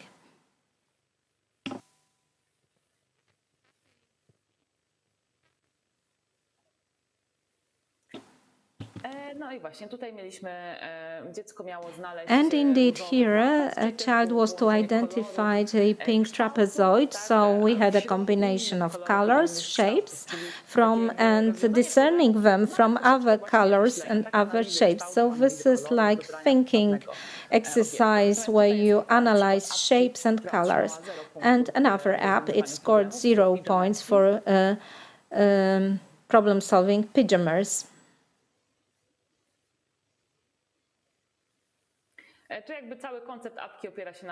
And here the whole concept was about running across the screen and scoring points on the way. So you just need to move up and down, no room for problem solving. And here the app that was granted 2 points for social interactions. So like a hero who guides the kid across the application.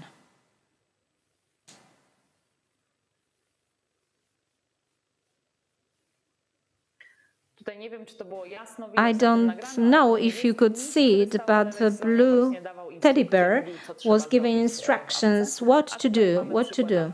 And here we have an application that scored 0 for social interactions, because there was nobody to pilot a child that needs to repair a car in a car repair, but there is no narrative, there is no instruction. It's extremely difficult to find out, to figure out what is happening and what is to be done. Coming to the close, this is the example of quality language, and one was 0, one was 2 points, the other was 0. The language should be really customized to the linguistic level of a kid, and this language should be proper. Let me move forward, and the level of the application competence level should be adjusted to the capabilities and abilities of a child, and should either make it easier or more difficult depending on the proficiency of the player. And in order to make applications valuable with educational potential, in the first place they should have a very clearly defined, clear educational goal, not so much about teaching digits and letters only, but also fixing problems, cooking, making things, problem solving, in-depth learning. And the language should be really customized to children's needs, and they should give feedback so that children should know when they have performed well. And here I'm sorry if this is not legible on the screen, but CDD story time, being banking, and island adventures. I think they are available on the Polish market. We have quite many English language applications and not so many original Polish language applications. Some of them were simply translated into Polish, or they are available only in English.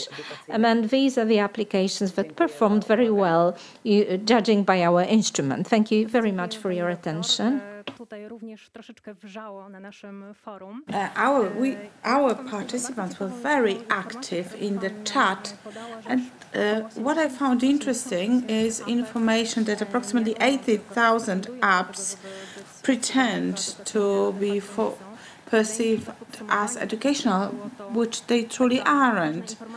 So it's important information for us, for grown-ups, because before we download an application for a child, it's a good thing to test it ourselves. Certainly, yes, I hoped that this is what you would understand from my presentation. You do not need to spend a lot of time, but 2 or 3 minutes online with the game. You could also read opinions about this. So I hope our materials, once they are translated into Polish, will also be helpful for you to determine what is the most important thing about such apps. I also have a question that pertains to a study that you mentioned.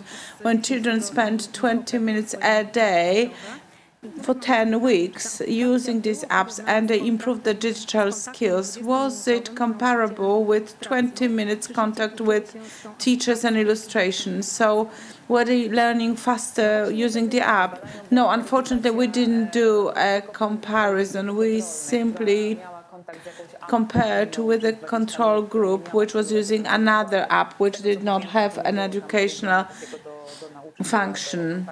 So we did not make a comparison to a contact with the teacher. A one-to-one contact with the teacher would probably bring even greater advantages for these children. However, these apps can be used as something additional, something that we introduce in order to diversify our time in kindergarten or in school. So it is a good thing to know that there are apps available that can actually contribute to education. Just one word of comment at the end.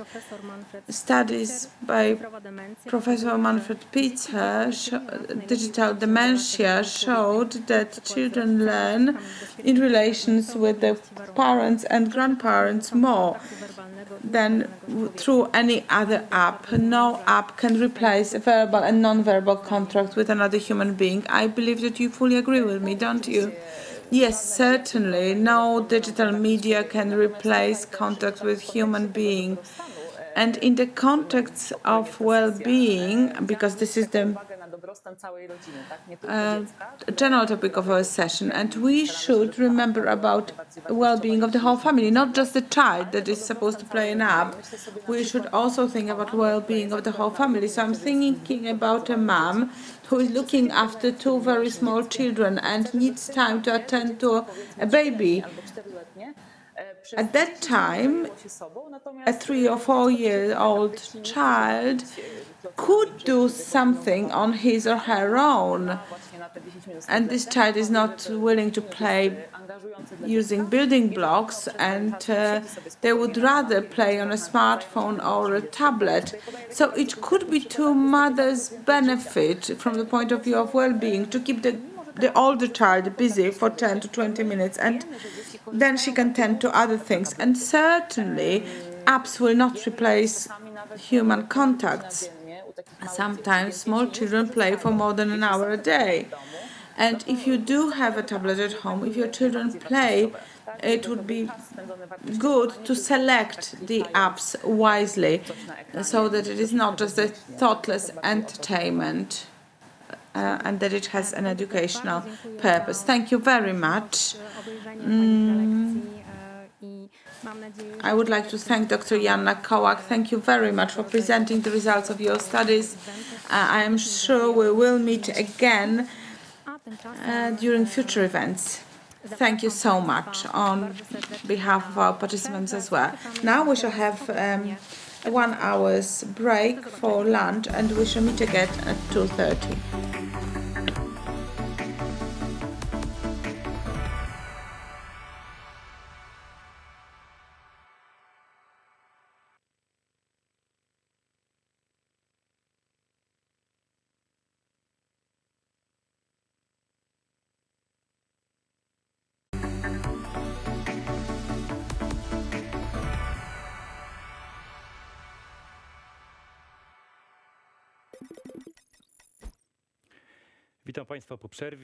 Good afternoon. Welcome after the lunch break.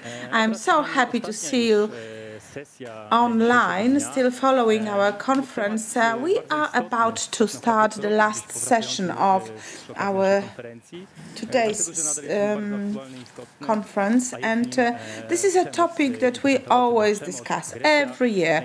It is a recurring topic because it is a very important phenomenon, namely cyberbullying, different forms of violence online. So the first speaker will start soon, and let me start from a general view,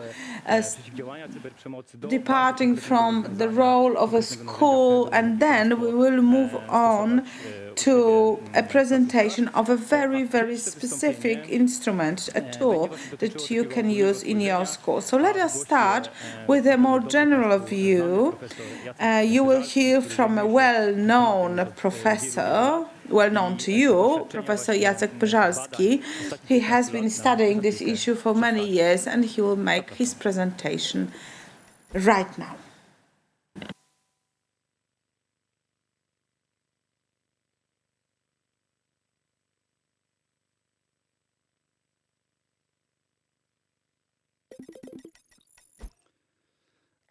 Dzień dobry Państwu.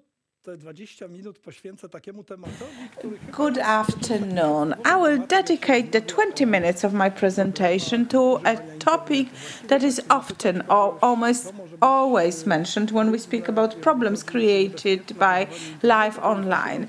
When people are asked what can be dangerous when it comes to virtual world, a lot of people would say, or almost everyone would say, cyberbullying. So when first publications were made about the social dimension of the internet, cyberbullying was already mentioned.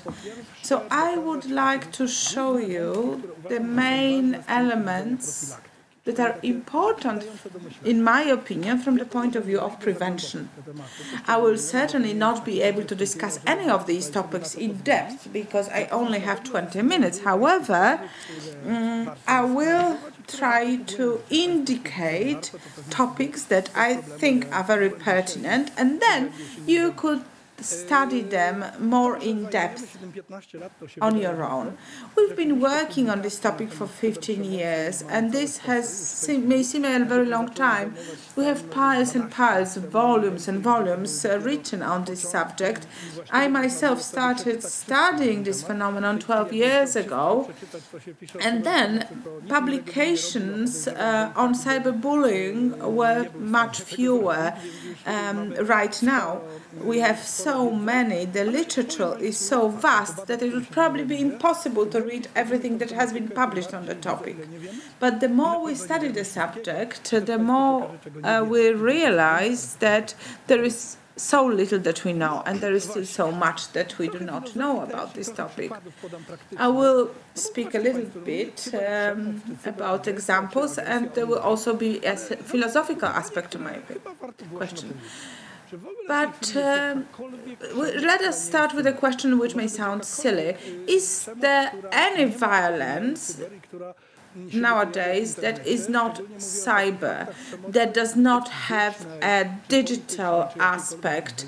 Whether we speak about physical violence, whether we speak about political violence, whether we speak about any bullying, it may start in the physical world, but then it takes on its new life, and that is life online.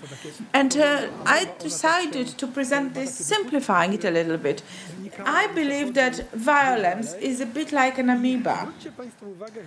It is an organism that has a shape that is very irregular. We had an example of a physical violence in Katowice. A bus driver moved his bus, he started the engine, and he drove into a crowd of people. The situation was very dynamic, but it ended in violence, and this violence was very physical. After a short while, it became a virtual reality problem, because a journalist wrote that he entered a profile in social media of the victim, and he could see thousands of not only idiots, but as defined by Lem, but thousands of people were basically attacking the victim. The same happened on the profile of the perpetrator of this. So I may say something that would sound blunt, but in my opinion, every major example of violence has a cyber aspect to it. 15 years ago, we were able to differentiate a traditional violence or bullying or virtual aggression. Now, everything that happens in real life can have a life later online. And then we have a multiplication of victims. So at the beginning, we were studying traditional violence, bullying and aggression. Young people were asked 10, 15 years ago about their behavior online. So we were only asking them about their activities online. Only later, in parallel, the same people were asked about traditional violence. So there was this connection. We asked about bullying at schools, and we asked about bullying in the internet. And then it turned out this was a good direction, because these phenomena are intertwined. Physical violence is very much connected with cyberbullying. Those who studied these phenomena separately ended up in a blind alley. So something may not sound reasonable. When cyberbullying appeared early, people said this is a worse sort of violence. It is a new type of violence that is so painful to the victims, unlike any other types that we'd known from before. But many studies showed that sometimes it's the other way around. Some examples of cyberbullying, contrary to what may seem, and do not have such serious consequences. And young people are more hurt by physical bullying that they may be subject to at school. It is sometimes very difficult to say, though, because people who are subject to bullying in real world sometimes are also objects of cyberbullying. So who studied this subject at the beginning? Psychologists, certainly, and developmental psychologists. So they looked into this topic from the point of view of psychology. So they looked at different variables and psychology of development. They looked at this problem from a psychological angle. And I myself was part of a group 1810, it was an international group of researchers, and there we had almost all the members of this group were psychologists. But now linguists are beginning to study aggression. They write about a language that is used in order to hurt or harm other people. Doctors are starting to write about this subject. We can find publications about cyberbullying in medical journals. 10 years ago, this was not possible. Only educators and psychologists looked at this. IT specialists are beginning to write about what technological tools are used for cyberbullying and how to safeguard oneself. And then anthropologists and scholars studying culture write about this subject because they write about certain cultural models for understanding this. And then lawyers are very interested in this subject. So in legal journals, there are whole chapters that are dedicated to legislation on cyberbullying. So we can say that the topic of cyberbullying has spread, and it is now discussed by many different specialists from very, very different fields. If I had a whole day, I could tell you a lot about this, but in the world of science, you do not look at just one study because sometimes it may be not representative, or there may be some sort of accidental outcome. Measurements or indicators may be wrong and distort the results. So sometimes we try to look at a whole multitude of studies and looking for outcomes that appear in all or almost all of these studies. So let us say, if I have 100 different studies or bits of research and there is a certain pattern in it, then there is something to talk about. After 15 years, such meta-analysis can be made, and there is plenty of material that could be used. I'm working on one focusing on children from ethnic minorities. And just to give you a number of examples, we have meta-analysis on how to measure cyberbullying. Then we have meta-analysis on what works or what methods actually work in order to reduce cyberbullying. So if you need something practical, I will recommend two things, which may sound obvious. All studies show that cyberbullying cannot be looked at separately from other forms of bullying and aggression, peer aggression or peer bullying. And I would also like to tell you that we need to look at specific cases. So on one hand, we cannot differentiate from physical world and treat virtual world separately. But on the other hand, we have to look at specificity of different elements. For example, the influence of witnesses. There is a meta-analysis. So if witnesses react, it's very effective. Bystander reaction. If someone reacts and says, think about this, this is wrong, you should stop doing this, it works.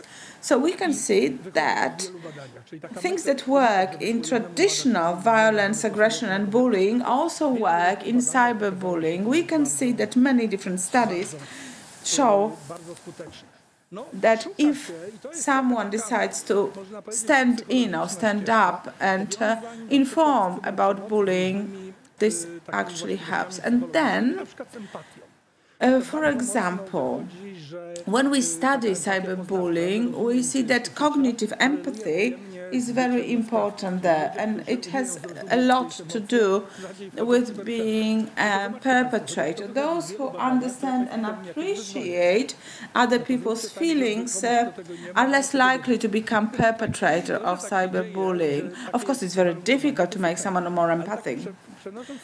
So sometimes we try to help someone, but if someone doesn't have a certain feature or certain characteristic, it's very difficult to teach.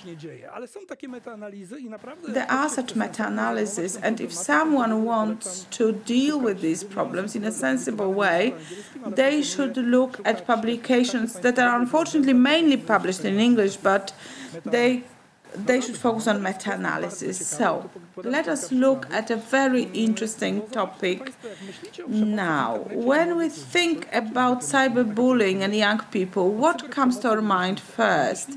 Peer violence. So we think of a young person mistreating a colleague from class or another peer. So that is peer violence. And let me tell you that cyberbullying or bullying online is a much wider phenomenon, and it goes very far beyond peer violence. This is just one of the elements, and there are so many other elements in this picture. I have been working on this topic for 12 years, as I have mentioned, and 12 years ago I wrote text, Electronic Aggression Among Adolescents, an old house with a new facade, or even a number of houses. What was I trying to show? I was trying to demonstrate that peer violence is just one of many different forms of cyberbullying. Then I wrote a book, From Cyberbullying to Electronic Aggression, Typology of the Phenomenon. Typology means that there are many different kinds of cyberbullying, not just peer violence. These publications are from 10 years ago, so normally they should no longer be relevant. But they are cited now. Why?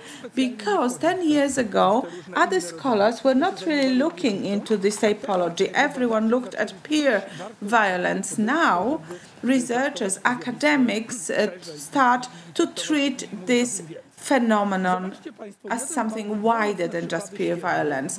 And just two very recent examples.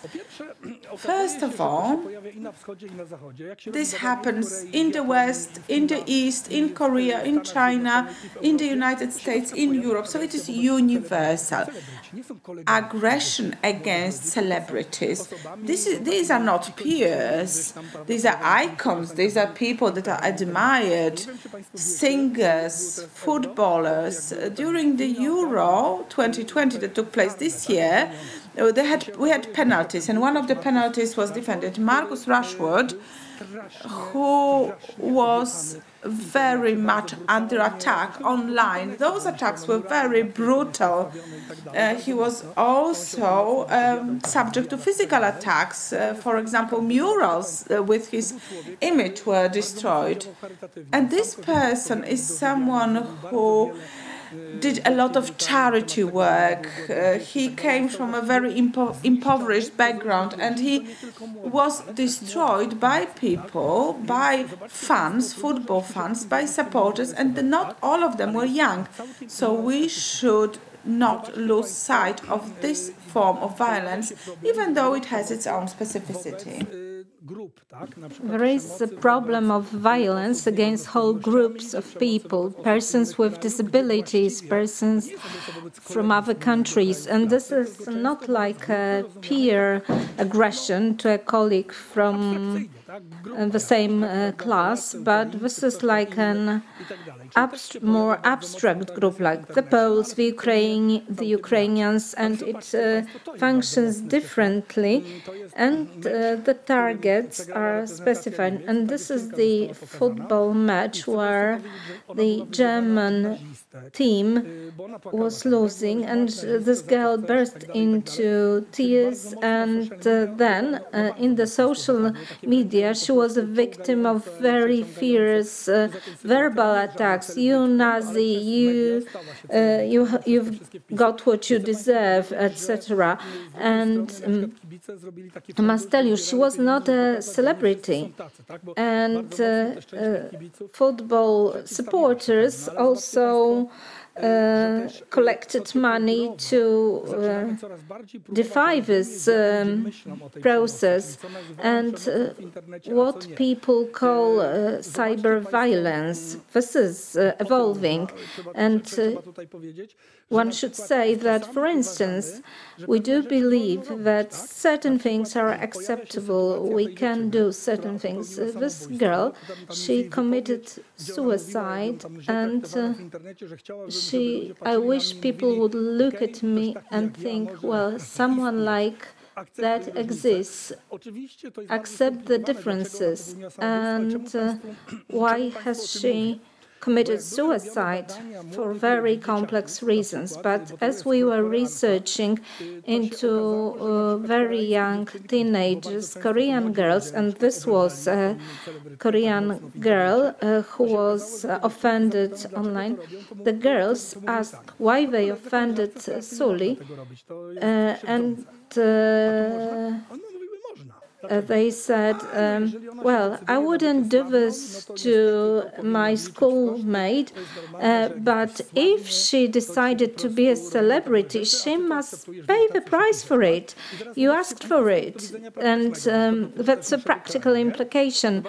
And look at our country, because this is like a subtle barrier. On the one hand, young people would not offend their colleagues from the same class, from the same classroom, but for celebrities, everything goes.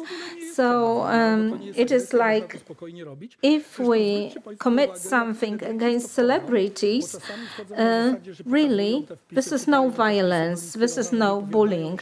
And of course, celebrities really invite such reactions when they respond to their haters, when they start dialogue with their haters, and this is a challenge that we should look at this phenomenon as a very complex, multifaceted phenomenon. And another topic to be addressed is that cyberbullying has been often used, has been often perpetrated with using new technologies, but now we have Japanese and Belgian software at hand to automatically detect aggressive contents online and the ones that incite violence. So this is very promising, and this is a great ethical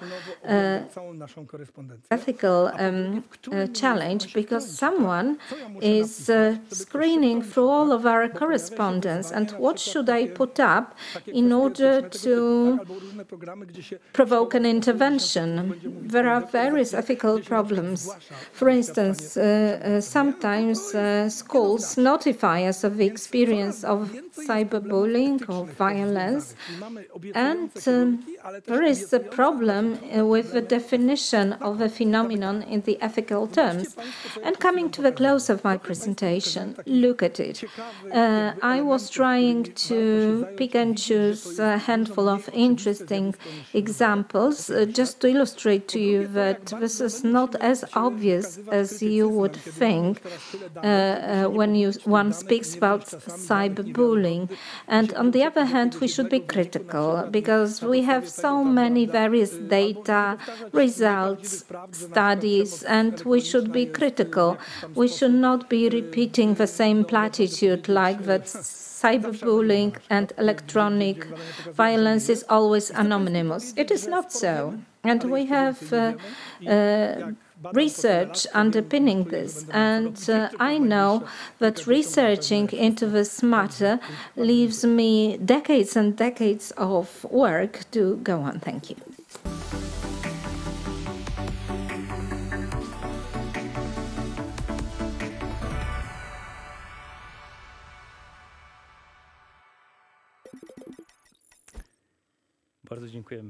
Thank you very much for this address. You invited a lot of comments and provoked questions and comments.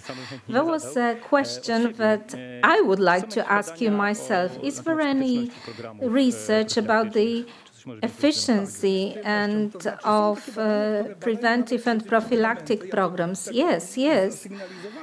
I would even go as far as to recommend to you one of such surveys, the effectiveness of reaction of cyberbullying witnesses. And one may do nothing, seeing cyberbullying. One may join and laugh of the whole incident, or may attack the perpetrator in defense of the victim. Clever and considerate eyewitness interventions are very good to stop. For instance, to stop cyberbullying and bullying in general. If someone is beastly on younger children, younger pupils at school, and I say, hey, come on, what you're doing, it turns out that it is fairly useful. So human nature may be quite similar online and offline, using this particular example. And we have certain efforts to, for instance, expand cognitive empathy. So putting yourself in someone else's shoes, it's perhaps easier said than done, and the devil is in detail, but certainly it works. It is a great practical challenge, though, how to do it. So this is what is happening, and we in the Impact program, together with the Foundation, we go very much in this direction, because qualitative studies showed us that what deserves our attention is activation of witnesses or eyewitnesses. And sometimes there is a counter argument that a witness should not notify anyone about the incident because he will be like an informer who informs on someone else. So if so, we need to persuade. So as I'm saying, easier said than done. How to do it, how to achieve it in practice, that's the question. And the program, before it is evaluated, should be ex ante, subjected to ex ante evaluation. Yes, yes, we talked at length in interviews to teenagers, and we were asking them directly, why would you like to intervene? Well, and sometimes the answer was, I wanted to, but I could not, and I did nothing. So this is like an in-depth study that would help us to roll out such a program.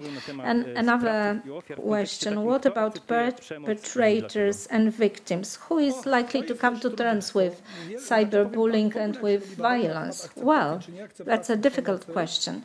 If we study into approval or inapproval of violence, most of young people say they are against cyberbullying, bullying, violence. In terms of moral norms, they say that it's bad. But it doesn't mean that the one who condemns violence as such would never perpetrate anything like cyberbullying. And I'm saying for celebrities, everything goes. And he or she chose this type of life, so it is permissible to apply cyberbullying on celebrities. How to reconcile this persuasion that cyberbullying or bullying is not okay, and how to translate it into actual practical engagements, interventions. The problem is, it is not simple.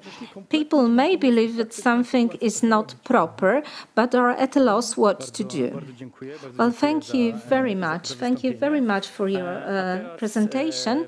And now, may I hand it over to the next presentation, extremely important, another step leading us into the problem, the role of schools schools in preventing cyberbullying. And we will have Professor Ania Schulze-Krumholz, chair of the chairing the chair of psychology in the University of Berlin, and where she researches the hate speech, the impact of hate speech, and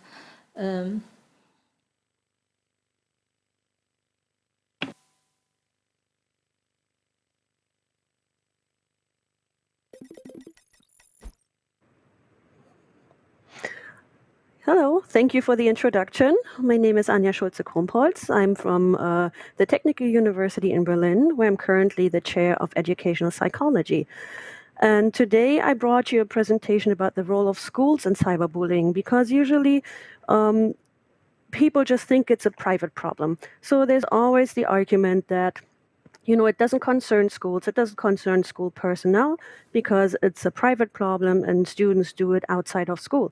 Because studies have actually shown that it takes place more outside of school, but this is probably also due to the reason that cell phones, for example, are often not allowed in school, or that the usage time in school is reduced. So let's take a look at why we should actually look at the role of schools in cyberbullying. So when we want to look at the risk and protective factors of cyberbullying, we can place them in different levels. So we have different dimensions of risk and protective factors.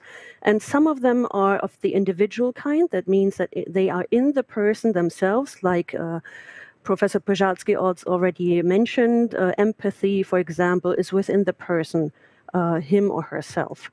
But then we also have risk and protective factors that pertain to the surroundings, to the relationships. So some of the risk and protective factors lie within the friendships, or within the peers, or within the family maybe. So the next dimension is communities. So some of the risk and protective factors can be found in the characteristics of schools, in the characteristic of daycare centers, or maybe other communities, other groups that students go to after school, like sports clubs or Girl or Boy Scouts. So there are also risk and protective factors in these areas. And then the widest level of these kind of risk and protective factors are in the society. So certain regulations can protect or increase cyberbullying. The social networks, for example, like an example of society's influence on this kind of behavior. So why is school relevant? What we have seen is that school is a major socialization room, which means that students, children, and adolescents spend a huge amount of time in school.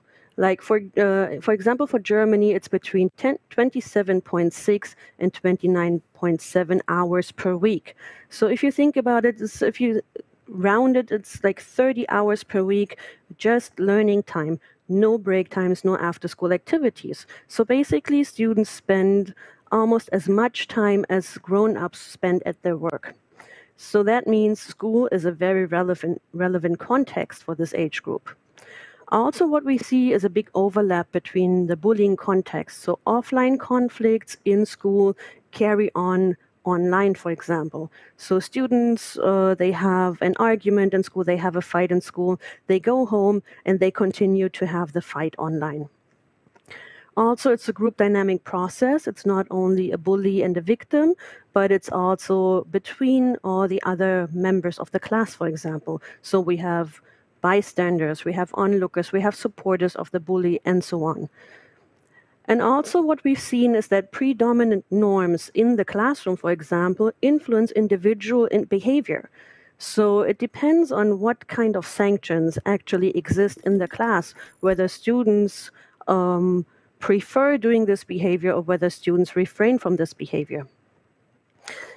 There are also studies on class structures. So if we have a class where there are small groups like cliques, the more of these kind of small groups are within the class, the more cyberbullying you will see also among these students. And also, there is an impact on school-related variables. So cyberbullying actually impacts students' school achievement, students' school engagement, the feeling of connectedness to school, and also the feeling of safety. So how safe they actually feel in school. And also what we've seen, for example, from our own research is that the extent of offline bullying within one class increases the probability of cyberbullying among these students. Like I already said, more safety problems in the school increases also cyberbullying, but also leads to people showing less defending behavior. So students who are not actually a victim, but who witness the bullying, they are less likely to defend the victim if there are safety problems in school. And also less positive interactions between the students in school lead to more assisting behavior. So that means more students support the bully and help the bully or spread the contents as compared to classes with more positive interactions. And also what we've seen in our own research and generally is that teachers actually have a problem recognizing cyberbullying, which is of course understandable because it's not easy to see, it's not easy to notice. Students have to be very confiding in the teachers, but the problem is the teachers only notice cyberbullying when it's actually very severe. So there's a very low sensitivity and a high threshold. So teachers do not easily recognize this kind of problem among their students. So what we've also just heard about are meta-analyses. I brought you the one from Kowalski and colleagues. And what we see here are the risk and protective factors that they found for perpetration and victimization. And what we also see among these relevant aspects are school climate and school safety. So apart from individual factors, we see that the school actually plays a role. So what can be done, for example, for teachers, for other school staff? What are your options for action, especially if you have currently a cyberbullying incident? So there's a possibility to support the victim, or there's it's a recommendation actually to support the victim and to help the victim preserve the evidence. So the evidence that's there, you should help the victim to try to save it, for example. This doesn't necessarily have to be the teacher. So I know it's with the German teachers and the pre-service teachers that I teach, we always have the discussion that the teacher cannot know everything and the teacher is not supposed to know all this technical stuff. But if you have like a IT teacher in your school, or if you have maybe younger teachers who are familiar with the technical things, ask them to do it. So it's not like the teacher should be left alone and should be doing all this by themselves. It's really a recommendation to seek support also for the teachers. So the second step is to assess the severity of the incident. So you should try to find out, is it something not so severe, or is it something really severe? If it's really severe, you should try to seek support, maybe get a school psychologist to support you and the victim, try to find legal advice. So these kind of things are your options. And then, of course, it's also within the school, you should think about whether there are options for action, like disciplinary measures, or what kind of support the school can give to the victim. You can help to identify the perpetrator or the perpetrators, and also, again, help collect evidence. So not just save evidence, but actively seek for evidence. Of course, also support the victim to arrange professional help, to find counseling, or to offer mediation within the school. So if it's a conflict that started in school, the teachers or the school staff can try to mediate between these two parties. Also, if possible, try to help with removing the contents or with telling the children and the adolescents how they are able to block these kind of contents. You can try to contact the providers to help the victim get these contents removed.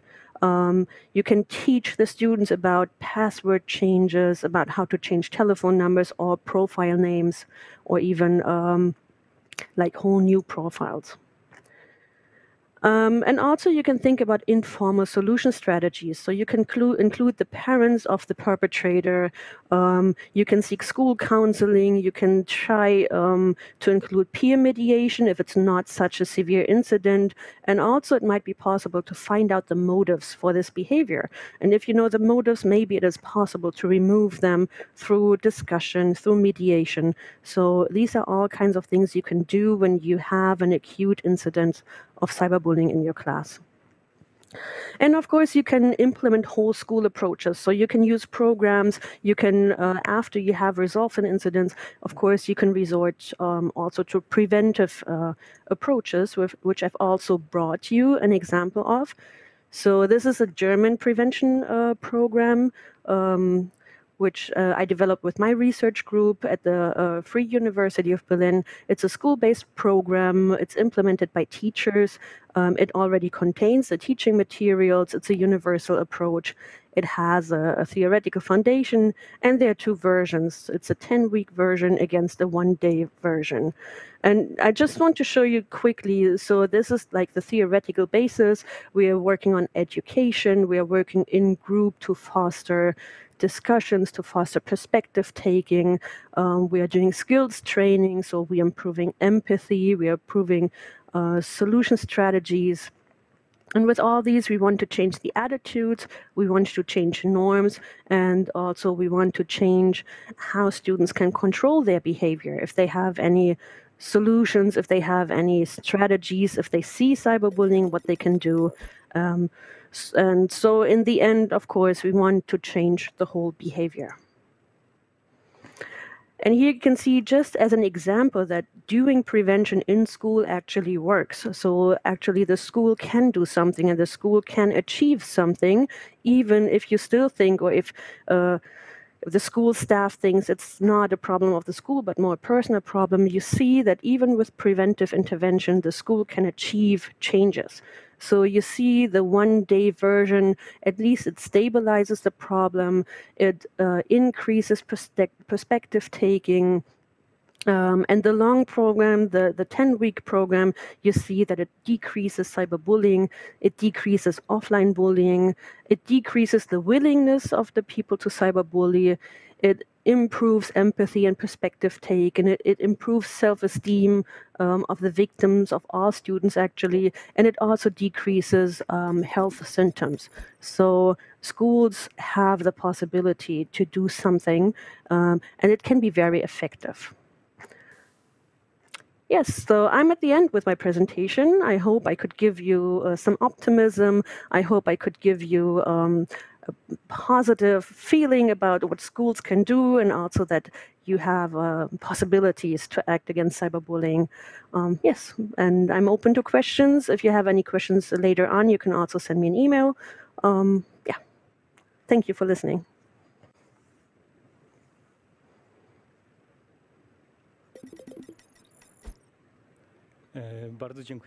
Thank you very much for your presentation. I must say that there are comments on in our chat box. People had very lively reactions to what you were saying, and a comment rather than a question, but maybe you'd like to say something about it. You spoke about the 10-week program, this long program, and indeed, we also have such programs. However, someone said that they are super cool, but really it's not possible to run them because we have no time, no capacity to deal with this in such a comprehensive way. So what can be done?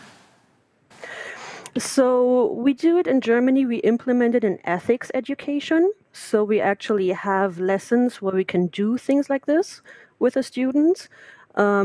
And so, for example, if you're not able to do a whole 10-week program, that's why we developed the one-day intervention. So you see that if it does not at least increase all the things, at least stabilizes them. And you saw that the control group, they got worse everywhere. And if you do the one-day intervention, you can at least stabilize the things so that they don't decrease anymore, or that the bullying doesn't increase anymore.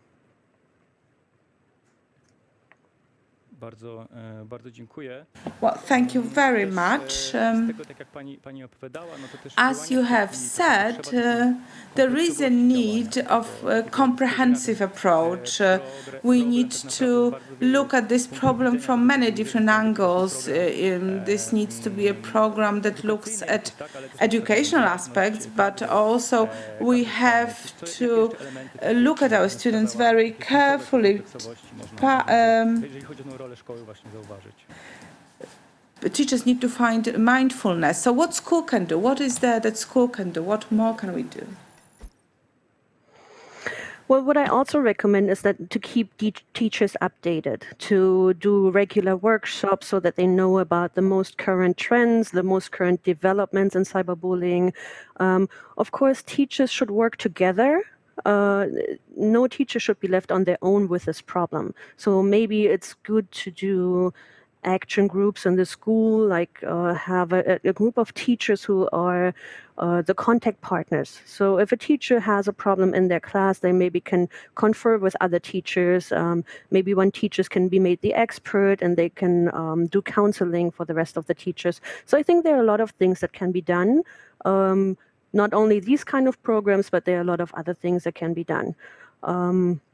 So, for example, there's a lot of teaching material like klicksafe and Safer Internet. They present a lot of material that you can use, a lot of information material. So I think it's very important to stay active in this way and also, yes, to stay close to the adolescents.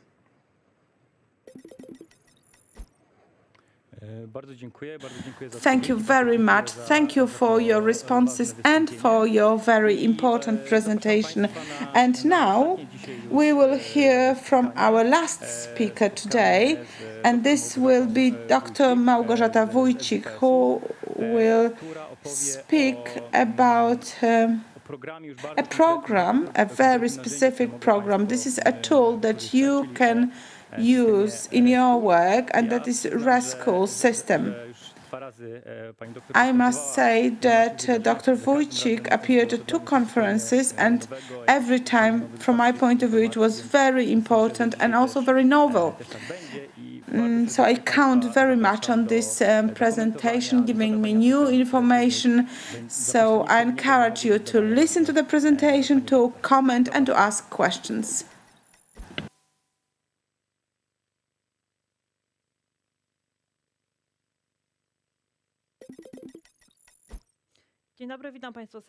Good afternoon, ladies and gentlemen. I would like to thank you all for inviting me here.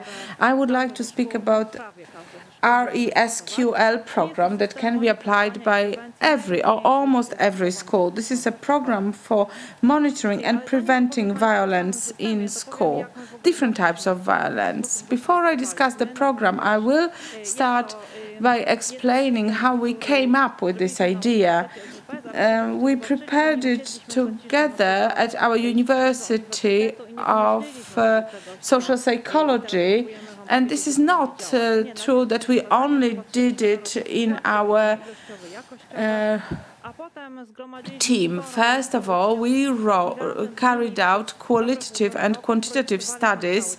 We engaged students, and it took us a year and a half to design this program. Most recent studies show something that you probably are very well aware of.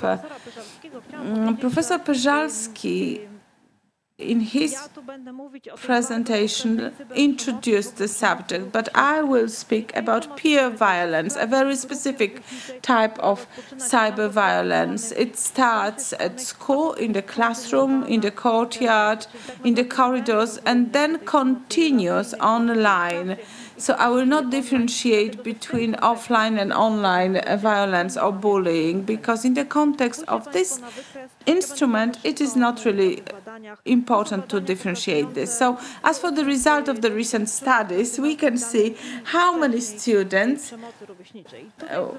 were subject to violence during the online education and before. So before the pandemic and during the pandemic. So how many people were subject to physical violence, where they were excluded, ignored? And we will see how it compared from the time before the pandemic and during the pandemic. We will also look at the studies that were done back in 2019, and we can see that quite a significant number of students were subject to violence. Over 50% of students in primary schools felt certain forms of bullying, offline and online, gossiping, turning people against you, and other forms of aggression. So how many students actually notify such aggression? How many people want to say that they are either a victim or a witness? People do not want to feel that they are an informant, that they are telling on other students. And we can see how few students notify such aggression. They do not ask grown-ups, adults, for help because they simply are not telling them about this. And just another bit of information. The most frequent events, gossiping, ridiculing, excluding from a peer group, and also turning other students against a victim, or ignoring. Ignoring is a very difficult form of violence because it's very difficult to define it. It can happen offline and online. And ruining reputation. This is the most problematic form of violence from a victim's point of view, because someone whose reputation is ruined is left all alone, is isolated, has no friends, doesn't have a peer group, and is an easy target for continuing violence.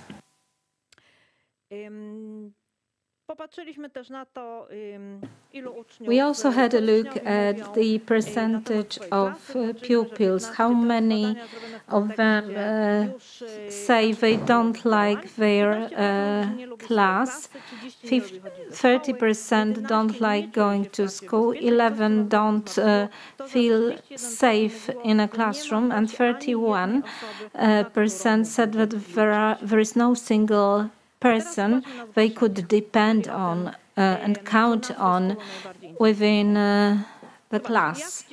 And in our study, what was interesting is that kids 7 to 10 years old will notify and report on anything in 80% of situations. So someone was unfriendly, someone was unkind, someone punched him or her. Teachers will know. Then the more the worse. In the age bracket 11 to 13, 34% are inclined to report, and then as the age progresses, the reluctance to notify is increasing. Why? As Professor Pezalski said, this norm of non-reporting, non-informing is growing with age. And, well, when a 7-year-old or 8-year-old goes to his class teacher to notify, to report about something, he or she may hear that he should not be like a little informer, and it is only actual physical violence or material violence, such as theft, that will be most likely reported. Why do victims and long-term victims, so the adults who were subjected to various forms of bullying for 6 years or more, why would they not report and notify? Well, because the nature of violent conduct may be measured if someone is just being ignored or is a victim of gossips and rumors, and they are simply feeling helpless and they don't think they have any say some teachers, when hearing about such incidents, say, well, come on, that's life at school.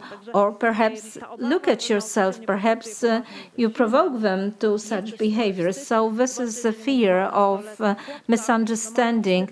There is also the sense of shame among teenage boys, because they don't want to present themselves as victims. And when you think about your own schools, which you attended or where you work, someone is excluded, someone is ignored, someone is bullied, and to whom I should turn. If this is the class teacher, perhaps the tutor, perhaps he or she would be the best person to talk to. But if we don't have such a relationship, you're at a loss. You don't know where to go to. And sometimes it is even viewed as business as usual. This is only normal. And sometimes, if someone thinks that he or she is all alone being victimized, he will not be willing to speak out at all. And the witnesses, they don't know how to notify about what's going on, to whom. Also, we have an alpha that will persecute the weaker ones, and someone who is better or somewhere in the middle will try to stay quiet and toe the line. And the 4 rules should be taken into special account. That is, if someone notifies acts of violence to you, it must be treated confidentially and on a purely anonymous basis. Also, the method of notification must be very simple and easily available, and clear-cut rules, what to report on, in what circumstances, and to whom. So there should be a very easy and accessible contact point to start the notification. And now we come to RESCO, and what kind of problems can be remedied or responded to by RESCO. For students, for pupils, it is not always obvious if what's going on is actually bullying or violence. Relationship violence is not seen as violence, like ignoring someone, public exclusion of someone from classroom initiatives. This is not seen as violence, and then it is not reported on. And what to do? What to do? Should I talk to the one who is excluded? Perhaps it's dangerous. Should we stop the aggressor? Sometimes this is like an alpha in the class, and then you don't want to be at risk. So sometimes pupils have this instinct to stand up for the victim. The victim often do not want to notify of their problems, report their problems themselves, and teachers are sometimes not knowledgeable enough to provide an adequate response. This is not so much about the RESCO application, but about the whole system. Well, RESCO software is designed for a particular school that is in mind, and if they want to start cooperating with us, then we spend several weeks to roll out RESCO. This is like a student's application, so each and every student can download such an application on their smartphone.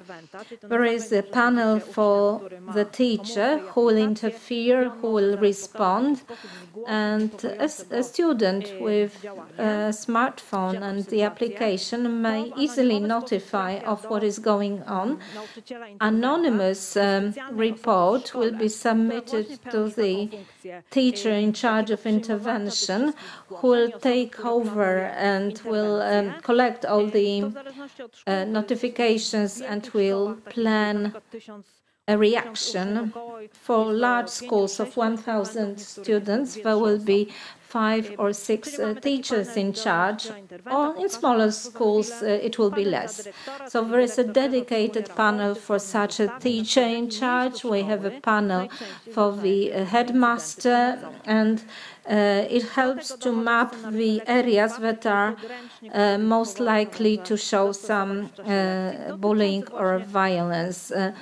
And additionally, we have like a manual for teachers to help them realize in what circumstances violence may appear in a classroom, and to explain to pupils how to interpret their own conduct. And this is a very lengthy training to roll out the system. It's not enough to download an application. No, the whole school must look on this rollout with a friendly eye, otherwise it won't work. Student will notify about disconcerting situation. The teacher in charge will collect this notification. Director will monitor all the reaction that has been generated. And so this is the application, the intervention panel, and the manual.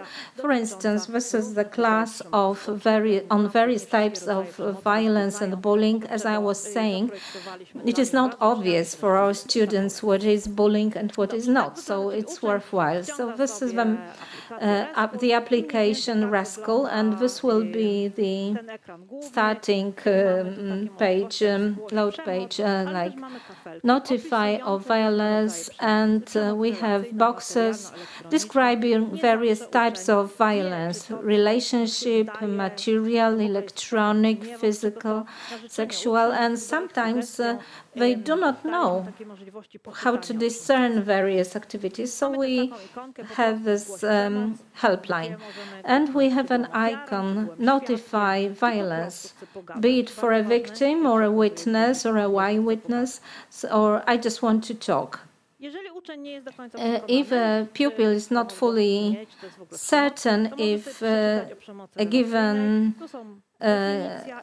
activity is violent or not violent, it is about bullying or not, and here we have relationship bullying, for instance, instigating the whole class to ignore the newcomer in the class, not to talk to him or her, electronic abuse or violence. And what you see, you have notified that 3 boys from your school keep bullying you. For instance, they disposed the whole of a trash bin into your rucksack yesterday at the Polish language class, and we have the teacher in charge responding to that. This is Radek Kaczan, one of the founders, who came up with the following response. This is what the teacher in charge can see. So on the left-hand side, he or she has managing panel for various students. It's Bartek, class 4B. It is that we know it, and we asked for details and particulars, which class, what particular student, and then we can embark on the intervention. And now coming to the close, this is the manual that falls into 11 lessons.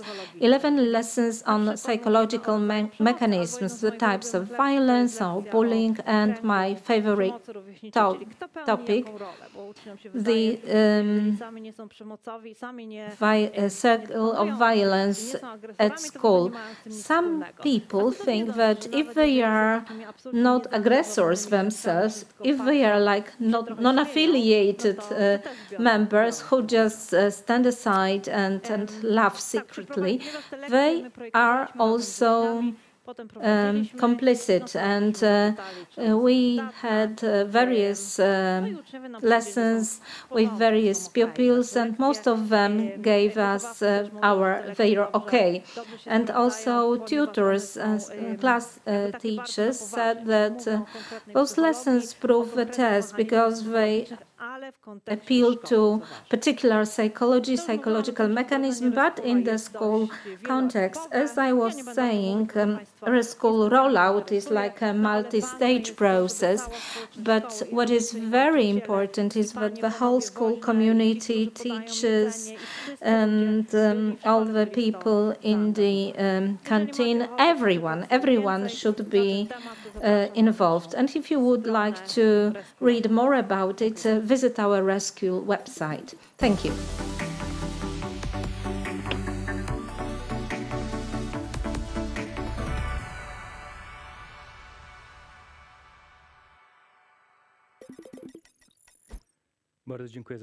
Well, thank you very much. Thank you for this presentation. And as I have promised you, it was very concrete, which was very much appreciated by the participants in their comments. They said this is a very eye-opening perspective, very, very concrete. So our participants are very happy with this presentation. We also have some very concrete questions. The first one being, how can it be implemented? How much does it cost? And who to ask? Well, the second question I am not able to answer, but you can still see our website, www.reschool.pl. There you have all the contact details for persons responsible. It is not very costly. The most costly thing is training, because we have training for responding teachers, for headmasters, for all the staff of the school. And then there is the cost of license, depending on the number of schools. But it is not very costly. However, I would not like to give you specific information. You have to go to the website, send us an email, and then you will receive a response with information. Another question, where to find out more about the studies you quoted. Well, do write an email to me, and I'll be more than happy to send all the references and literature on our website of our university, where we list all our projects. There is a whole list of publications by our authors. For example, when we studied why students do not notify violence, why they do not report it, we have a separate article about it. So the website of our university does include information about this, these studies. There is also a Facebook page on a Facebook profile of Reschool, and you can find a lot of information there. You spoke about mediation as a possibility for resolving cyber violence. Someone said yes, but in mediation the aggressor may have more power or might dominate. Is mediation the answer? Well, my favorite answer is it depends. Well, the violence and bullying situations in schools can be very, very diverse. So when we train our responding teachers, we pay particular attention to them not starting the reaction before they really understand the situation. So mediation may be an option, but only if it is appropriate in a given situation. And sometimes you just need to talk with the aggressor, with the perpetrator. Sometimes you need to talk with the victim, or sometimes you need to intervene in the classroom. So there is never a simple answer, and I could not tell you whether mediation is a good solution for cyberbullying. It depends. Well, thank you very much. And if mediation is a question, then we could move on very smoothly to a technique which we call correction circles. And once we talk about this, this is going to be one of the topics of workshops organized as part of our conference. Workshops will take place on Wednesday, Thursday, and Friday. You can still subscribe, register for different workshops on our website. I encourage you to do so. This is all for today. And I would like to see you all tomorrow at 10. And I also very strongly encourage you to watch the video. You received a link and a password by email. The link will be active until the end of the day tomorrow. We encourage you, however, to watch it tonight because it will be discussed tomorrow. It would make sense for you to see the film before the discussion so that you can take part in it. So thank you very much for today, and I will see you tomorrow. Thank you.